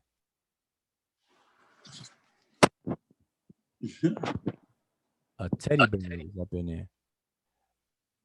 They probably did that right before they took the picture, because I know they don't let that sit there like that. But this is the word Sa-Ra, though. The egg is the word Sa. This is the sun disk, Ra, Sa-Ra, the son of Ra. Then you have his name. It's cut off right here, but it's Ramesu. When Ramesses Hika Inu is this particular Ramses name. You know, there was a few Ramses. Did Unbiased actually wake up? Sure had to, because he let him, I'm in on my computer. I was just on the back chat. Oh, okay. Because I had dropped the link for Rob Warren. He wanted to know what I was talking about. There you is. Oh, Muntu. Oh, okay. They wanted to get the Raj Muhammad too, but it's kind of getting late. Yeah, I'm back. I'm motherfucking back while y'all let this guy run rampant with the heck of Amber throwing shots, and Cat throwing shots, all these people throwing shots. Oh, it's not a shot. Nah, we're just having a discussion. No, but that's a fact though. Topics, and we need other topics. Man, you need to come to New Black Knowledge and see all the topics we talk about. You ain't never in our chat when we building. Ujaba was never in the MBK chat. But nobody guess what? We are versatile. Nobody mentioned MBK. We know multiple things. No, I'm talking about the chat. You wasn't looking in the chat. I'm now it's my turn to throw these shots here. I'm back. Throw them. Well, before you do, let me just be clear on what I was saying, because had it been a Hebrew Israelite he was asking that question to about the Bible, and they didn't want to answer, they was like, well, not in this way or not in that way, y'all would have said they running from the question. I answered the question, and I specifically gave you the reason why I answered the question. Because when you're dealing with the Egyptian context of Ka, it's something that he didn't show, which I'm going to show. He didn't want to show you what it says about the afterlife or none of that. He want to stop it talking about life force and all that other stuff. That's what we talking about. So when he's saying, yo, do you believe in a life force? When we talking about Ka, I'm like, nah, I don't believe in that. If you ask me if I believe in a life force, I answered you. I said oxygen. I said I don't believe in none of that, what that is talking about. I answered it. Don't act like I didn't answer it and run and dip. No, I answered No. What you said was, and you can play it back later on, what you said was, not I don't believe in a life force like that. Not what they talking about. You like, exactly. I believe in like the oxygen and like the universe. But yeah. So I was asking you, I said, well, I said, well, how many life forces are there? Or, you know, what's the different kinds? If you don't believe in that one, how many life forces I are there? basically told you one of the things that sustain us is oxygen, and I picked one. What do you want me to name all the elements in the body that consist of us? Like, what do you want me to say? That is the major thing that sustains us on this planet, which is oxygen. So what else you want me to say? Element. That car, listen, that car that he's talking about, where he's talking in that reference of that car, that is talking about an immaterial part of the self. Immaterial, something that can't be proven. There's no scientific method behind it. What he did not want to talk to you about is what do they say what happens to the car when you die. He started talking about if your name is dead. Yeah, that's what I'm here for. No. Wait. But see, this is the problem. See, in the spirit of, that's what I'm saying. That's what I don't like is when disagreement is a fictional disagreement is created or misconstruing of something said. So you just said that life force is not proven or whatever the case is. So I'm trying to figure out like where do you did you hear what I just said, my brother? This will stop your whole statement, bro. I didn't cut you. I didn't cut you though. Let me just say what I'm saying. I'm saying you just said that scientists don't have any proof of that, this, and the third. But the Ka is described as the life force. Like you can read, right? And you saw where it says life force, and you acknowledge that you have one. Now you said that although you have one, you don't believe it like how they believe it, but you named something when Amber asked you said oxygen. So we know oxygen exists, but you have a life force. And so now this is the problem. That's why I say I'm not going to convince you, and you're not going to change your mind because you're stuck. And so you have a preconceived notion of what a Ka is. You actually think you know what a Ka is, but you don't. Okay. And you know what a Ka is 100% definitely. So you're the only one. You're the only one. No. You're the only one out of all. Yo, can you be quiet for a second, bro? I know. You was talking uninterrupted. You was running rampant. Let me get this out. Okay. No Egyptologist. Yo, can I finish, bro? Sure. You can talk all you want. We could just source up. I don't like to talk. You talk. I source up. Listen, when you look at every Egyptologist, they tell you they not 100% sure what the Ka means. So that ego that you have that's saying, I know what it means. No, you don't. Listen, nobody knows. See, come on, son. No, you just said after it. Wait. I think you have. But just quick question. Not comprehension. You have comprehension. I didn't say. I said I know more about it than you. Okay. Let me repeat. So I want you to explain to the people. Alan, wait. We sourcing up. We sourcing up now. Hold up. Because before y'all get off into it, because I don't want him to feel like I was just antagonizing him. I was trying to get an actual answer. Because when you say everything in the universe or oxygen, and then you say, well, do you want me to name all the elements? Like I don't know what you're defining life force as for yourself. Now, if you're saying the elements, okay. If you're saying everything in the universe, so then because you can make that statement, then I have to ask. I'm asking you. I'm gonna explain to you again. When we're talking about this Ka, the Egyptian concept, that concept, it has a duality. We don't know what the hell they talking about. We only know the functions that they describe of it. That's why but I'm asking you about the life force that you believe in. What I don't know. I don't believe. I don't have a belief in that. Oxygen is a part of my life force. That's my life force. That's what's his name. That's my answer. Oxygen. That's not a belief. That is a proof. So oxygen is the only life force that you acknowledge. No. But excuse me? So that's the only life force that you acknowledge. Life force for you is oxygen. No, for me. When you're dealing with the Ka, I'm talking about me. The oxygen is what sustains my body. That's what makes the blood circulate through your body. No oxygen, you can't live. So Ka is oxygen in you? No, I never said that. He just we're gonna I got my screen up. I'm ready to show sources. I want to talk about the Ka. I'm ready to talk about the Ka. His life force is oxygen. I'm ready to talk about the Ka. I'm ready to talk about the Ka. I don't really want to talk. I just want to talk about that. That's all I want to talk about. Right, we're talking about the Ka. I just asked you a question. So do you think the Ka is oxygen? No, I have my source on the screen, and I want to describe what the Ka is and what they say what happens after you die.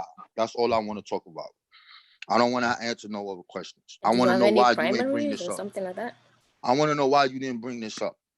So as we see here, it talks about all of the things about the ka. See right here, it says each individual ka will come into existence at the moment of birth, subsequently serving as their double, and sometimes depicted in funerary art as slightly smaller figure behind the living being. Sometimes the creator god Khnum was shown modeling the ka on the potter's wheel, at the same time that he was forming the bodies of humanity.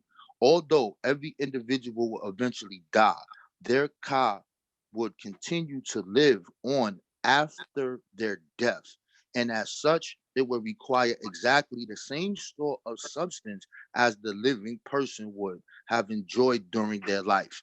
The ka would be provided with genuine food, offerings, or representation depicted upon the walls of tombs, whilst no physically eating the food offerings, the ka was thought to absorb their life, preserving death. After death, this is what we're talking about here. After death, the ka would be at rest, whilst the body was prepared and transformed into a mummy. The ka then needed to be reactivated so that the spiritual transformation of rebirth could take place. The deceased could then travel to their ka, and then the link to the land of the living, their tomb would then be established. It would be the person's ba that would make the symbolic journey. So what we talking about here, I don't like the life force. You're describing one part. I want to talk about what they saying, what happens to this ka when you die. They are specifically describing what happens when a person dies with this ka. They're talking about what happens and it comes back and it has to be sustained, and they do representations of this thing because it's a duality. This is a belief. So when you deal with a belief that can't be proven, and we already looked up the definition of supernatural, that is supernatural. I don't understand why you're not bringing this part up. I don't understand why you didn't talk about the life after death. I don't understand why you didn't do that and stuck on one point. And then I'm gonna move on with my next sources. So was there a question in there?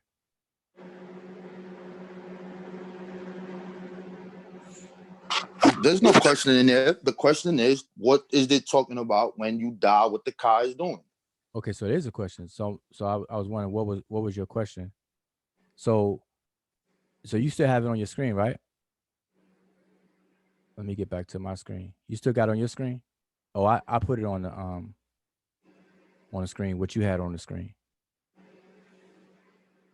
But I don't know if I got it all, because everything you read is really nothing different, although you just switched up a different source. I don't know. No, I did switch up a source, but there's a part in the paragraph that talks about what happens when you die. You see what you just did? I know, but you just cut me. I'm trying to go answer your question. I think what I think your question is, you asked me why didn't I show this, or why didn't I talk about this? And so what I'm starting off with is that this is really not saying anything different than what we read from James P. Allen. Everything is pretty much the same. And I know I didn't capture like the top part is cut off, where it says each individual ka will come into existence at the moment of birth, subsequently serving as their double. James P. Allen said the same thing, how some people translate it as double, and sometimes depicted in funerary art, a slightly smaller figure behind living beings. Sometimes the creator god Khnum, he didn't mention that god Khnum was shown modeling the ka on the potter's wheel at the same time that he was forming the mummy's body, and that's what people misconstrue. Khnum is forming the ka and the khat. Right, so those are the two things. And then, although those are the two components that make up a human being, one of the two of many. Although every individual would eventually die, when they say although every individual will eventually die, what dies, Rabon? I'm gonna walk. The person is dead. No, that's incorrect. Your organs stop functioning. Once your organs stop functioning, you are no longer putting oxygen to the brain. You die. When your organs, we're talking. You asked me a question and I'm answering you. When you die, your organs stop but you're functioning. not answering my question though. I am answering your question. When your organs stop working, you are dead. Okay, so stop there. I didn't ask you what is death. So that's what I'm saying. You got to listen. I didn't ask you what is death. I'm asking you, when it says, although every individual would eventually die, I'm saying in this context, to the Egyptian, what dies? Remember, the Egyptians did not see a human being as a homogeneous one thing. Okay, the part that they called the okay. So what the part that they called let me get the answer the question out. What part of the human being, because remember, they didn't see it as one thing. What part of the human being actually died? They're talking about the, what is it called? The body. Whatever. Okay. On the part that they call the body. Go ahead. Okay, so if only the cot died, or if that's what they're calling death, then by continuing saying their ka would continue to live after death, why would that be surprising when it's the cot that rots and dies? And then it says, as such, it will require the exact same sort of sustenance as the living person would have enjoyed during life. Same thing we read in James P. Allen, where it said food and substance. And that ka that is the so-called immaterial part of the self that nobody can prove. Okay, but that's where that's Rob Bourne doctrine right there. Because how is that Rob Bourne doctrine? And they're telling you what this. I'm gonna tell you how it's Rob Bourne doctrine because it's, as we read in James P. Allen, the ka is considered the life force. You have a life force. That's why I'm talking to you and you're talking to me. We both have a life force, which is why we're living. So if you actually are going to sit here and pretend that we can't prove that we have a life force, which is enabling me to talk to you and you to me, then I really can't help you. So I'm not talking. Why are you talking about this? And it's talking about that which moves on. Wait, we just read. See what I'm saying? See, the issue, and this is we're gonna differ. And again, I'm gonna repeat this. I'm not trying to convince you. So I'm really just doing this for listeners, and they can just make their mind up or whatever. What letter was this? We just read out of here. So I'm gonna switch back and forth. We read out of here that the ka is a concept that means something like what? The life force. Now you can make the ka whatever you want, according to Rob Bourne doctrine, but according to what he's saying, the concept of the ka is something like the life force. And that's why I asked you, do you have a life force? And you jumped the gun. And that's what I say, I already know where this conversation is going to go, because you already got your mind made up even when I asked that simple question. Everybody on the panel know they got a life force, but when it comes to you, you got one, but you had a lot of extra words to say because you don't want to confine yourself to say yes to this. And so you just put it on oxygen. Like, yeah, I got oxygen. That's oxygen sustains my life and everything. All of our lives. Without oxygen, none of us would be living. But that's why I asked you, do you think the Egyptians conceived the ka as oxygen? And the answer is no. It's the totality of the life force. So that's what we read right here. So if you're going to source up, use the source, at least comprehend your sources or comprehend the sources. So I'm gonna go back to what you had on the screen. So that was saying nothing different than what we already read. All right. And then it says, so the substance of the living, we read all that stuff. And then it says the ka would be provided with genuine food offerings. Now we read from James P. Allen, those food offerings were not literal food, right? It says all representations depicted upon the walls and tombs. While not physically eating the food offerings, same thing James Allen said, the ka was thought to absorb their life-preserving force. Same thing James P. Allen said. All right. So you saying why that didn't show this? So why didn't I? I'm talking about the chapter, the part that I read where it says after death. Yeah, I'm right here on the screen. After death, the ka would be at rest. Okay. After death, the ka would be at rest. The ka would be at rest. Yep. So you're talking about a dead person that is no longer on the planet Earth. So now you're saying this immaterial part, the ka would be at rest. Wait. Son, like, come on, bro. Earth. I'm trying to figure out where you go then. Fam, it says after death, the ka would be at rest, whilst the body was prepared and transformed into a money. The ka then needed to be reactivated so that the spiritual transformation of rebirth could take place. The deceased, again, this was talking about a dead person. The deceased could then travel. Go ahead. You want to keep cutting me off? Go ahead. I mean, listen, you cut me like about umpteen times, and I'm not trying to do it purposely like that as a payback, but I'm trying to walk with you though. Like I'm not. No, I'm trying to walk with you. Okay, I know, but you said a couple of things. See, my issue with when you read, I don't think you fully comprehend even. No, I don't think you fully comprehend because it's talking about a deceased person, and then it's talking about some other mystical God, bro. What is wrong with you? So let's fix it. So you don't believe I comprehend. I don't believe you comprehend. All right then. So let's deal with what it's talking about. I know, but I just want you to understand what you're reading into it. See, there's reading comprehend. These words on the screen. Yo, stop disrespecting me, talking about I can't comprehend it. Let's deal with what's right, with what's on the screen. If we need somebody else to read that, and then if we need somebody else to read it, then we can do that. Okay, listen. I want you to understand something. I don't mean no ill intent or disrespect, but if you're going to be that soft and think that I'm disrespecting, ain't nothing soft, and I'm not going to turn this to an argument because I'm not going to let you run. So you continue going. Listen, finish. I don't run. So get to your point. Get to your point. I'm not going to interrupt you. Get to your point. Okay, but I need you to understand because we end up doing. We have a good conversation and we end up in this place all the time, and it's because of you. Like you. No. Yeah. Yo, get to the point, bro. Let's get back to the information. Stop talking about me to me. Get to the information. All right. So as long as you understand that I ain't trying to cut you or disrespect you, we all good. So it says after death, the death of what? I want your understanding because I'm not going to assume what dies. The kibit. I mean the cot, right? After you're dead. After the human being is dead. There's only one death. After you're dead, you're dead.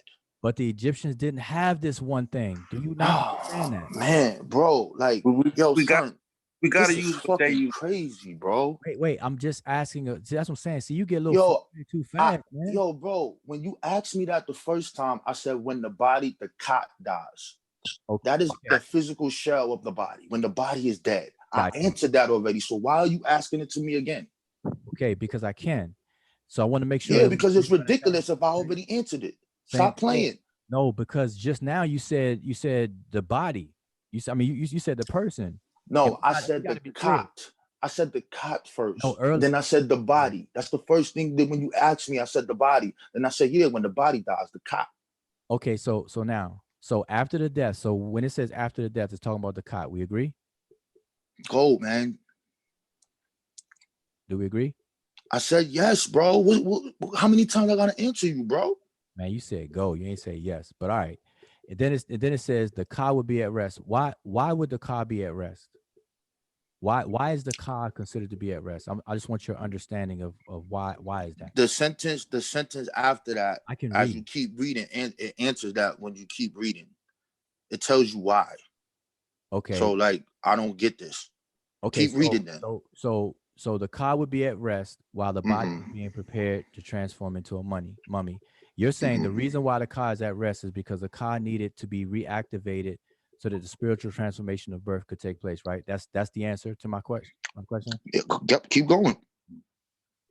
Okay, but I'm saying that going my brother, if I tell you that that's the answer, you don't got to keep asking me, son. Just get to your point. I was just trying to figure out, is that what you're saying the answer is? I am going according to the information that I put on the screen. That is my answer. Can you please get to your point? All right. So the reason why the car is at rest is because the car needed to be reactivated so the spiritual transformation of rebirth could take place. Right? That's what you're saying. Is that what you're saying? I already told you, bro. Okay, so my question is, why is the car at rest in the first place? Why does the car need to be reactivated? That's their concept. That's what they said. It needs to be reactivated because it needs to be yo, son.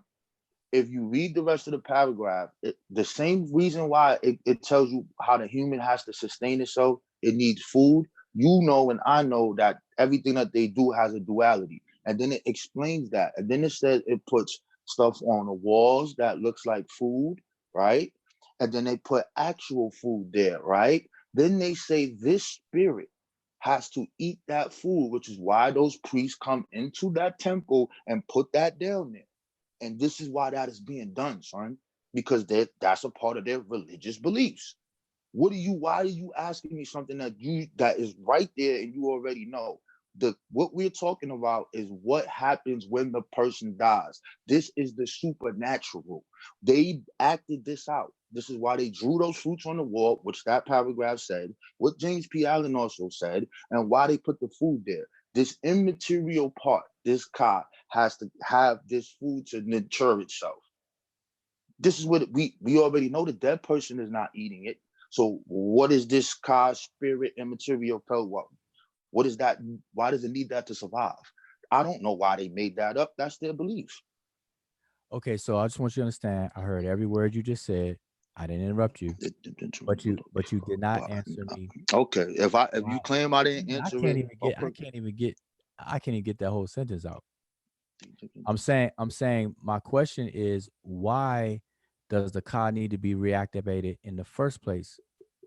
Not how they go about reactivating it. I'm saying, why does it need to be reactivated in the first place? What deactivated it? The person died and it's separated. So you're saying that the separation from the Ka is what deactivates the Ka? That's your belief? Deactivates it. Yeah. I'm talking about it separated. No, I when heard the person dies, the Ka is separated. This is what it says. No, I heard it, but I'm asking you, it has to be reactivated. If you have hold on, brother. According to their spiritual tradition, I answered you already, bro. I said that they have to put this symbolic food here. Like you're worried about I'm gonna trap you again. I'm not worried. I didn't say you was trying to trap me. I answered you. But you said, why do they have to do it? I don't ask you the question. Like, this shit is crazy, bro. Okay, then we could end the conversation on a good note and bid farewell, unless you want to continue the conversation. Because you know how I get down. I know how you get down. So either you could stop huffing and puffing and have a conversation. I'm not huffing and puffing, bro. Get to your point, my bro. You asked me a question, I answered it. What else do you want me to answer? No, I mean, words came out your mouth, but you're not answering I asked you.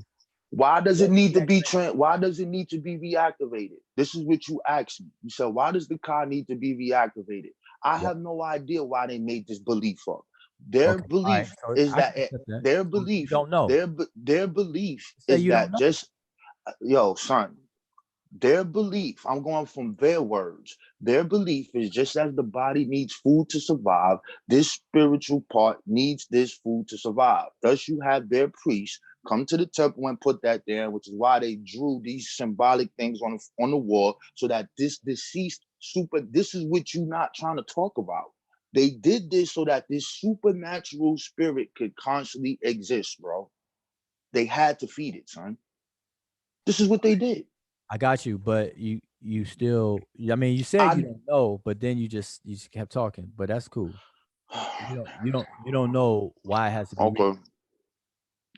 You just keep reiterating what they do to reactivate it. Okay. I'm asking, why was it deactivated? I gave you my answer, bro. Are you gonna deal with the deceased immaterial spirit that is supposed to be getting this food? When are you going to deal with that?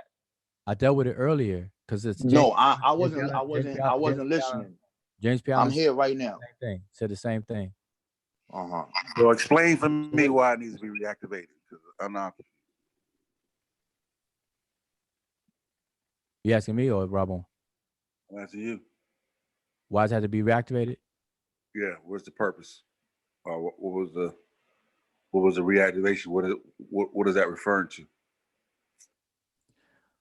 That's a long discussion, though. I want to know if Robon knew why, and he doesn't. But I do, and I can explain it, but I'm not going to explain it right now. That's a long thing. So I want to answer Robon's question because that's why he came back on. So you want to explain what about the Ka absorbing the energy from imaginary food? Is that what you want me to explain? You're talking to me or Rob? No, Robon. I asked you the same question over and over again. Explain the supernatural Ka spirit. Explain it. I don't see the Ka as supernatural, so I can't explain. Okay. So if they specifically tell you that the Ka is the human body, and when the body is dead, This other so-called part that we don't know what the hell they talking about, they have to feed this thing. And in order to feed it, to keep it alive, they have to put this here for it. That's not supernatural, bro. No, because that's what I'm homing in on. I got you, but you said that nobody knows what it is, but your source says that it's the life force. So either you accept it as a life force or you don't. And so I'm getting the impression that you don't. I don't care if you call it a life force. Call it whatever the fuck you want to call it, son. It is already telling you that the person is deceased. This is the whole point. The person is dead, bro. The cot, see, that's what I'm saying. You say person is dead, but the cot is dead. That's what no longer exists, right? So do you accept the ka being the life force or not? It's a life force. Go, son. Okay, so where's the problem? What do you mean, where's the problem? The problem is that when you die, you, me, everyone that dies, it is talking about an existence of yourself and telling you that in order to sustain this existence, you have to perform these rituals and put this food and draw these things on the wall to keep it alive. That is supernatural, bro. What is you don't understand about that? That's what's I don't get it. I'm trying to see how, like, why you equating that to supernatural, even based on your beliefs. Like, why is that? I don't have no beliefs. I don't believe in none of that. No, I'm not talking about like a religious belief. Your understanding. So let's use the word understanding. Your understanding of all of this. Like, why do you consider that supernatural though? Like, he's saying because the person is dead and the person believes that it can actually supply sustenance to something that's already passed on. By definition, that is supernatural. But they don't. The body, he plainly tells you that they don't expect the body to eat nothing. So here's the family. But he family. So nobody's eating. Nobody's eating. Nobody's eating anything. Matter of fact, they don't even use food. They draw the food. It's an utterance. It's not literal. It's not real. They're not offering. Not even real food. They're not offering real food. Because if I were to show you offering formulas, they talking about thousands of this and thousands of that. They don't be hauling that stuff in nowhere or anything. Robert, you know it wasn't real food. They said they put food. The name of the priest would come down there and put food there. And that's the discrepancy right there. He's saying they put food. But they also, not only did they do that, they did that, and they also utilized the paintings on the walls. They did the same thing. But in what we read earlier, they said that Egyptians were aware that such offerings were never physically consumed by the deceased. And it said the physical, meaning the body, was not going to eat it. They said that that spirit part. That's what it says, son. It says that it is put down for them to.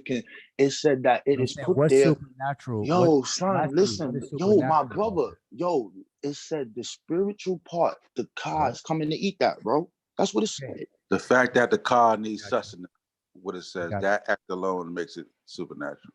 Right. Okay. So I'm saying, what makes that supernatural? Like when food. I read the definition of supernatural, bro, and a part of that is spirit. I read it to you already, the life force of the spirit. Therefore, if you think the spirit can get sustenance by definition. Okay, so it goes back to the earlier part of what I said. I said this earlier. I said you got it, but for some reason you want to keep talking about it, and we just repeating ourselves. I said that to you, Robborn, the ka is spirit, and spirit equals supernatural. So therefore, the ka is supernatural. So you want me to explain away your equation, where you stuck at. And I'm not stuck there, brother. I'm not stuck there at all. I have a question. I'm not doing that. So wouldn't that mean that we are also supernatural then, because we have ka, and ka is that spirit, the definition and spirit is supernatural. The definition of supernatural has nothing to do with the physical alive being. No, you said it has to do. Spirit is supernatural. Okay, so now we're gonna play again. No, I mean I'm just trying to understand from what you just said that. I'm gonna hold on one second. I'm just trying to understand what you just said. you say that because gonna you show said that you. spirit is supernatural, because from that, what made you say supernatural is because it's dealing with spirit. But if the spirit is also in people in the living, then wouldn't that make also the living supernatural? No, that's not what is defined. What I'm talking about supernatural is this right here, and I'm not showing this again. So everybody is clear, because for some reason people have a hard time understanding definitions. It doesn't make any sense to me. Here it is again, supernatural, right here, for everybody to read it again.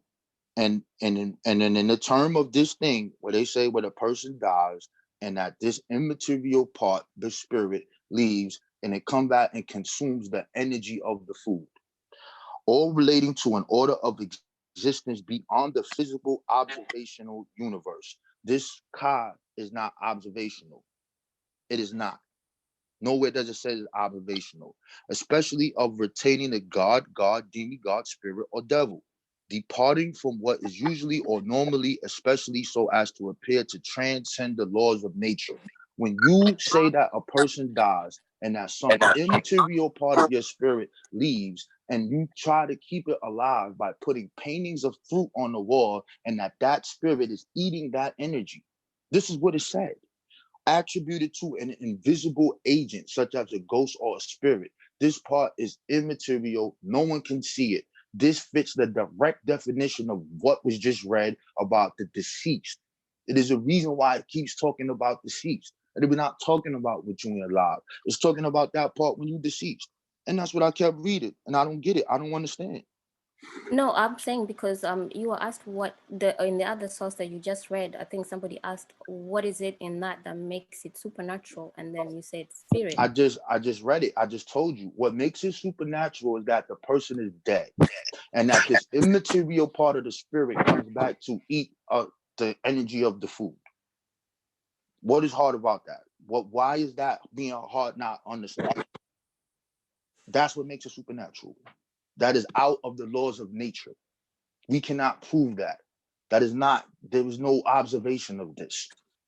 So how is the person or the spirit, I'm just using spirit quote unquote for the dead person in this case. So how is it going to eat if it's outside the laws of nature? How is it going to eat something within the laws of nature? Their belief, which makes it religious and makes it supernatural, is that it eats the energy of the food. Everything in Egypt has a duality, so that food can have a ka. Buildings can have a ka in it. These things, this is what they believe. It's a double there. I don't know why they made that up. You asking me something that nobody can answer. I'm just telling you what their story is. So I understand what they're saying. I was just trying to understand your perspective on no, it. I'm only speaking directly to what the story is stating. Nothing else, nothing more. I'm not putting my interpretation on nothing. They said the person is dead.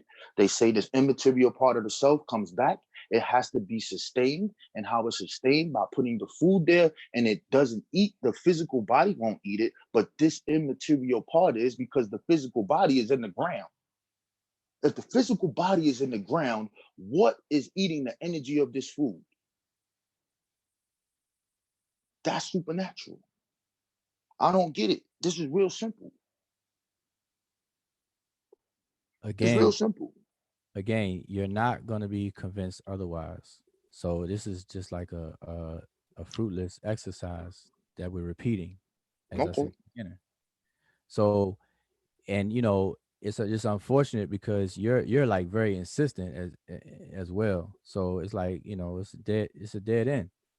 So you believe that like you believe that the ka is a spirit is supernatural, and there's no breaking up of that equation in your mind. So I get it. You're gonna always say it that way, but when I actually use what is described as in the sources that you provided, when I talk about life force, then it moves away from life force again, and it gets into supernatural. Like you insist on the life force being supernatural. My question is, can we get Rob on to learn the sesh to either strengthen his argument or weaken his argument? Will he learn supernatural? Will you learn the sesh, Bravo? Hold up, but can I let me share this. Put a fan, man. Let me share this definition. So Raborn, you okay, so let's just review real quick. You know the Ka, and you say the Ka is spirit because that's what your source said, and then you're associating spirit with supernatural based on the definition in Merriam-Webster that you gave, and all that kind of stuff. So Ka equals spirit, which equals supernatural. And so, but now, if we're gonna appeal to the dictionary, if we look at the word spirit, it's an animating or vital principle held to give life to physical organisms. So that I'm gonna stop at number one.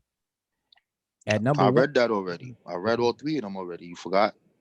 now you read No, I did spirit and I did mind.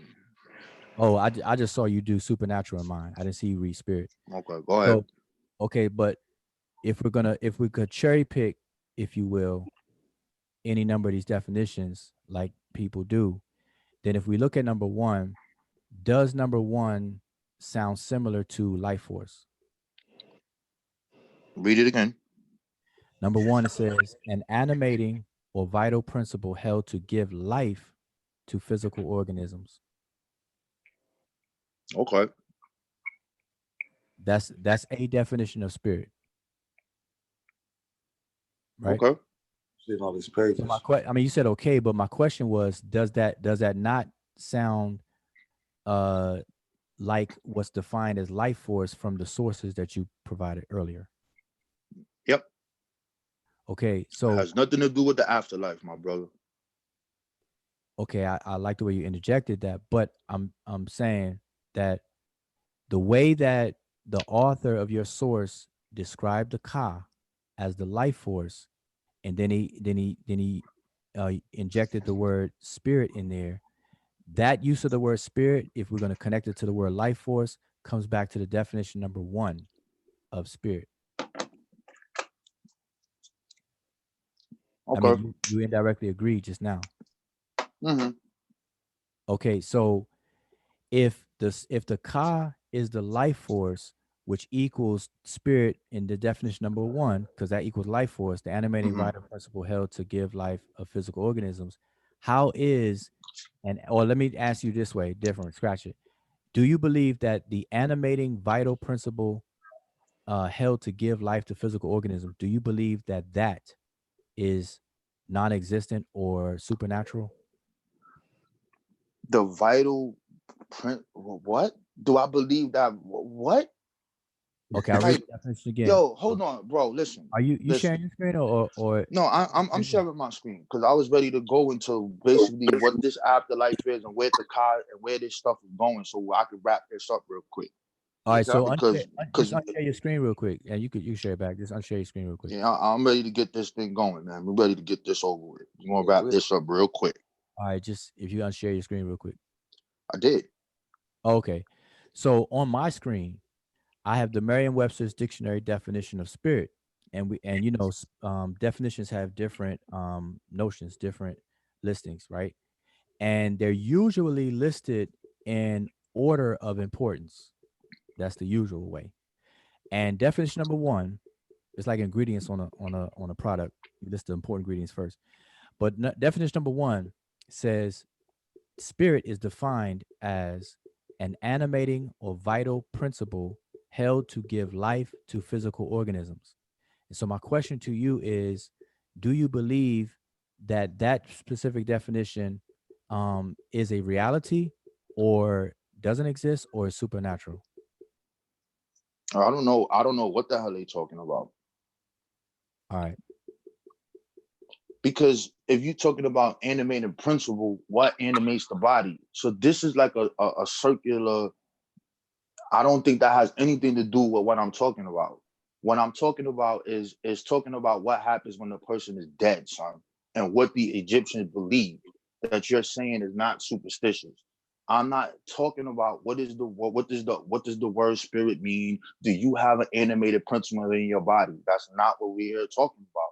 We're here talking about when the person is exactly deceased. what we were talking about earlier. No. See, you did it. Wait. You went on about the definition of supernatural and stuff like that. I'm just going by I'm just going by okay, you were speaking when you first started, you provided a source, and on your slide you quoted, you were using James P. Allen as a source, and in that source it clearly said that the Ka is a concept that is likened to the life force.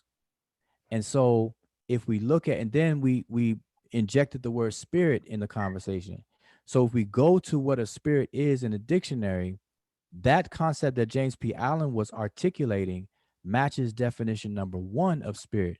But what you do, you go to definition number 2 of spirit, where it says a supernatural being or essence as such, etc. So I just want you to understand that the way he explained it as a life force matches number 1, not number 2. So let me ask everybody, anybody else on the panel. So I think you still awake. So do you think definition number 1 matches life force or not? The one I'm showing. I heard, I can't make my screen big enough to see the mouth. I mean, I'll just read it. It says definition number 1, an animating or vital principle held to give life to physical organisms. That's what a spirit is, according to definition number 1. All right. And number 2 was what? A supernatural being or essence. Right. Yeah, it fits number 1. Okay, so life force, as articulated by James P. Allen, fits number 1. You agree, Rob? So the Egyptian concept of the Ka as the life force matches the modern day English definition number 1 of spirit, to put it another way. So Ka equals life force equals spirit, and spirit equals Ka.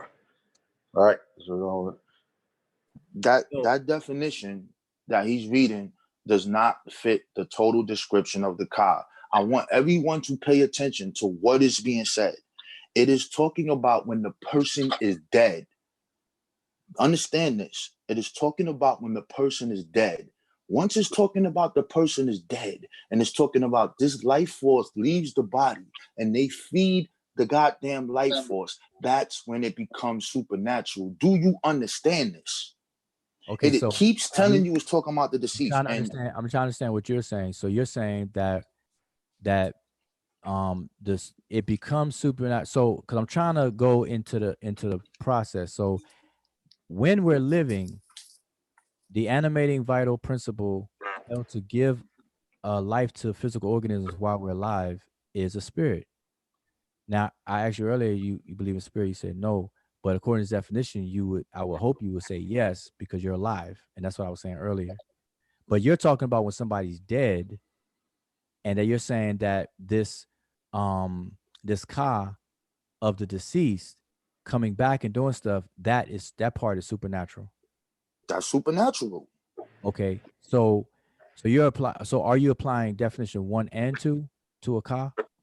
No, I'm applying definition number 2 to the exact story what we're talking about, man. I know, but it's telling you that the life force leaves the body and it has to be fed, bro. Come on, son. This is not rocket science. I would say that that from that, let me pin from the first definition that you have on the white spirit, that would actually go with Rabon's first source with what James P. Allen, the source he had for James P. Allen, because from what James P. Allen said, every living individual also had a Ka. This concept means something like life force. So that would actually match the first one. And animating a vital principle here to give life to a physical. That matches the first part. Now, when you're talking about when the person is deceased and this immaterial part leaves the body and it has to be fed and these rituals are being done, what is that called? Is that not supernatural? Okay, so that's what I'm talking about. Okay, I got you. So I'm trying to understand. All right. What you're saying. So you I just want to know when you're done so I can show my screen. Okay, but I'm just trying to understand. You don't even have to show your screen. No, I have to, because we educating the people. Okay, but so you agree that definition 1 fits, but then you agree that it, for some reason, it changes to definition number 2. No, there's not. There is no some reason. The reason is the story on what they tell you what happens when the person dies. Okay, scratch. I said some reason. My point of repeating this is that you agree that definition 1 fits what a ka is, but when definition number 2 is invoked when the person dies and what the ka does, what they explain the ka does, that's when you're invoking supernatural. Am I correct? I'm trying to understand you. Family, I said this 8 times. I said the Egyptian concepts of Ka, Ba'a, Ak, and all these things, it deals with a duality, son. Everything they did, it has a duality process. I said this numerous times. So if you want to say that the life force that keeps people alive is the Ka according to the Egyptians, I will say yes. Now, when we get to the point, when we get to the point when the person is dead, son, and you're saying that this immaterial part leaves the body, it floats around and it comes back and you got to feed it, that's supernatural, bro. We can't prove that. Why are you arguing with me about that? Okay, so no, I'm not arguing. I'm asking you questions to understand you. You see it as an argument, and that's unfortunate. Okay, it's not an argument. So here's the thing. So are you saying, and I'm not saying you're saying, asking God, yo. That's what he's saying. No. It's a different question. Are you saying that things that are not proven make them supernatural? Yes. No. Okay. I'm saying that story that is talking about with the Ka leaving the body, and that is this immaterial part comes back to the body. They believe that this is why they carried out that ritual. That's what makes it supernatural. Right. And that can't be proven. You can't prove that. Okay. But I just want to know your idea of so are you saying that things that we can't prove are No, I'm not saying that. Okay. I'm not saying that, bro. I'm not. Okay, I'm dealing with the story and the definition of what we're dealing with. This is what I'm talking about. All right. So it's not the fact that we can't prove it that makes supernatural. It's the definition of what supernatural is and the function of the Ka when the person is dead, what makes it supernatural. Okay, but all right. So you're saying that the Ka coming back is something that's just not real, and therefore it's supernatural. Like the Ka coming back, that's not reality. Like you say we can't prove it, but we can't prove it. And I was asking, is it because we can't prove it, or is it because it just don't happen? There's no evidence. We can't prove it. It fits the definition of supernatural. All right, I got outside the laws of nature. Okay, I got you. Now, can I show my screen now? Yeah, I got one question while you share it. So cool, but before we were able to understand what causes diseases, such as microbes and pathogens and stuff like that. Mm-hmm. Would you consider that at that time, back in history, before humans were had electron microscopes and even knew about these deadly pathogens and all that kind of stuff, would you consider the people that supernatural to those people, not to us now, of course? Yeah, because they didn't know, and that goes into the evolutionary behavior or psychological evolution. So to those people, so you would define, like, if you were living back then, you would consider pathogens supernatural. We didn't know what a pathogen is. They thought that a spirit was making them sick and all that. They didn't know. Right. I mean, would you okay, you would describe that as supernatural. All right. So today I will survive that. Then I wouldn't, because we didn't know. We didn't have knowledge of it. We didn't have the technology to see what it was. That's where God comes from. But even though they couldn't see it, they knew that it was something, that unseen thing that was affecting the body, right? Well, I now understand a little bit better of how you're conceiving the supernatural altogether, because like that's why I asked you that last question, was that two human beings, let's say 10,000 years ago, a pathogen would have been arguably supernatural. Yeah. Okay. But now we know different. Yes. And a pathogen is actually and factually not supernatural, but it's a virus. But to them, you would define it as supernatural. Yep, because they didn't have knowledge of it. So my whole thing with you is I don't know, Rabon. It's predicated on knowledge, and that's, I mean. But Rabon, you can't use it like that, bro. Like, you can't do it knowledge. Why I can't use it like that? You can't say because the virus actually exists, whether they know it exists. No. We know the virus exists, but just think about it. At one time, I'll just use Christians. They thought that people that were sick was the devil did it. And then when they start seeing the priest get sick, they said, hold up, how is our holy priest getting sick? They can't have the devil in them. Those are the men of God. And then as time starts going on, then they change the ideology because now they study and they understand the science behind sickness. So my thing with Rujaba is when we start talking about this, for me, it appears that he tries to erase the superstition and try to say they didn't have it or it's not. And all I'm doing, say they do have it. Then you shouldn't be arguing with me about the part when it comes to seat. But let me just get through this because I've been trying to read this. Go ahead, let it present. I'm not even. Yes, share your screen. I just want you to understand. I don't know why you see this as an argument, though. It's not it becomes an argument when you saying that they not doing that. That it's not supernatural. No, I'm trying to get you. See, I actually, for real, I have a better understanding of what you conceive in your mind of supernatural now. And I'm glad I asked you that last question because it clears it up for me. To you, supernatural is something that is beyond knowledge and cannot be proven. That's the summary of how you see things as supernatural. That's why I asked you a pathogen 2,000 years ago, because they didn't know about it, it would be considered supernatural. Oh, so now I understand why son asked me that. So he said that you can't do that because a virus and a pathogen is real.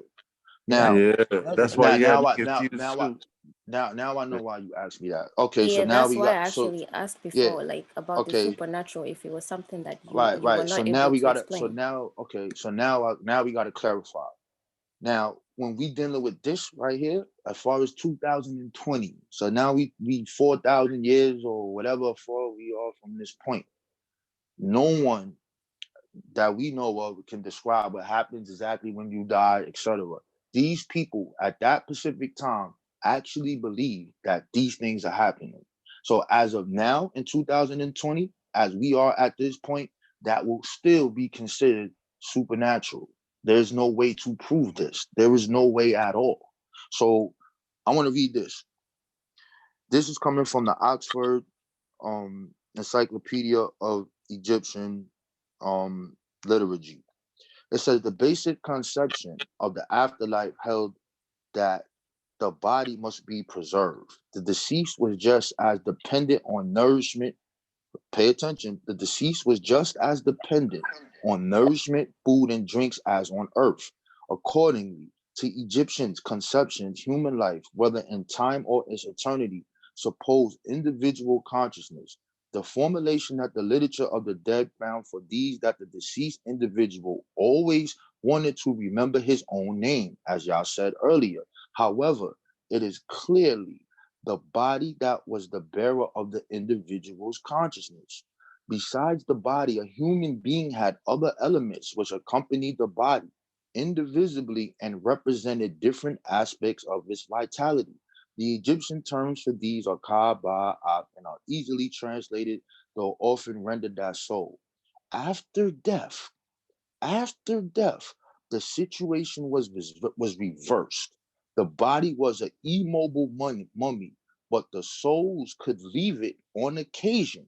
This is where we get supernatural. After death, the situation was reversed. The body was an immobile mummy, but the souls could leave it on occasion and wander around. Life in the afterworld was thus not apparently different from a person's former life on earth, except that it was conducted in a different place. Since the late Old Kingdom tomb inscriptions referred to the starry heavens as well as the beautiful west, that is the mountains on the western bank of the Nile where the sun sets as the regions of the dead. There in the place where the gods dwelt, the deceased was very near the gods and attained a state of being like theirs. A king became an actual god. Upon his death and his afterlife entirely that of the gods. Indeed, from the time of the Middle Kingdom, non-royal persons too could become divinities. of a kind in the afterlife. It was the fundamental principle that the afterlife of a king was quite different from that of ordinary mortals, because the king descended from the gods. We must therefore consider separately the ways kings and non-royal persons were thought to live after death. Now, I want to show this. Wujawu, you listening? What's the oldest book in Egypt they got now? The oldest complete book. Yeah, oldest book. What is it? Well, it depends, but people say the pyramid text. Some people say some other things. Okay, so this came out a couple of months ago. This is from, you see, Smart News. 4,000-year-old guide to the ancient Egyptian underworld may be oldest illustrated book. See this? The floor one of the coffin of Gua, a physician of the governor Jehuti Hotep. The paintings dating 1795 BC show the two ways, land and sea, that the dead could use to navigate, the afterlife, and even older, the Book of Two Ways. In ancient Egypt, death was merciful enough to end one's troubles. The afterlife was fraught with parallel to, and the dead had to contend with something of a spiritual obstacle course to reach Rosatu, the glorious realm of Osiris, the god of death. At least two paths of the Rastu existed, one by land, another by sea. Both were arduous enough to require a guidebook, the aptly named Book of Two Ways. This intricate map of the ancient Egyptian underworld may be the first illustrated book in history, and archaeologists have now unearthed a 4,000-year-old copy, possibly the oldest version ever found. The find described in an ancient paper, blah, blah, blah. The ancient Egyptians were obsessed with life in all its forms. The newly oldest copy of the Book of Two Ways, it unrests the previous record holder of the 40-year-old. I should have underlined, I just pulled it back up. I want to get to something that's in this book. Easily accessible, the entombed coffin texts were meant to situate the deceased. Listen closely. Easily accessible to the entombed such coffin texts were meant to situate the deceased in the world of the gods. You keep moving. In ancient Egypt, rebirth was linked most closely to male gods. Dead women then had to adopt the pronoun he to be more like Osiris's, so Kara, blah, blah, blah. But Ankh's Book of Two Ways still showed some hints of personalization. Anyway, the maps of this books and others were muddled with meanings, lines, and nominative figures, symbols difficult to interpret in modern times. Some researchers think that the pictures may have been drawn from images in life rather than death, evoking rituals meant to bring deceased gods or humans back from the dead. In any event, the Book of Two Ways, which I know Wujawu is familiar with, that is dealing with an actual map of what they describe as the underworld. This stuff right here, when you start talking about these things, this to me is 100% supernatural. They pattern the afterworld of things that they see here, and it happens when you die. This is what they've been doing. And my last thing, and then you can go in, and I'm gonna mute my mic for however long it may take. Where is this at? Is this one? Okay, we'll blow this up here. You know what this is, all right? Let me blow this up a little more. I'm gonna do it this way. Acting out their beliefs. So in this portrait right here, it says group of statues that represent the deceased families and the house. Workers who will prepare food for the deceased for eternity. Let me read that again. Groups of statues that represent the deceased family and the house workers who will prepare food for deceased eternity. This group also includes musicians and a set of 6 councils and slogans. So they made statues the same way as they put food, because they believed that these statues will represent taking care of the dead. This is what it says. Another means of providing food offerings, which was by covering the walls of the tomb of the coffin with images of food. Though the principle of substitution, the images were thought to be able to serve as actual food. Food could also be supplied by three-dimensional models, such as loaves of bread made of stone, to ensure that the symbols food offerings would be ever present, and fresh stone statues of men and women making food could be included in the tomb. Some of these, such as the group of the statues from the tomb of Menkaure, even include small cilios to ensure that the workers never ran out of supplies. All of this to me is supernatural. It fits the definition. These people believe that these things will happen when you die. They believe that they needed to set these things up to provide for the dead. This is dealing with the Ka. This is dealing with the Ba. They believe these things. That is supernatural. So, and that's it. I'm done with that now. All right, so I appreciate that. For the record, that was that. And I know you screenshotted everything because you the king of the snapshot. Oh no, because I was supposed to bring off here. So I just want to say this because, like I said, I'm not. I already know that I'm not going to convince you, especially in one conversation or even several, because we had a few of these conversations. This would be our third one on this subject, though. Okay, but they kind of intertwine with each other, though. That's why I say we had several conversations. But I just want to address some things that Go ahead. that you were saying, and then some things that people are saying in the chat. Oh, there's people talking in the chat? In reference to what? All right, let me mute my mic, bro. I'm not gonna interrupt. Sorry, because I don't want you to hear when I'm doing back. Okay, so yeah, let me just address some things because I don't want people to misconstrue. So what I was saying is, and this addresses what you were saying too, because the overall point that I see is that you have a concept of what is supernatural, and I was trying to tease it out of you so I can understand understand what you're saying, what you mean by what you say. And so what I get from it in gist is, although we showed the definitions, right, or you showed the definitions of supernatural, it boils down to something outside the laws of nature, as understood by scientific understanding. And so what happens is, the reason why I asked you if pathogens, would you consider pathogens as supernatural 10,000 years ago? And you say yes, because 10,000 years ago, pathogens would have been outside the understanding of scientific knowledge at that time, and therefore outside the laws of nature. Because here's the thing, we can't say, we can't use the laws of nature as a static permanency thing, because further back in time you go, the people did not know all the laws of nature so that we know now today. And so that's what physics is about. Physics, and then you got quantum physics and stuff like that.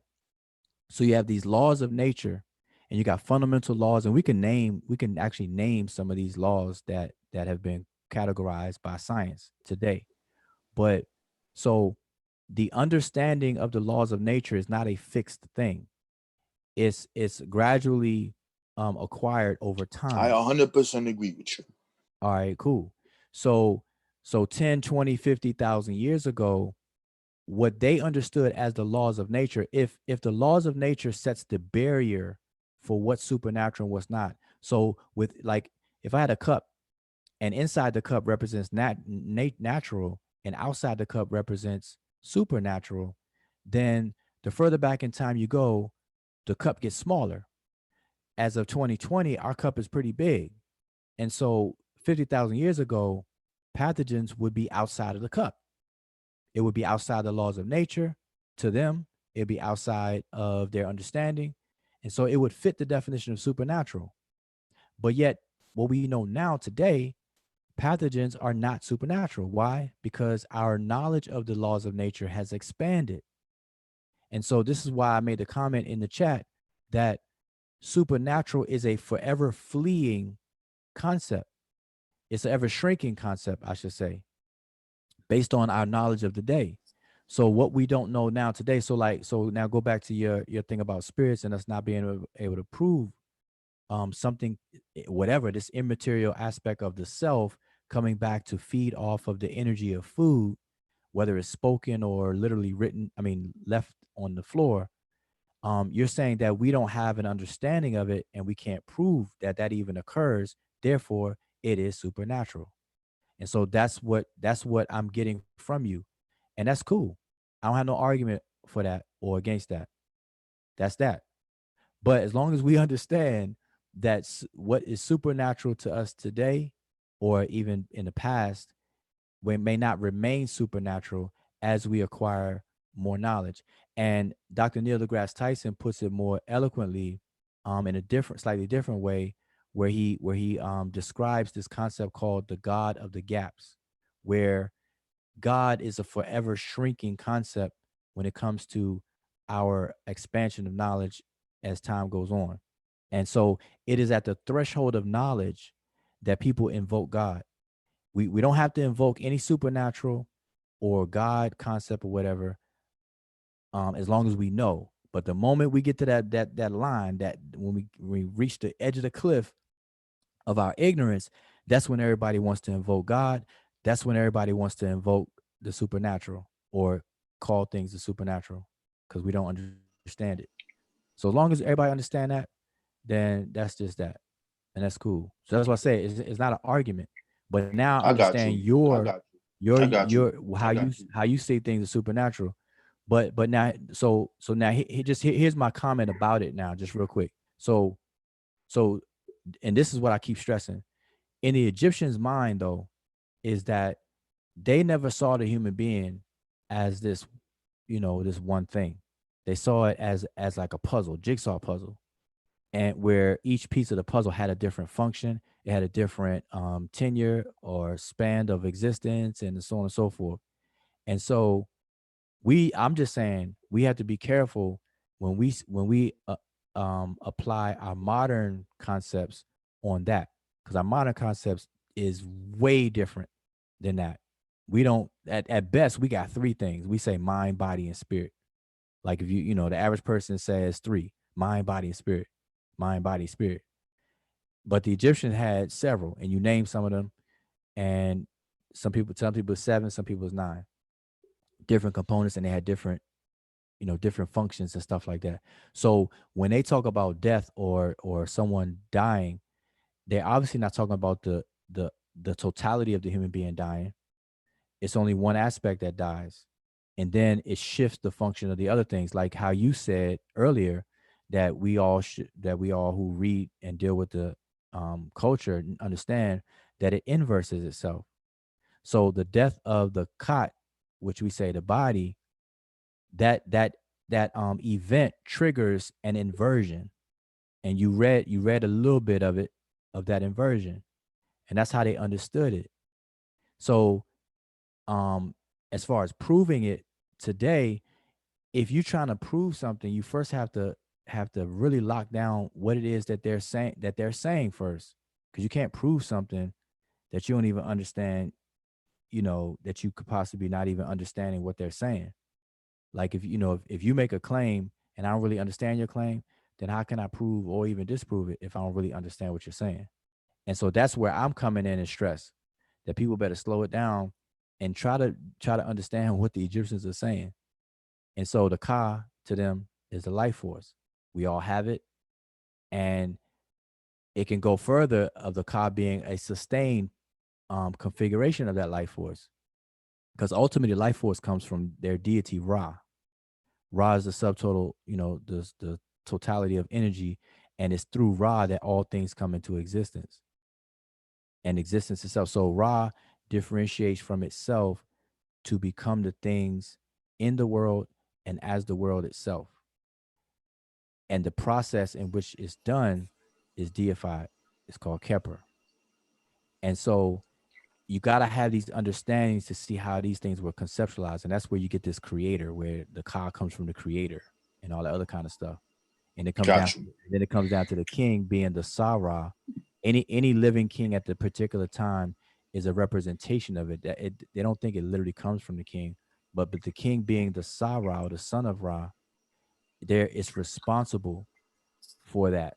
I got you. So now that we on to this point, just one more thing to add, and then I want to show you something that this is off of this topic.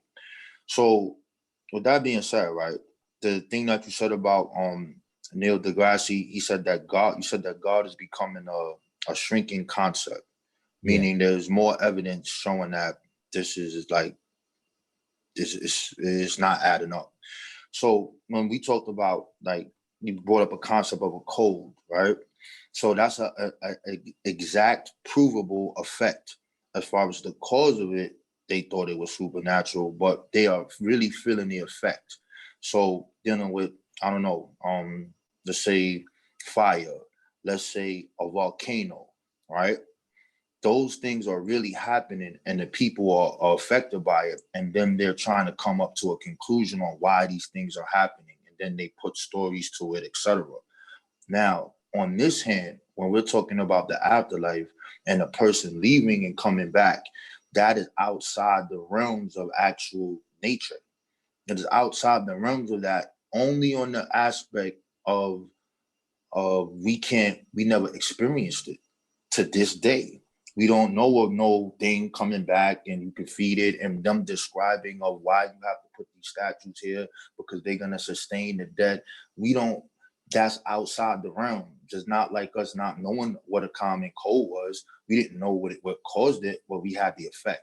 We didn't know about a volcano, so they made stories about it. We didn't know about why things are flooding. We didn't know about what causes the lightning, but those things exist in nature and we felt it and it was the effect. These Egyptians, or let's say the African people, they was trying to solve an equation. And the best thing that they could do is equate it to the things that's going on in life and say, okay, so if this is happening here, this same thing must have to happen over here. And through this concept, you have what we now talk about as supernatural. The only thing with this aspect that's different from the concepts you brought up is that we have no effects. We have no feelings of this. We don't know about as they describe the afterlife, of that being real or not. That we never felt that. So, that's my point on it. But go ahead. Okay. So to that point, then we do have effects. So I'm gonna give you an example of one. So you and I are talking right now, right? And so if we were talking face to face, I would be able to see you talk, and our body language, we'd be able to move, right? And then if I compare my experience with you, and I label you living, and then I go to a morgue and I see a deceased body, that person is not moving, so something has changed.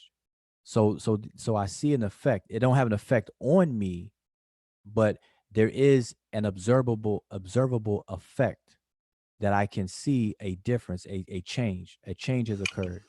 And so there's a difference between a living person and a dead person.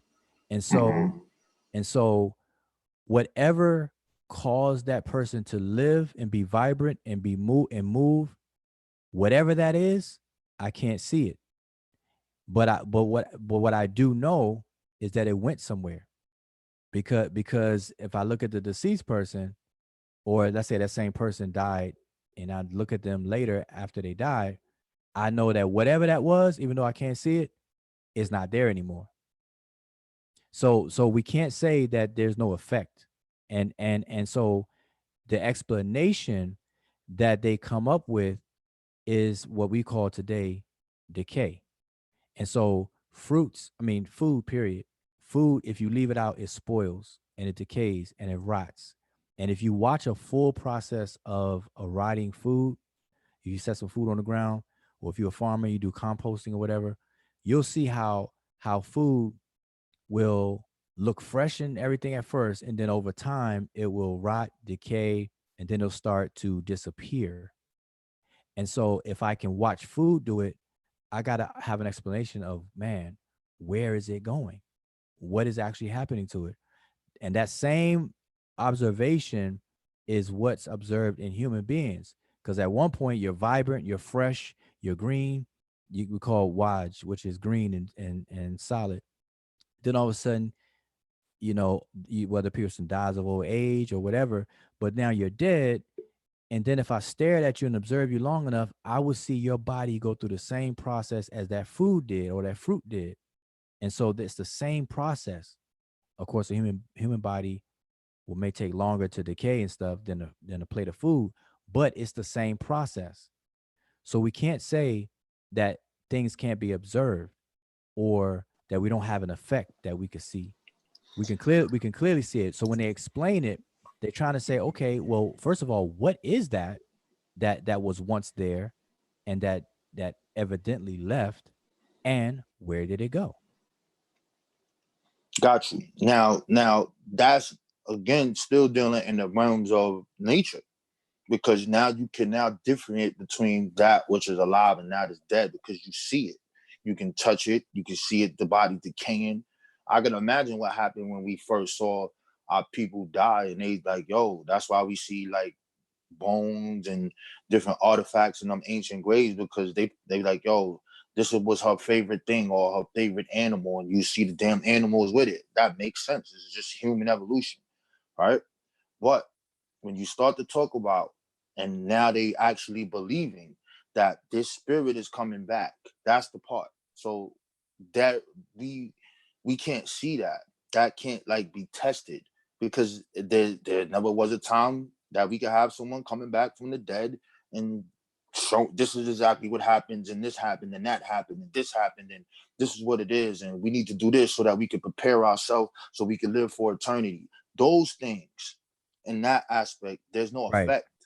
I mean, but to your point, as far as they could differentiate between what's life and death, but that's just what they thought that happened. So my thing is, now that becomes a superstition, it becomes a belief, because nobody knows, and every human on the planet has a explanation of what happens when you die.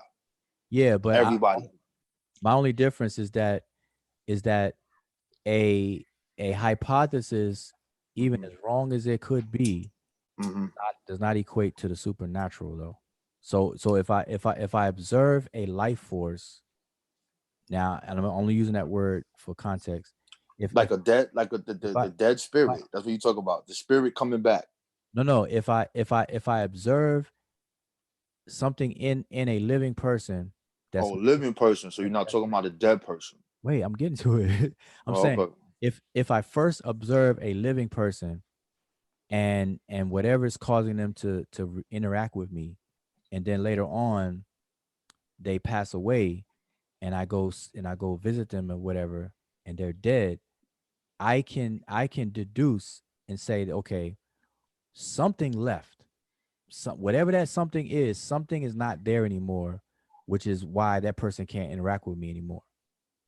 Now I can start to try my best to explain it and understand what it was and where it went and stuff like that, and I could write it down, and I could be wrong.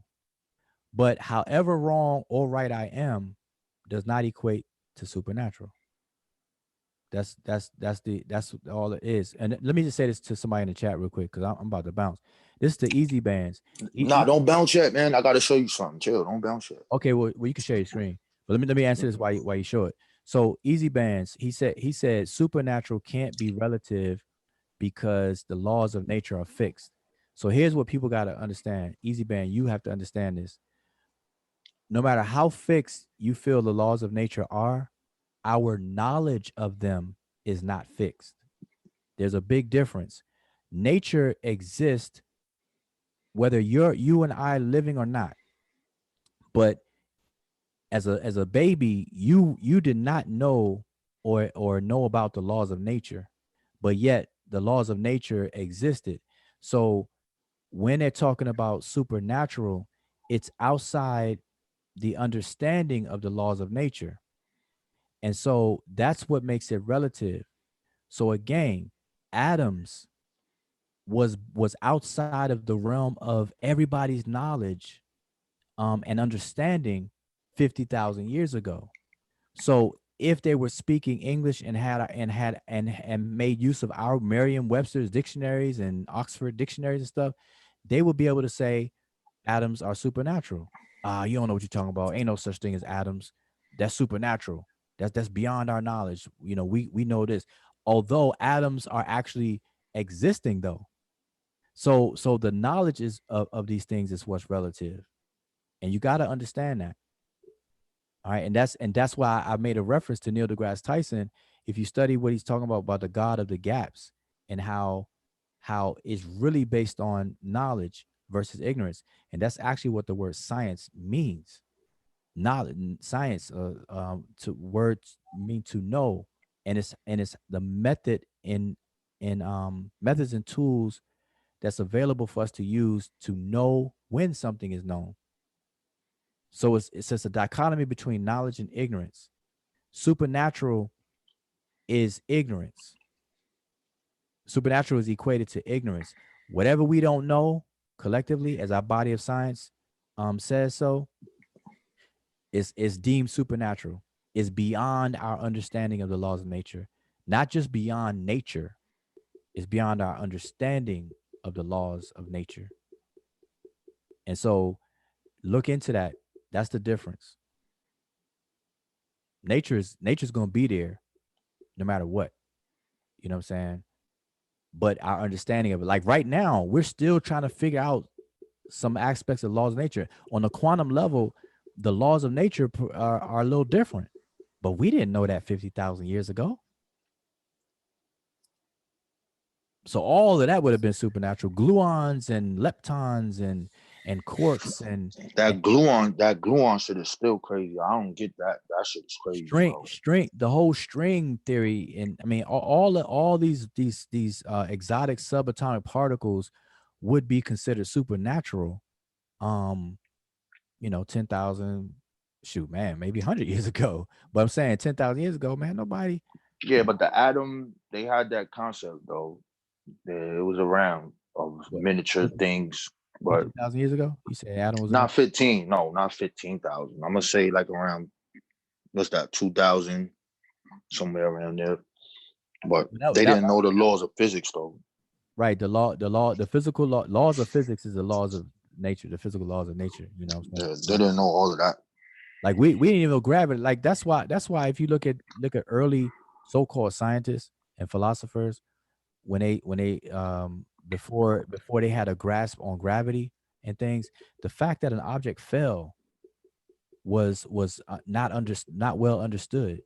Yeah, it's not understood, but they can see it. So all I want you to do, Bujawa, is as far as 2020, like my we brother. could see somebody die. Yeah, as far as 2020, my brother, them stories is supernatural until it can be proven. Do you agree? Nah, I don't think the story is supernatural. All right, I want to show you this before you go, bro. All right, okay. No, but I could see to your other point. But I'm saying the story, I don't read this. The stories is not literal. Like you say stories. If you talking about, because you didn't read a story, you read somebody trying to explain the time. Read a story real quick. You got this book, Bujawa, Genesis in Egypt? Yeah, that's You sure you got this book? Yeah, I got that book. You got the PDF of the book? I believe I have the actual book. The article. Or I can send you the PDF if you don't got it. I know you want the book. This is a good one. So I had it's written. It's James P. Allen wrote that, right? Yeah. Yeah. You can see it on the screen. That's a popular book. It says it. This book is dope. Anyway, I'm gonna change it up. So we out of here. So I wanted to build on 2 paragraphs on the creator and 2 stories, since we said there's no stories. And this is for the people too listening. No, I'll say just earlier you didn't read a story, you just read like commentary about the content. Yeah, but as you can see here, he has translations over here of Pacific Papyrus, but we're gonna get to that. Yeah. All right. It says, this is dealing with the creator. It said, Egyptian creation accounts seem to facilitate between 2 alternative views of the creator. On the one hand, there is a notion of the creator as self-developing, a pre-existing being in whom all existence was inherent and through whose all realization, all creation evolved. This is perhaps the oldest of the 2 notions and apparently prevalent in Egyptian thought. In creation accounts, it is especially appropriate to Atum, the primordial monad, but is also used of other gods such as the sun. And it tells you the text and all this other stuff. As a concept, it derives logically from the preeminent Egyptian understanding of divinity as immanent in the forces and elements of the created world. On the other hand, there is an equally persistent notion of the creator as somehow independent of his creation. This concept will underline, at least in part, the unnamed Lord of all and sole Lord who bore all. All right. So this, my favorite book. This is my favorite papyrus. So this is from the papyrus of Linden, I-350. He made this his translation. It says, the one who crafted himself, whose appearance is unknown, perfect aspect was developed into a sacred emanation, who built his processional images and created himself by himself, perfect icon whom his heart made perfect, who knit his fluid together with his body to bring about his egg in isolation, development of development, model of birth. All right. So, and then I'm gonna wrap this because I know you probably were. Okay, this is still the same papyrus, I-350. This is called pre-existing. So it says, who began development on the first occasion? Amun, who developed in the beginning, whose emanation is unknown. No god development prior to him, no other god with him to tell of his appearance, there being no mother of his for whom who his name was made, and no father of his who begot him to say, it is I, who smelted his egg by himself. Power, secret of birth, creator of his own perfection, divine God who developed by himself, and every God developed since he became his self. So when I look at this, I see one aspect where it talks about the creator just basically being of all things. And then we deal with this pre-existing notion of some unknown, whatever it is, force, being, God, creator, outside of existence. So what do you say about these things? That's not outside of existence itself. What, the pre-existing one? Right. Because when they say pre-existing, that's why you have which one? Theophilo Benga's book, African Philosophy. I'm sure you have. Yeah, I don't got the PDF though. That sucks. I could grab it if you want. Hold on. Let me go get it. Well, no, I mean we can't share it. I mean, if you don't have it PDF to share, but if you have that book in and of itself. Yeah, go ahead. Hello? Yeah, I'm here. Yeah, what you were saying?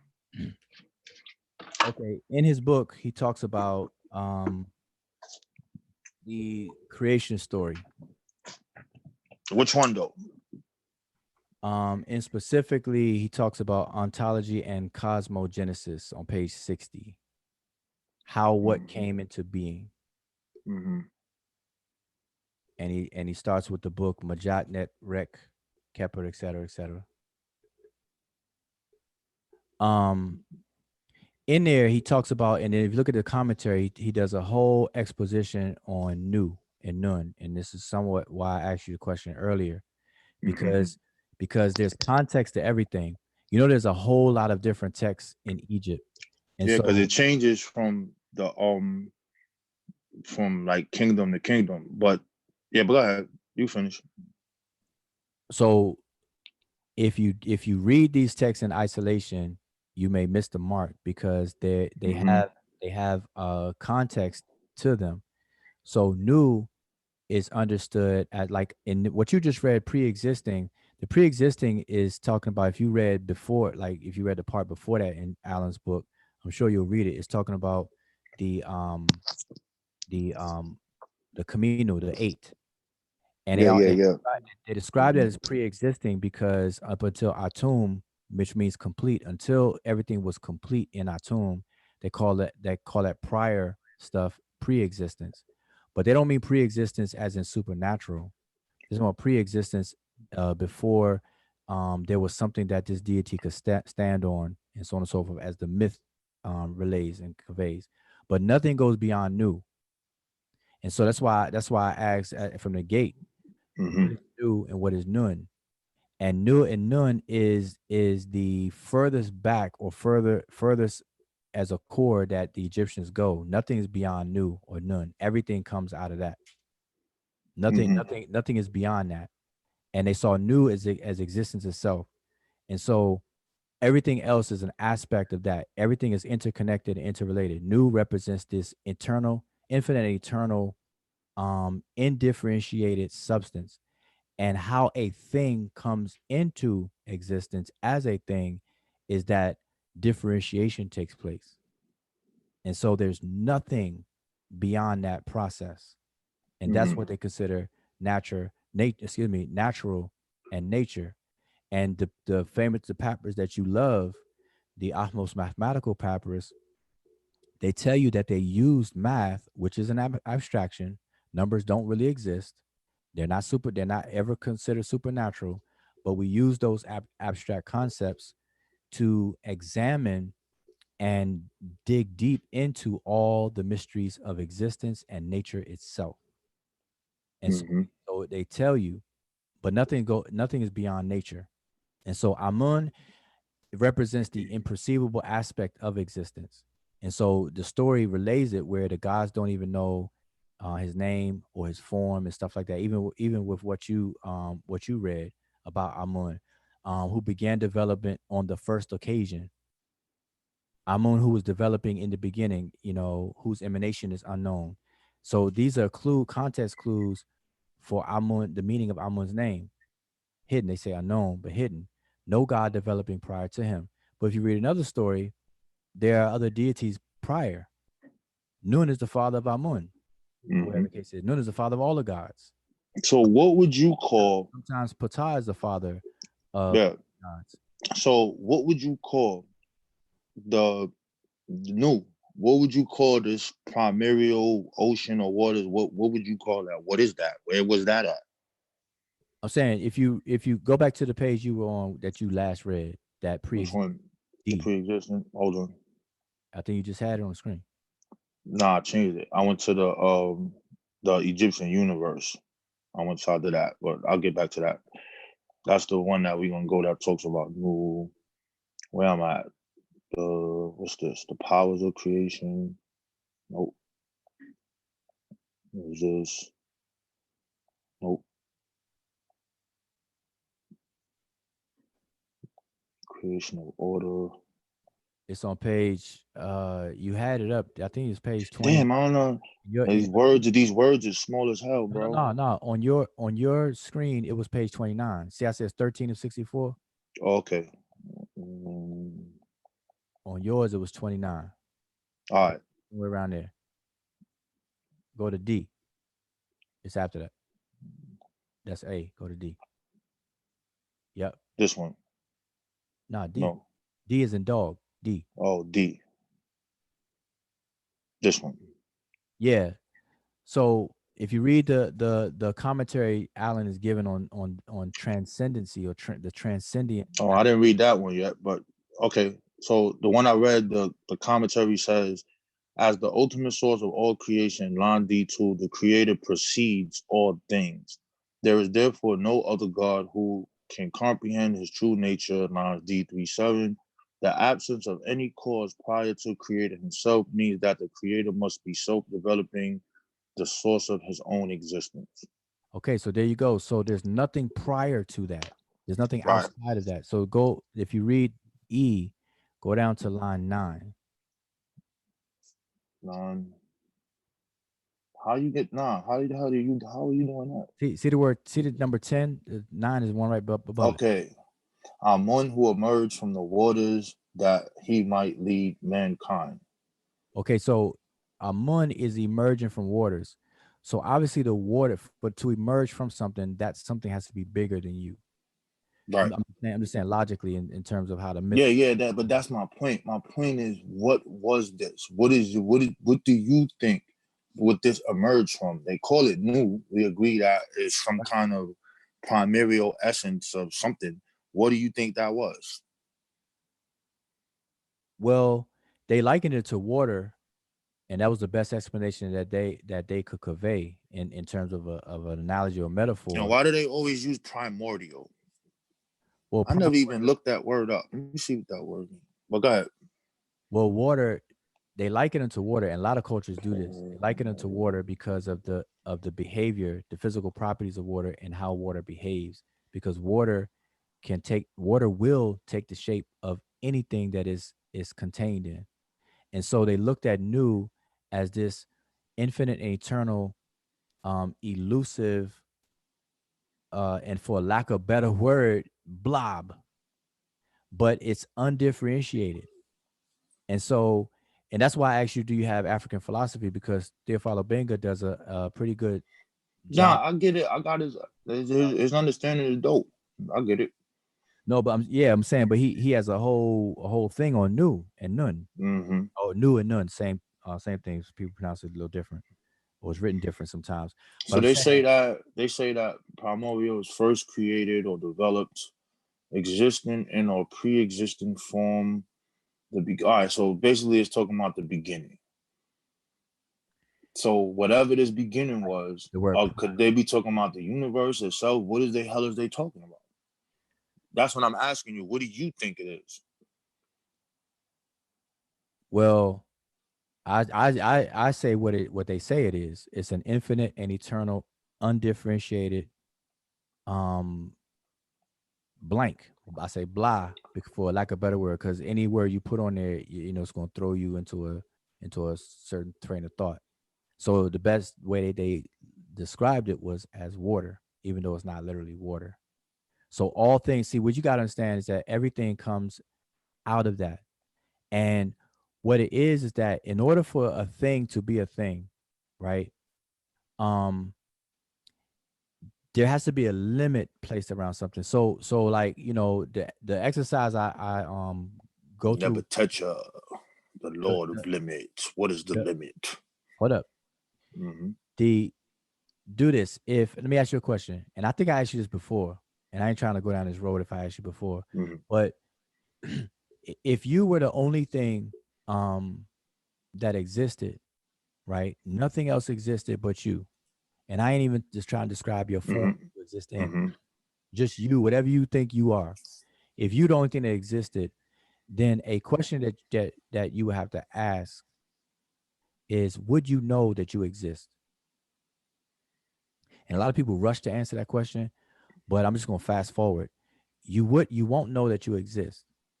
And the reason why you won't know that you exist is because existence itself needs a counterpart to separate or differentiate. So existence is about differentiation. So Nu is undifferentiated. So that's why they say pre-existing. Existence is born from existence. So you always got to start off with a dual.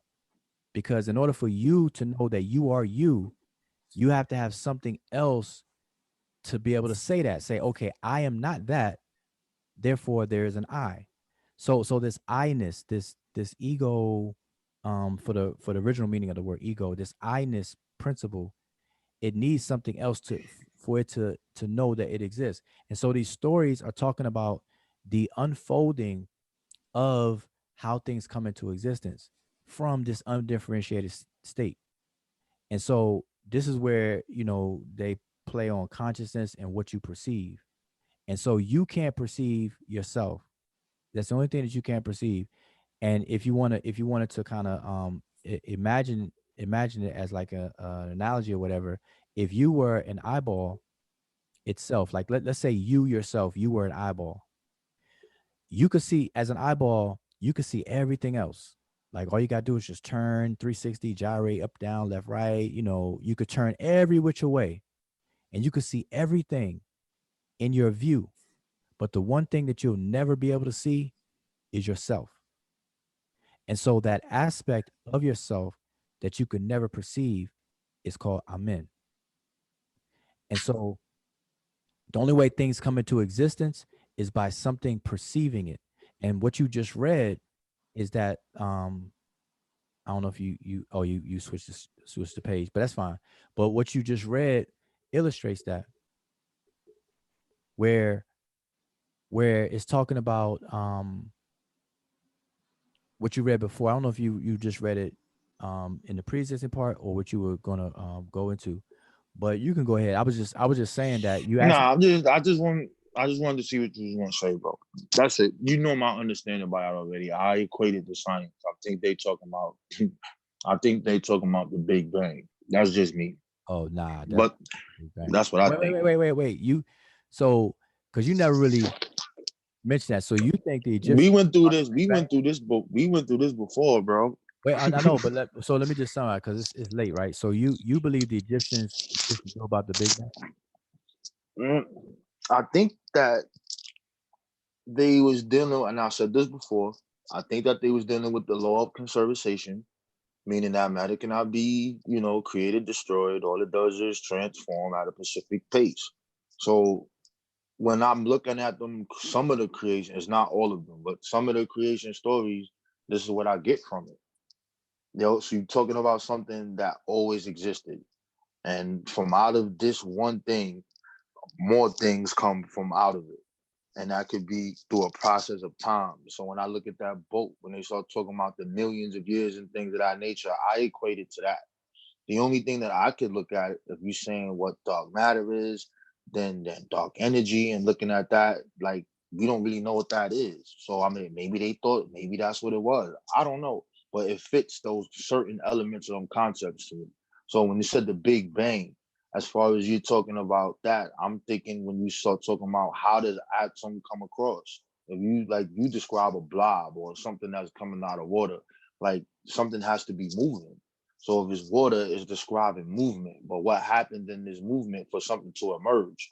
So I equate it to that. That's what I do.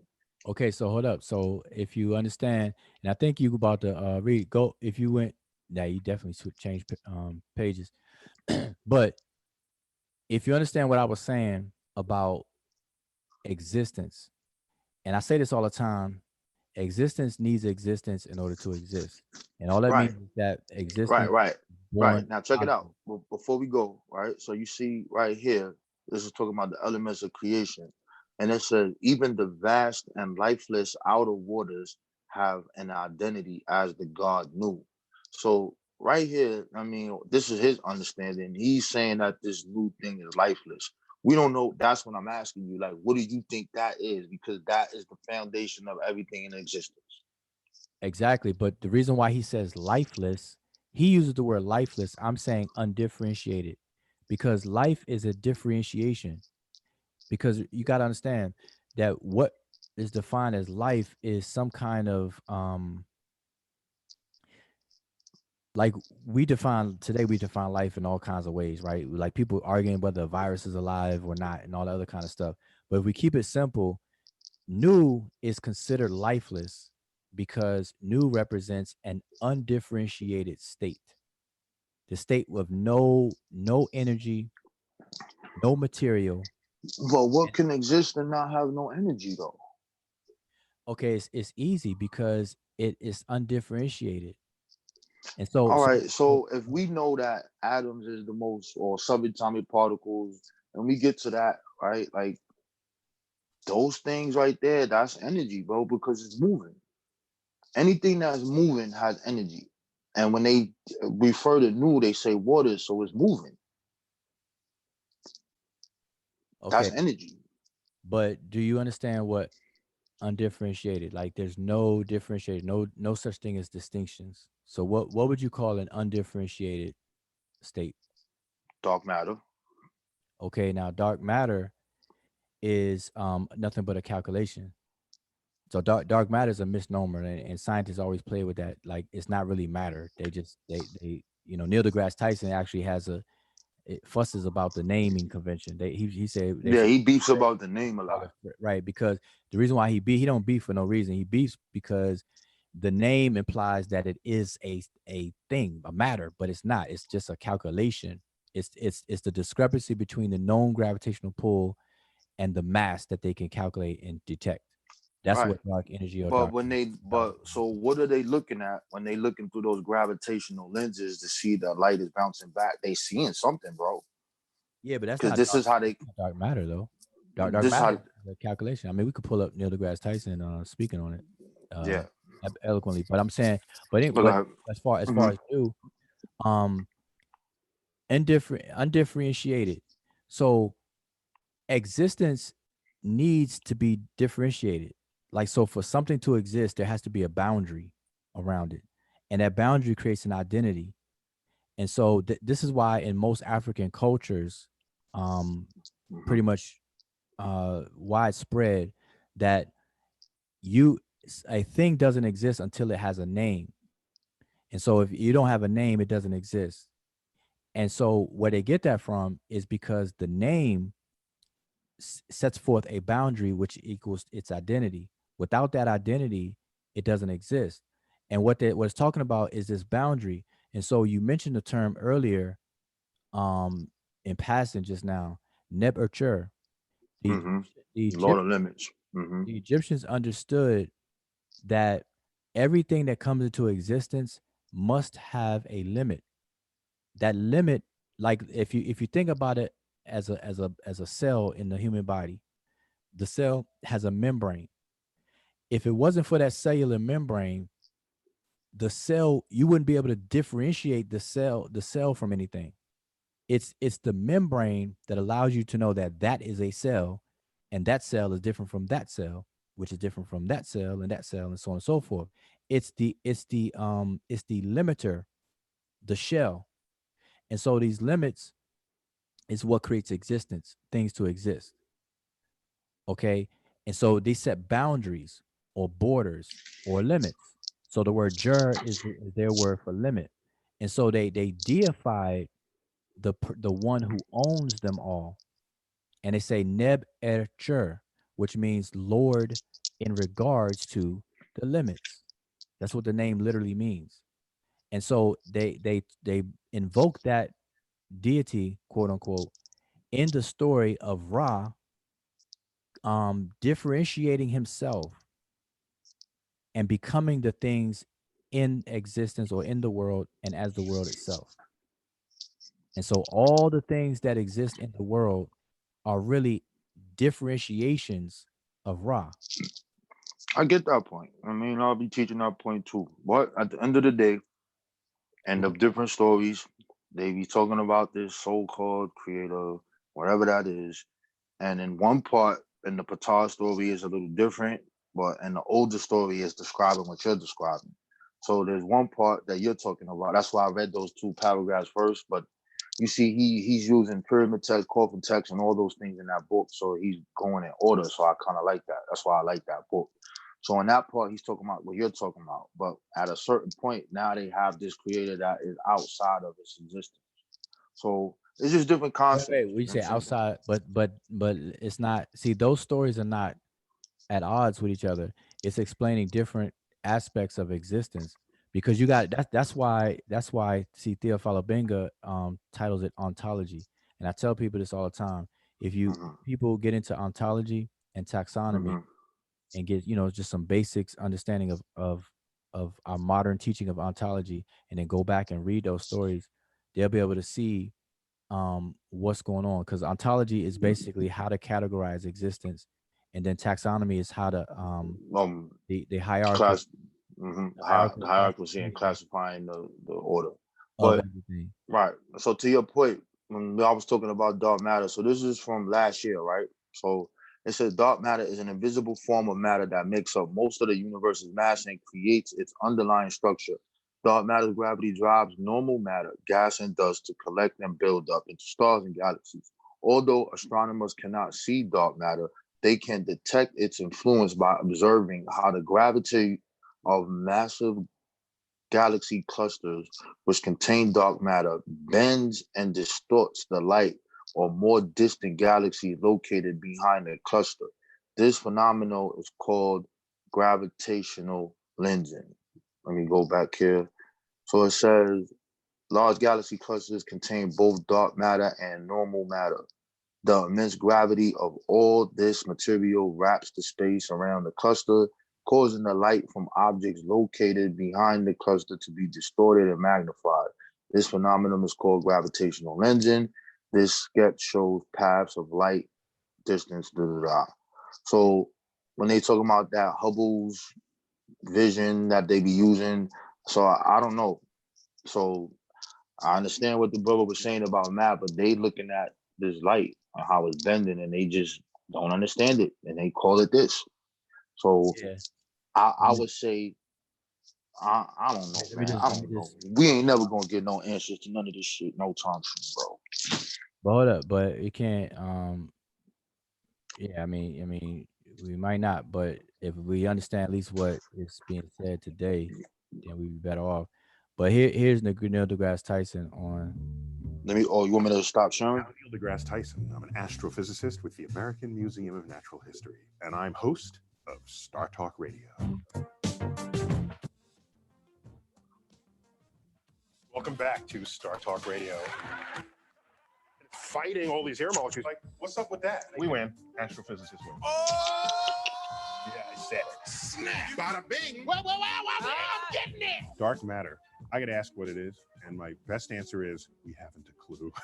We don't know what it is. We look out in the universe, and 85% of all the gravity that's out there has some mysterious unknown source. We add up all the stars, the galaxies, the planets, the comets, the black holes, the dark clouds, everything out there that we can see, touch, smell, or taste.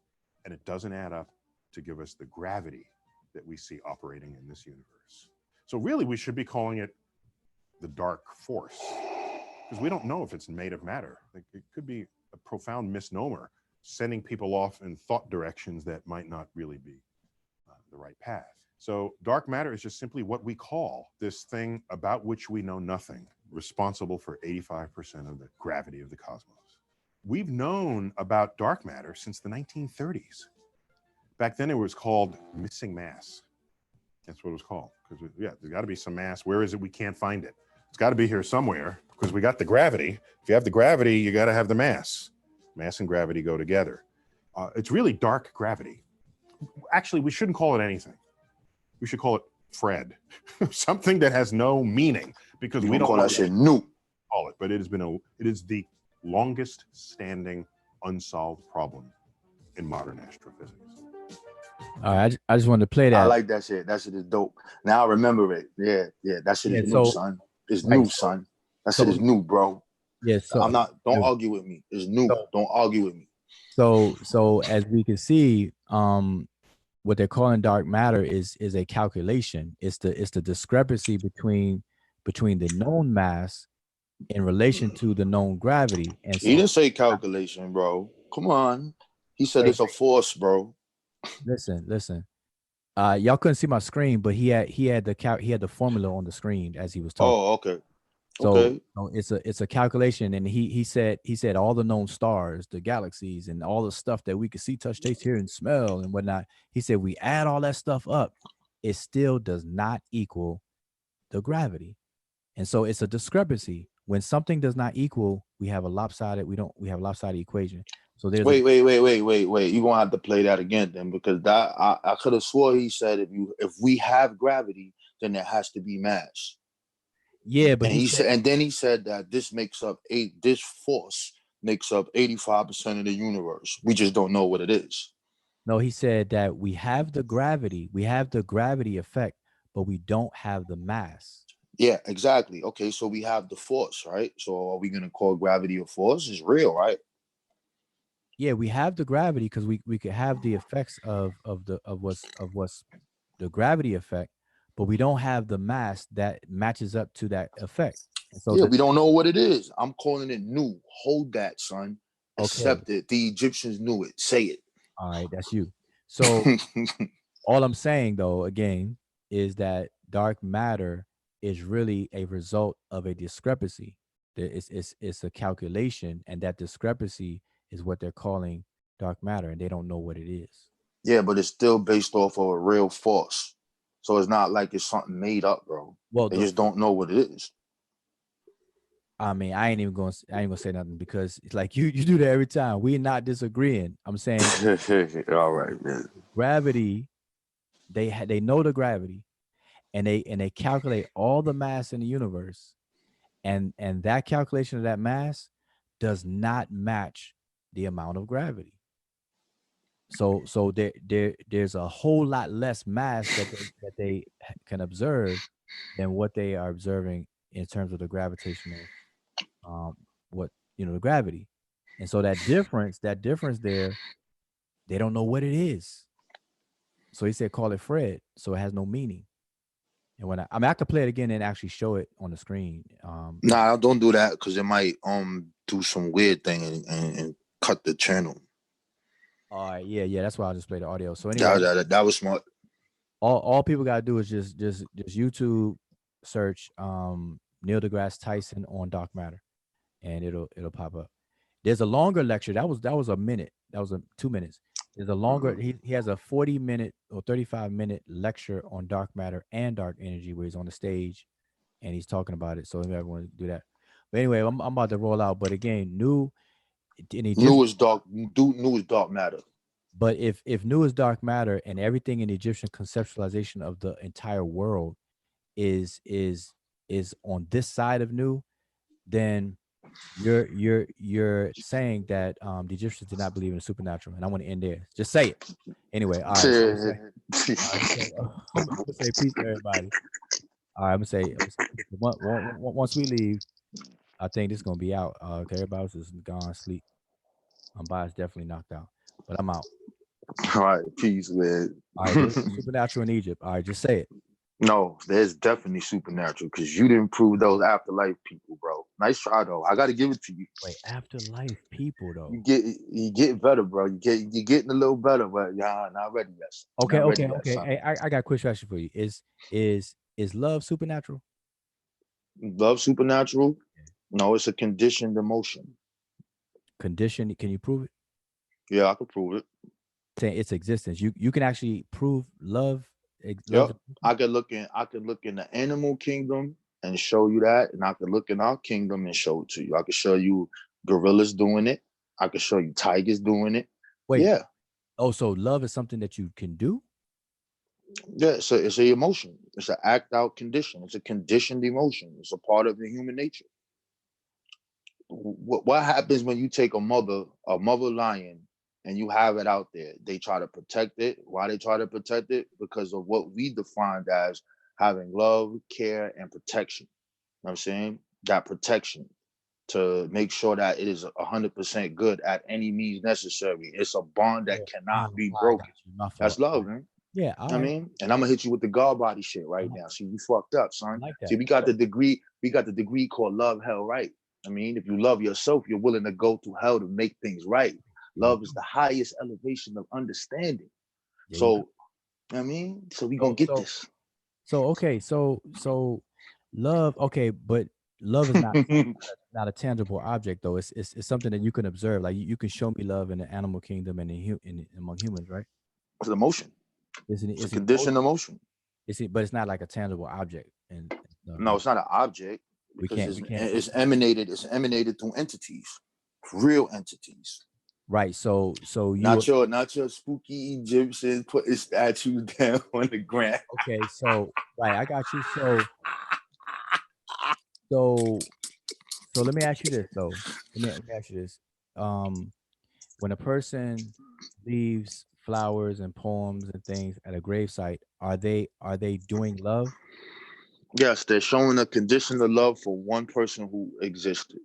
All right, got you. All right, nice. We do it all the time. The same way how you got a shrine in your house, or we all got shrines of our dead people in our house. You might even go to a grave.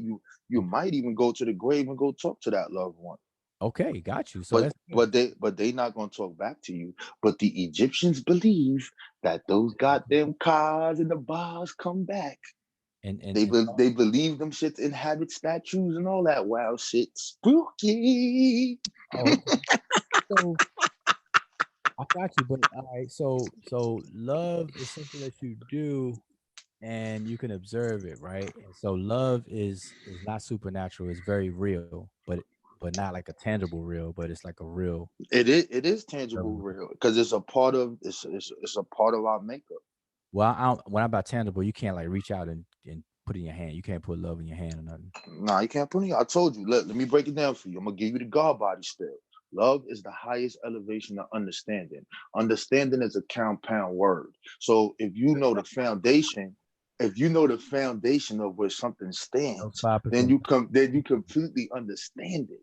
Know what I mean? So now you take the mask off. There's no more mask. Know what I mean? This is dealing with the woman-man relationship. So when you first meet a girl, what is it? You give her your best self, right? You're fronting. Both of you are fronting. You acting like everything is together. You're so nice. You're so this. And then as time envelopes, then that shit comes off. Now when that mask comes off, you see that real person and you understand what that person is standing upon. And once you know that foundation and you're able to deal with that foundation, that begins the bond. And that bond is almost unbreakable. That's love, baby. Okay, that's that God body shit. Don't let me take that God body shit, man. I'll take all your followers. I'll take your female followers. You heard? Hey, I think 5% lessons are spooky, but so where does love? So when people fall out of love, where does it go? When people fall out of love, yeah, where does it go? That bond again. That means that you didn't understand that foundation, and you ain't built that bond completely. No, I know that. I'm asking you where does it go? There were things done to break the bond, because that means you didn't hold that bond. You broke the bond. You cheated on the person. You beat the person. You mistreated the person. They gonna run away with you. Hey, look, check it out, right? Where does it go? I'm asking. No, I'm gonna show you where it go right now. Let's say you have a dog, right? And you have a dog. You feed the dog. You take the dog out, right? Then all of a sudden you stop feeding the dog. You start slapping the dog. When you see the dog, what does it do to you now? It's scared. It starts shaking. It starts moving. It doesn't want to be around you. So where did the love go? Where did it go? Yeah. You broke that bond. You were the foundation of it. You broke that bond that you had with that dog, showing the compassion, loving it, petting it, playing with it, doing the things that you're supposed to do with it.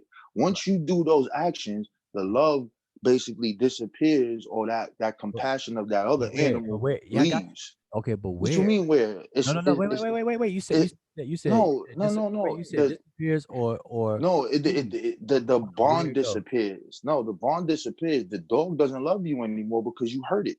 But where does the love go?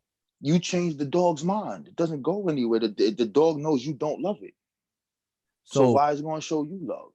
Wait, so love doesn't go anywhere?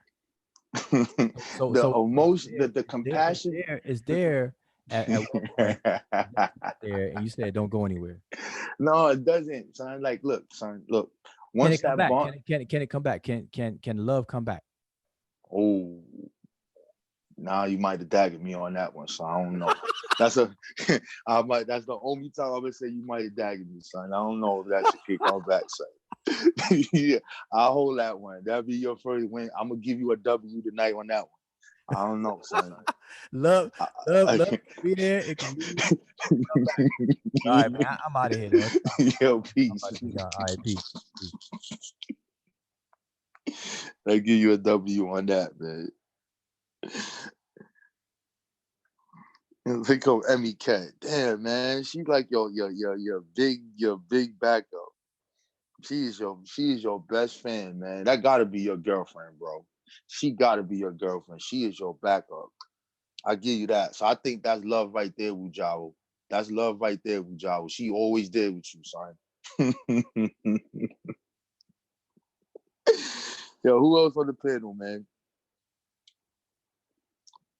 I wish I could get y'all up on here, man. You know my boy's over here sleeping, so you see how I put Wujawa through the ringer. You know what I'm saying? Had to put him through the ringer. So I'm playing his linguistic gymnastics, but it failed.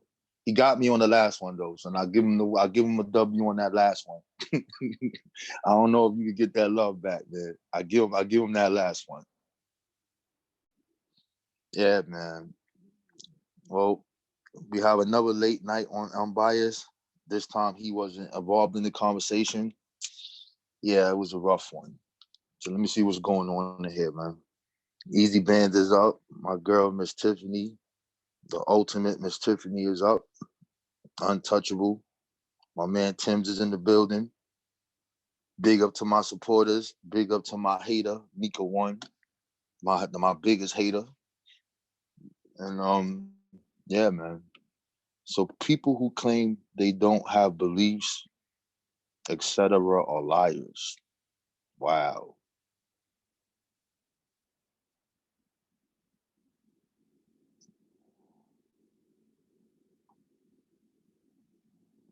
Oh, wow.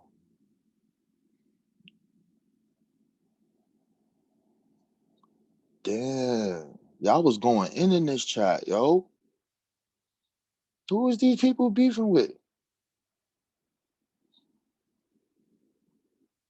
In 2,000 years, people will have a better understanding of love, I guess. Hell no. I don't know. All I know is that you love Wujabu. You stay with that dude, man. So now I'm calling y'all love. So when I catch them, that's what it's going to be. So people who claim they don't have beliefs are liars. 2,000 years. Another example is faith. People that claim they don't practice faith. Going in. Yeah, man. Any questions? Because I'm about to lay it down.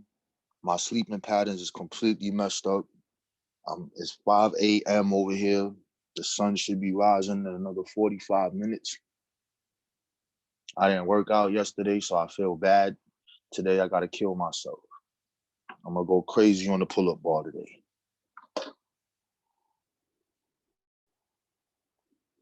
So any other questions in the chat? Anybody got anything they want to talk about? If you have a wife or a husband, significant other, you practice faith. Oh, yeah, that's facts. That is a fact. Easy bears be going in.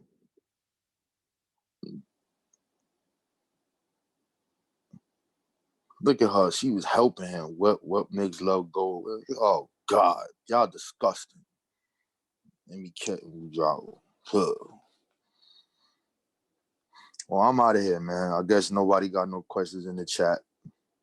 No questions. Appreciated your participation. I would love to read something you write, Rob on.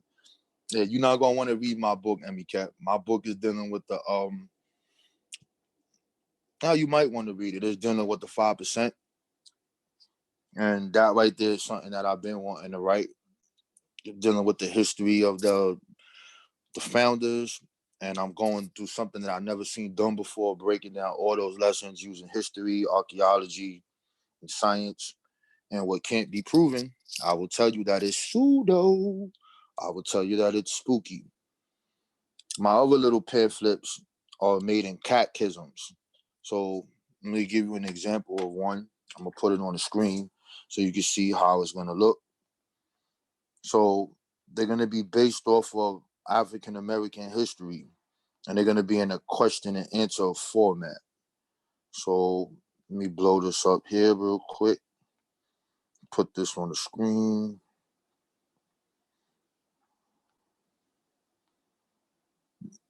So this is going to be the first pamphlet. It's a question and answer. It's dealing with Juan Rodriguez. So, man, these questions is little here, so I got to blow it up. So see how this is written? Who was Juan Rodriguez? And I'll tell you the answer. He was the first non-native resident of New York City of African descent. Question 2, in what year did he come here? He came in the year 1613. What kind, blah, blah. So there's going to be a whole series that's like that. And it's easy for people. I'm making it like degrees to make it fun. And they're going to be little pamphlets on the Americas. So that's easy to write. But my other thing, I don't know. I'm not writing on no Kamisha, so you can forget about that. You're going to have to stick with Bujabu for that one.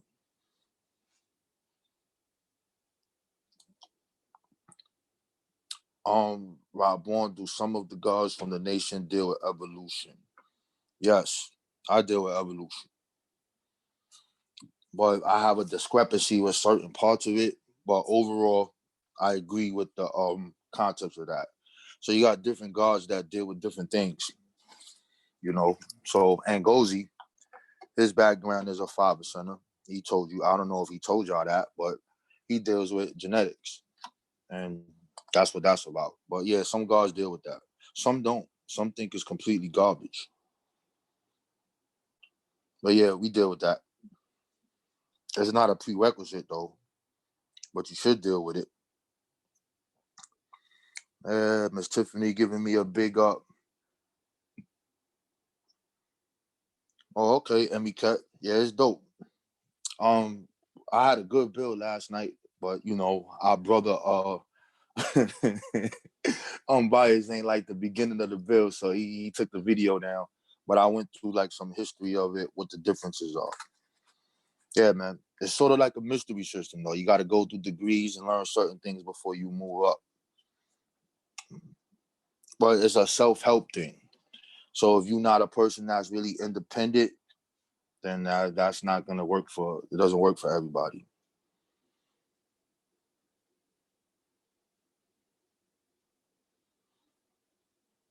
Yeah, I know. Y'all been trying. I tried to study it. I claimed that I was going to memorize all of the sign list, the bilaterals, and the trilaterals, and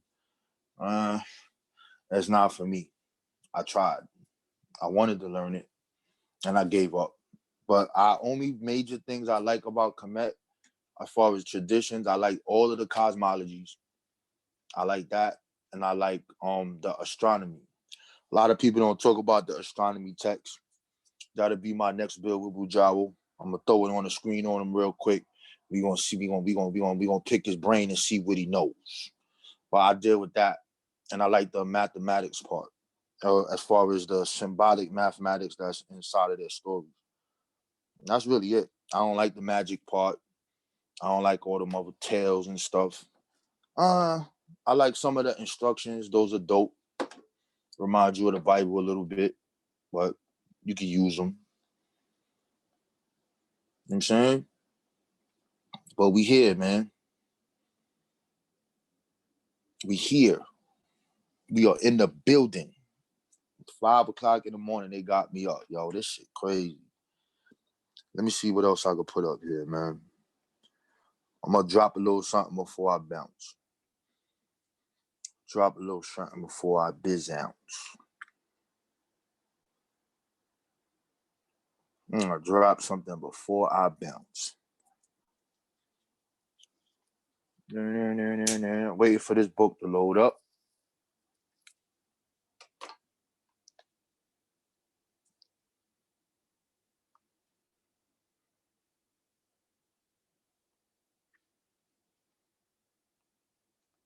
Give me 1 second here.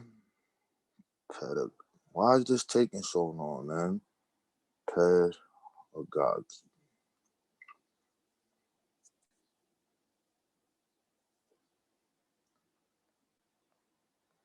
Why is this taking so long? Hurry up.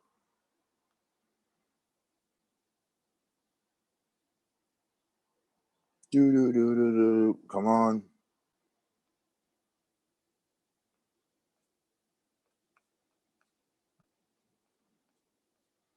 Come on, give it to me.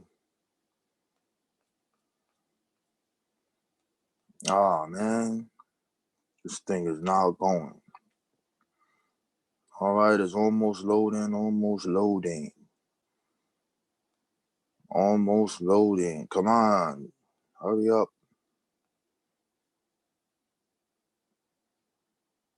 Almost loading, almost loading. Hurry up.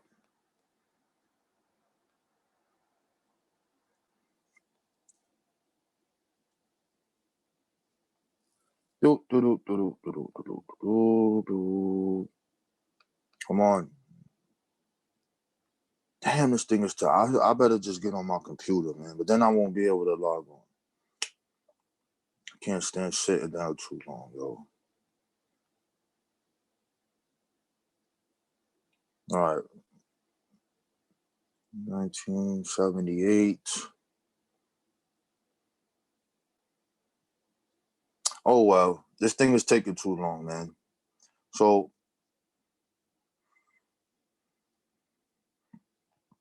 what I want to just show people, this thing is taking too long. It finally loaded up. I'm not going through this though today, but I just want to show something real quick. So a lot of people ask me about books. So my screen is showing. So there's some books you guys want to agree with, something, but for Elijah Muhammad, this book deals with things that nobody talks about. The educational philosophy of Elijah Muhammad. This talks about how he changed the entire school system, dealing with his form of pedagogy and his critical assessment of the African American school system. And they actually utilize his methods today in the schools of America. So that's something nobody talks about. This book right here, Fighting the Slave Trade, very good book. It talks about all of the things that we did in West Africa and how we fought the slave trade. That is very excellent. This book here, Black Gotham, you should get that. I mean, because that deals with the history of Manhattan. They called it Black Gotham, and that is dealing with our secret societies and the Americas, dealing with our religion, rights, and how we built our own communities. Same as with In the Company of Black Men. This book right here, I rented this book. This one is called Pre-Colonial State in West Africa. If you want to know about Dahomey, and this is going to really go into the slave trade, it's going to rock your head. This book right here is written about a Black woman, about Nzinga. It tells a different story of Nzinga and one of the most controversial aspects of her life, whereas she was actually a slave trader first before she flipped on her masters. You guys saw my bill with Ujawo the other day on Dagger Squad. This book, The Power of Ritual and Prehistory, this is dealing with the origin of secret societies. For all my people who want to beat up the Hebrews, for all my peoples who want to beat up the Hebrews, this is a book that you must have. This is called The Soul of Judaism. Wait a minute. Let me load that one up because there's something in there you guys need to see. It's very interesting. This book is very interesting. So you hear the Hebrews like Zion Lex and all these people, they try to talk to you about the Jews when they came to the Americas and that, yeah, they were Black, etc. You lied, buddies. So if you read this right here, right, it says the first modern day Black African or Negro to undergo a formal conversion to Judaism was discovered in the record of the Inquisition of 1474. According to the record, I don't know how to pronounce that name in Spanish, from the house of Exulia, underwent a circumcision at the hands of some Jews from the city of Marasa. So 1474 is when we have actually a document of the first Jew, right? Then it says Jews during the 16th century, a rather large contingency of African descent Jews, both converted Africans and Euro-Africans, was incorporated into the Jewish community of Amsterdam. While there is no basis on which to calculate the exact percentage of African slaves who formerly converted to Judaism in Europe or the Americas, the practice clearly worried authorities. Pope Gregory complained about it, and Christian legislation in the 14th century routinely made reference to banning the circumcision of non-Christians. So here it says Judaism and later to the Dutch and the British controlled areas in the New World, such as Curaçao, Suriname, Guinea, Jamaica, and Barbados, which offered the people varying degrees of religious and national freedom. The responses revealed that many Jews fleeing the Inquisition took their maid servants and slaves with them. Curaçao and Suriname became two of the largest Jewish communities in the New World. So by they get to the New World, especially in Suriname, you will actually find out that these people were actually Black, but they were slaves of the Jews. And I'm gonna get to this over so I could end this. Renowned historian and slavery expert Hugh Thomas reported that the Spanish merchants of the early 1600s often accused Portuguese conversos of continuing to practice Judaism in secret and filling the Amsterdams with Africans who held heretical Jewish beliefs. So if we continue reading about these people in Suriname, you'll find out that these people were actual Africans and that they were converted Jews and that they mixed, like Miami, you'll see graves with the Star of David, and then you will actually see them revolting against the white Jews, and They actually call the Maroons, they call the original Jews the white man. Very interesting book. But anyway, I'll get out of that book. But y'all need that book. This book is dope. But how do I get out of here? It doesn't let me leave. All right, so let me see. So I'll give y'all some more books. This book here, The Flash of Spirit, this deals with every African American state almost, and it shows all of our culture. This book right here, American Negro Slavery, you need to get that. This book here is dealing with Miami. This book is very interesting. The Rights of August 1st talks about the festivals that we did. This book is pseudo. You don't want this book. It's called Eden and Suma of the Niger. This book, How Movement Dies, that's Social Movement Dies, is dealing with the Republic of New Africa. Very interesting. This book, The Life and the Adventures of this brother here, is dealing with the first document of a novel of a prisoner in the 1800s. Very interesting. This book should be a book that every single person has that is watching. If you are still watching, you need to purchase this book right here. Organizing Black America, an Encyclopedia of African American Associations. So this is written by this Black woman. When you read this book will show you the people who are still organizing, from Black doctors to Black psychologists, all the way into the 1600s. And it's showing how we organize, and the blueprint for our future lies in this book right here. This book is excellent. It's dope. So let's keep moving. So y'all keep asking me for a book list. You want to look at some books here. This book, The History of the Negro Church, this is dealing with the history of all of the Black churches in America and how it was the foundation of our liberation here in America. The Unforgivable City by John Lindsay. This deals with the city of Detroit as well as Manhattan and New York City, and talks about all of the riots and all of the underground organizations like the Mau Mau, the 5 Percenters is in this book, the Nation of Islam, and it talks about all of the riots that happened in 1968. This is a Bible book. You don't need that. Southside Girls, this deals with Chicago. A lot of this has the history of, let me blow that up. That has the history of Noble Drew Ali and some of the organizations that he founded. And let me just pull it up because we don't hear about these Black women. So let's see who they are. So I'm just giving y'all a little book review right here so y'all can look up some stuff. Let me see.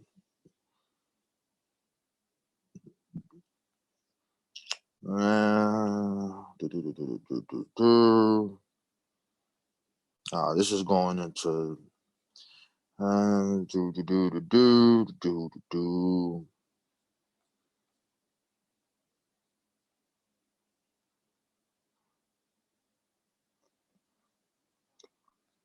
Oh man, I didn't underline this stuff in this book. That sucks. But anyway, it talks about the Muslim auxiliary of the Noble Drew Ali, which is the females, and they helped build an institution that was dealing with orphans. And it also talks about how they are the people who was writing the newspapers and how they was dealing with the health of the people in Chicago, something that you don't hear about when you're dealing with Mr. Noble Drew Ali. This deals with the ancient Canaanites, more ancient Canaanites, Yoruba theology. This is an excellent book. Introduction to African Religion is the source that I pulled out on my man Wujabu, talking about spirits. He ain't like that. You know, Master Farad. This book is very interesting. Peoples of the History of Florida. Blow that one up too. This one is dope. So when you're dealing with this book, this will go, let me just pop 1526 in. So most of the time you hear people talk about we first came to the Americas in the 1600s, and that is not true. So let's see here. So here you will see on December 11, 1526, Charles granted Navios a charter to conquer all of the territory extending from Rio de las in Florida. It says the precedent for the Navarrese acquisition was the voyage and colonization efforts of Lucas Vasquez de Ayllon. a wealthy Spanish noble from Toledo who attempted to establish a settlement in the Gully Providence in Florida in 1526.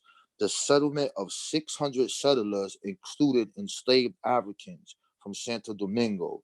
In the fall of 1526, Allen had died from disease, and the settlement was quickly broken up by a unified insurrection of imported Africans, slave, and recently captured Native Americans. There began a legacy of Florida Native and African alliance and a corporation that lasted for several hundred years. So when they talk about this 1613, that the Jamestown, that is garbage, get that out your brain. You now have the date of 1526 and one of the first revolutions that happened here in what became the United States. So this is a very good book. You should get that. So let's keep moving. So y'all, hope y'all getting these books, man. I'm not looking in the chat. So this book, This Far by Faith, this book deals with a Black woman that comes from Ghana. So most of the time you hear about nobody came to the Americas from Africa to save the Black man. No one came. No one said anything. Blase, blase, blah. So her name, let's see if I can find her. I'm just going to put mother. Hopefully I have it underlined. Her name, oh shit, the Most High is working on me. They don't want me to show the book. Ah, man. Okay, here it is. This woman right here, she's from Ghana. Her name was Warrior Mother of Africa's Warriors of the Most High God. Her name is Laura Adcourt Kofi and the African Universal Church. So this lady joined the Marcus Garvey movement. She became one of the most prominent figures there, but you never really hear about her. And this woman actually was a person who came directly from Ghana and said that she got a vision from God and that she was supposed to come here and save her people. So it says she also had problems with Marcus Garvey because when he went to jail, she went to go see him. And then there were people that were hating. So we're going to read some of this. It says, according to her critics, she was merely a fraud. An American Negro named Laura Champion from Apney, Georgia, who betrayed the Black community either by luring people from the established churches or by subverting the nationalist goals of Marcus Garvey with the Improvement Association, with the device nature of her leadership, her unauthorized collection of funds, and the religious character of her message. In the United States from Canada and became active in Detroit, but that's a lie. So anyway, here you see it says she later announced that she had been sent to the United States by her father, King Kingsley of the Gold Coast, to organize Negroes and take them back to Africa. Says that she was an elegant orator whose appeals to racial pride, the African heritage, and community self-reliance both reflected and spoke to the Black nationalism of the period. Laura Kofi soon gathered dedicated disciples. Her mission, however, began to cause serious divisions within the Black community.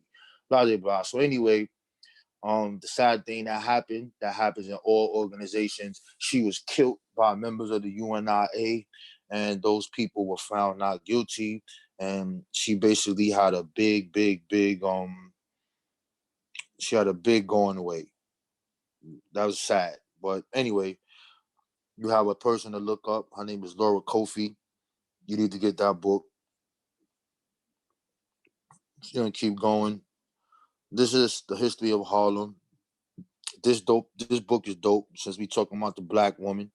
So this book is called Set the World on Fire. This is hot. So what you see right here, you see the auxiliary of Marcus Garvey, right? But I'm gonna go to a specific chapter here. Let me see. Who do I want? Who do I remember in this book here? So this is dealing with the women in the Garvey movement, but nah, I don't want him. I know exactly who I want. Noble Drew Lee, I want him. Okay. Islamic teachings, Sunni Presbyterian. Where is it? Based on the teachings of Islam, followers,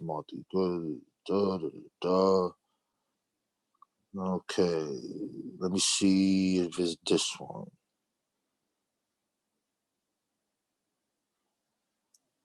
Intellectual man period. Gordon formulated her own religious and political philosophy. Nope, not that one. Give me 1 second. I don't know why this stuff is not underlined. Mission movement, identity, limited financial resources, Gordon. Man. I think something happened with this book because I have all my little notes underlined. Let me see what happened if I put auxiliary in here.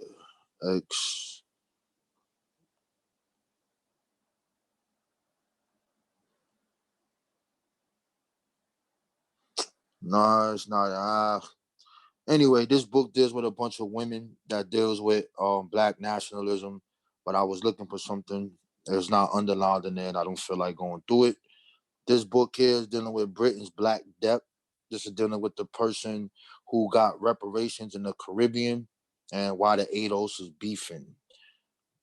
This book is dealing with the Underground Railroad in New York. Excellent. This book here is the Exodus. So this is a movement that happened from Kansas and dealt with Reconstruction by, what is his name? Sam and Pap Williams. They basically went to Oklahoma and they went to a town that has a lot of Freemasons and stuff in there, and they basically built a whole lot. Through this movement, the Exodus is why we know about the Black Hebrew Israelites, which deals with William Soundies Crowley. This book everybody should get. This is another blueprint for the Black man and woman if they want to succeed in America. This is why we teach about this history on NBK. This is called the Early Negro Convention Movement, the American Negro Academy, Papers 9. So this entire movement is the only movement that ever existed in North America that united all free Blacks from every single state to actually fight for our freedom, our liberty, and basically justice. So if you see here, in the first meeting, you'll see Pennsylvania. You heard us talk about Richard Allen, Belfort, Burton, Cyrus, Buss.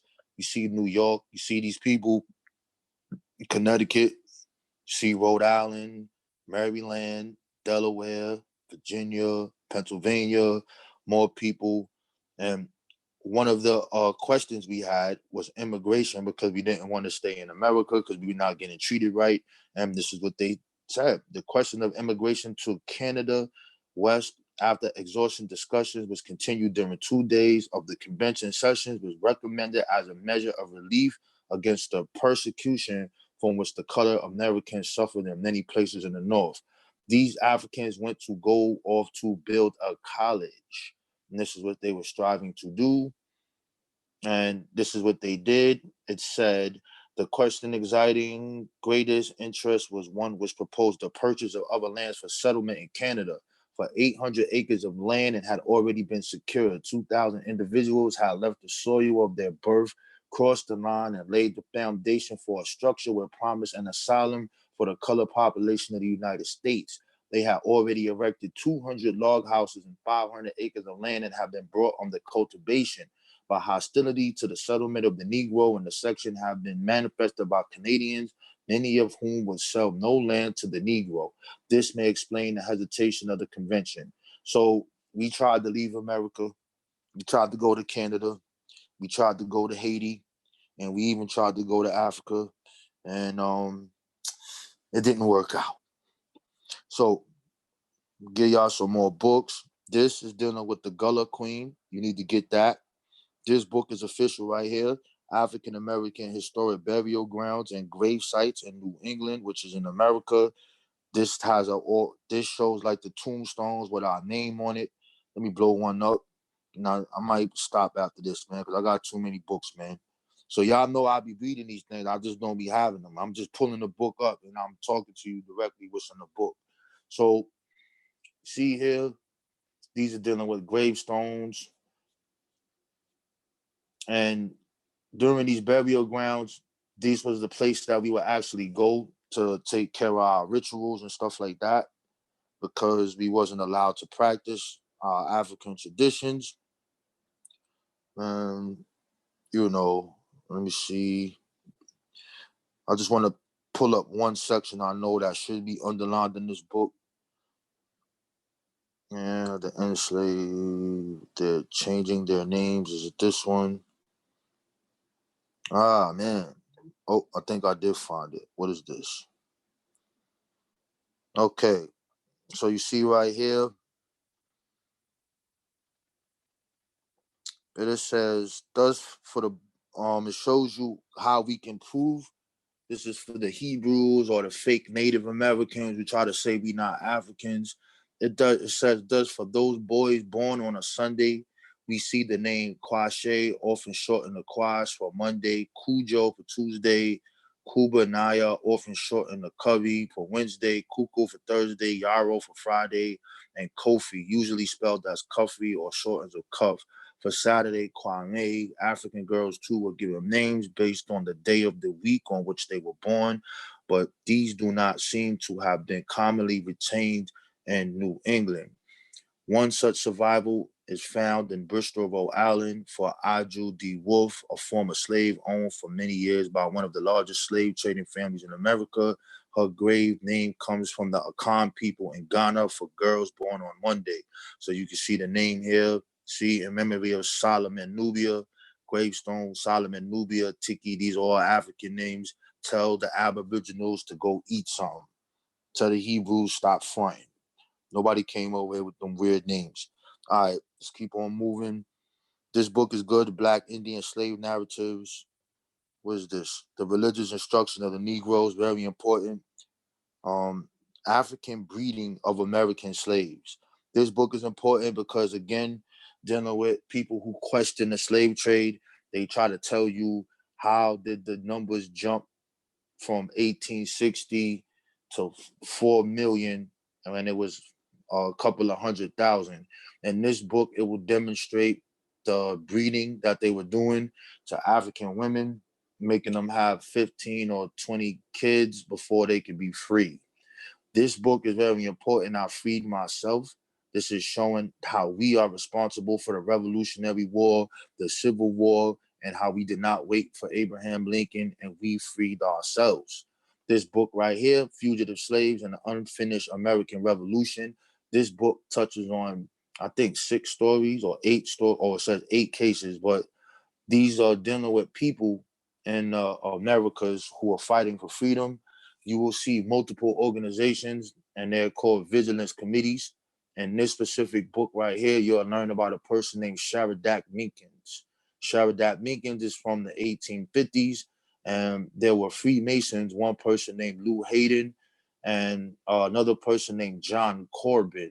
And he founded something called the Maasai Guards. The Maasai Guards was a unit that was striving to be recognized as a military for Black people on their own, but they were refused. There are many guard movements. You'll have the Addicts Guards and all different kind of guards named after our African ancestors in the Americas. Sharadak Minkins is a special story because the Black people in the community showed the unity that is unprecedented today.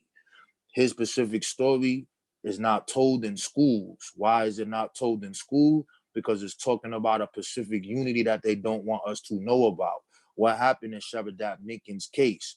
In 1850, they made the fugitive slave law. The slave law was designed for the Europeans to come to the North and capture people and put them back into slavery in the South. The Black people formed vigilance committees, which was your first Black Panthers. They kidnapped this person. They brought him to court. They had Black lawyers. One name, I believe, was Robert Brown. I don't want to misquote his last name. I probably got it wrong. They tried the legislative body. It didn't work. So what did the Black man do? The Black man ran inside the courtroom and got it popping.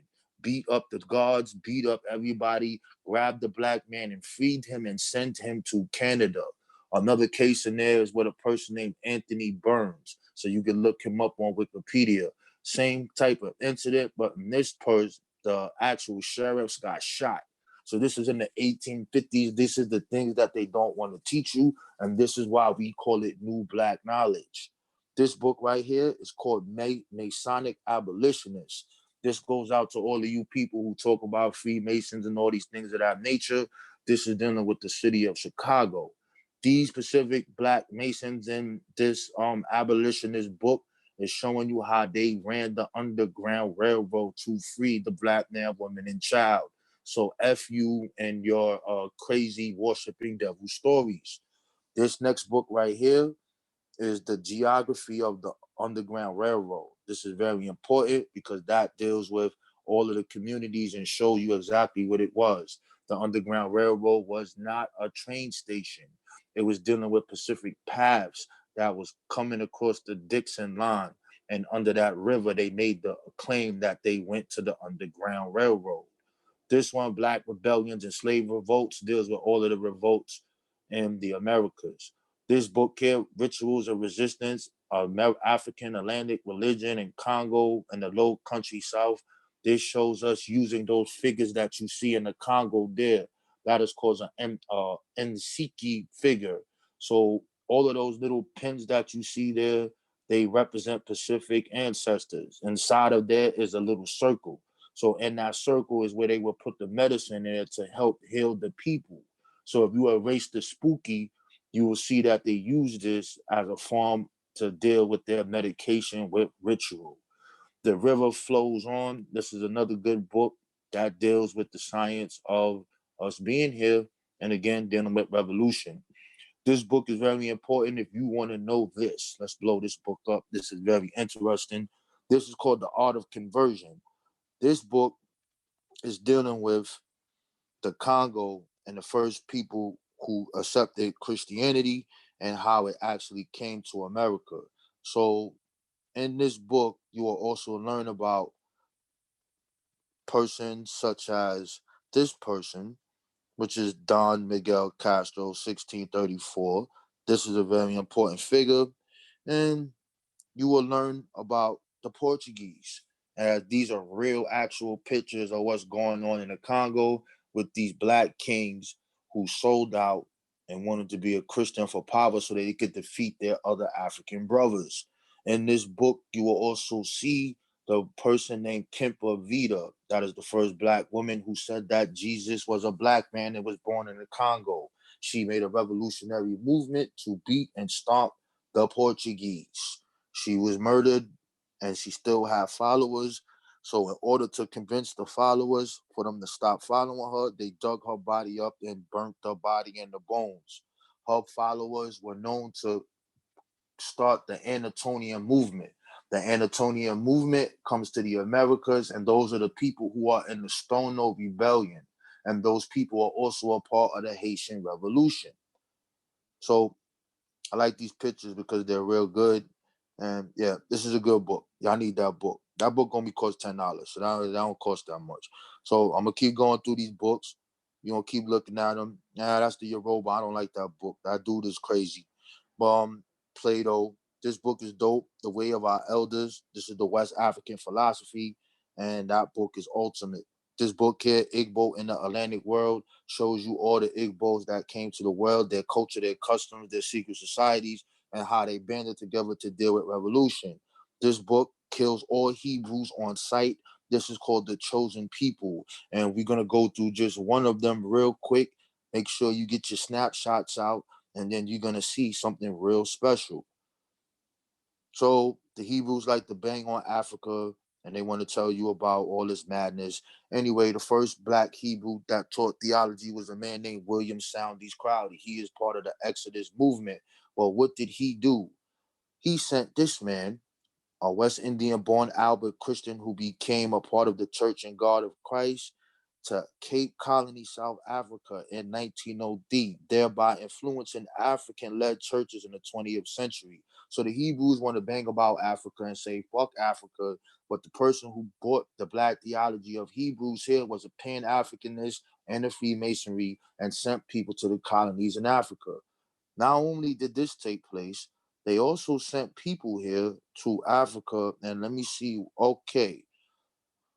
Crowley's teachings found an ally in John Miska in South Africa, who became a follower of the Church and God in Christ while attending college at a historically Black Lincoln University in Philadelphia. Leninsky's theology was increasingly millenarian and politically radical, drawing the hostility of the Cape Colony government. Enoch Megimjimi inherited leadership of the church upon Miskini's death in 1918. In any event, what did he do? This is what he did. He said that combining the Israelite teaching with spirit possession, Seventh-day Adventism, and Christian millennialism, his prophecies led to violent confrontation with the colonial state. Followers armed with clubs and spears and clashed with 800-man police force armed with rifles and machine guns resulted in 163 killed, 129 wounded, and 75 arrested. Another person affected by the Black Hebrew Israelite culture from the Americas, John Chillabee. Same thing. He went over there, taught the Africans, and they was banging on the cracker. But the Hebrews don't want to teach you that. Why? Because they indoctrinated and they don't know their history. So I think I'll go to two more. This book here, Roots of Slavery, that shows you where everyone came from. This book, The New Jim Crow, by the Black woman here, Michelle Alexandra. This shows the prison industrial complex and how it affects the people today and how more people are enslaved now as in 1860.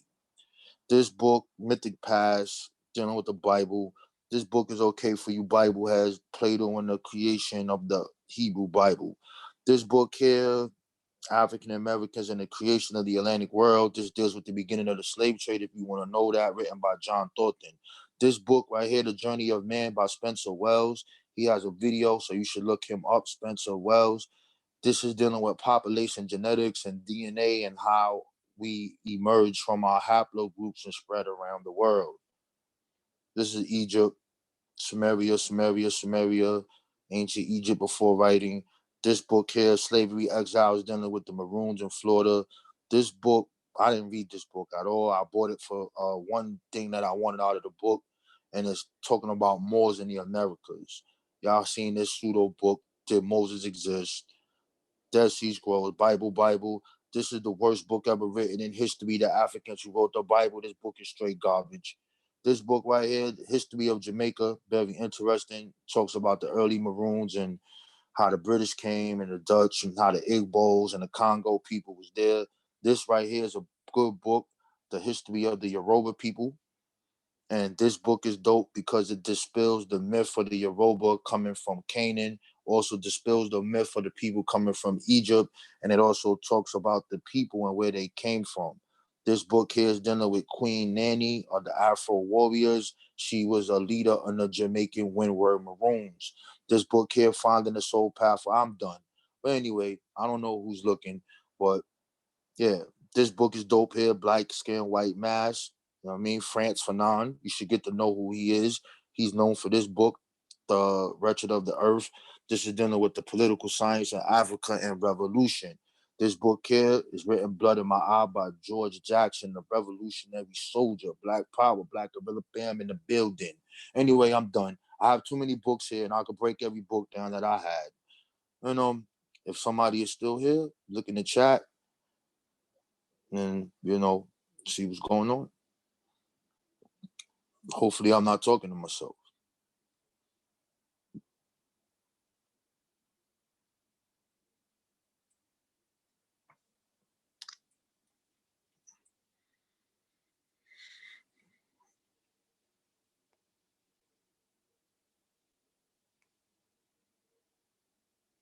All right. Let me see what y'all saying here, because I was just rambling on. I was going in. Let me see. That's a good. Let us keep learning. Yes. G's, dark matter, energy, discrepancy. Can you measure? Here we go down the rabbit hole. What makes love go away? Why am I still all the way up there? Let me see. Miss Tiffany, always a pleasure. Artificial Alan Brown, peace, bro. Easy Bands in the building. They sleep. We looking. Let me see. Yo, Rob Bourne, why you be hiding this info? Nah, I don't be hiding it, son. I be talking about it, know what I mean? I just need a chance to go in. But when you start talking about Egypt and them ancient cultures, like I like it, but you know, I'm kind of like straying away from it because that's all I used to study. So by me always studying that, I cut myself off from learning different history and learning that the world didn't stop once Egypt ended. So that was a rude awakening. By born, we grew up learning we were the children of Israel. My father has some Dutch Jewish ancestry, so my own family history actually connects with your point. So, okay, that's dope. The Ethiopian Jews were also for yup. While born, I was in Suriname. Watch yourself. All right. The Dogon. I know a little bit about the Dogon. Oh, I got some books on astrology, Miss Tiffany. I'll go in on that. I'm gonna talk to you about that. I'm kind of scared of you now. I don't know about you. Commit. I would only like that you take a class. Boom, boom, boom. Thank you, Rob Ball, for being about the real ones left in the community. Yeah, man, I ain't the real one. I'm just a brother, man. But anyway, there's nobody to end this show. So I guess adios, amigos. There's 20 left. And peace to everybody, man.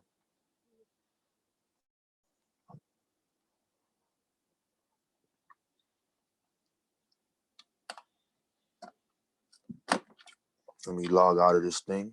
I'm out. Last man standing.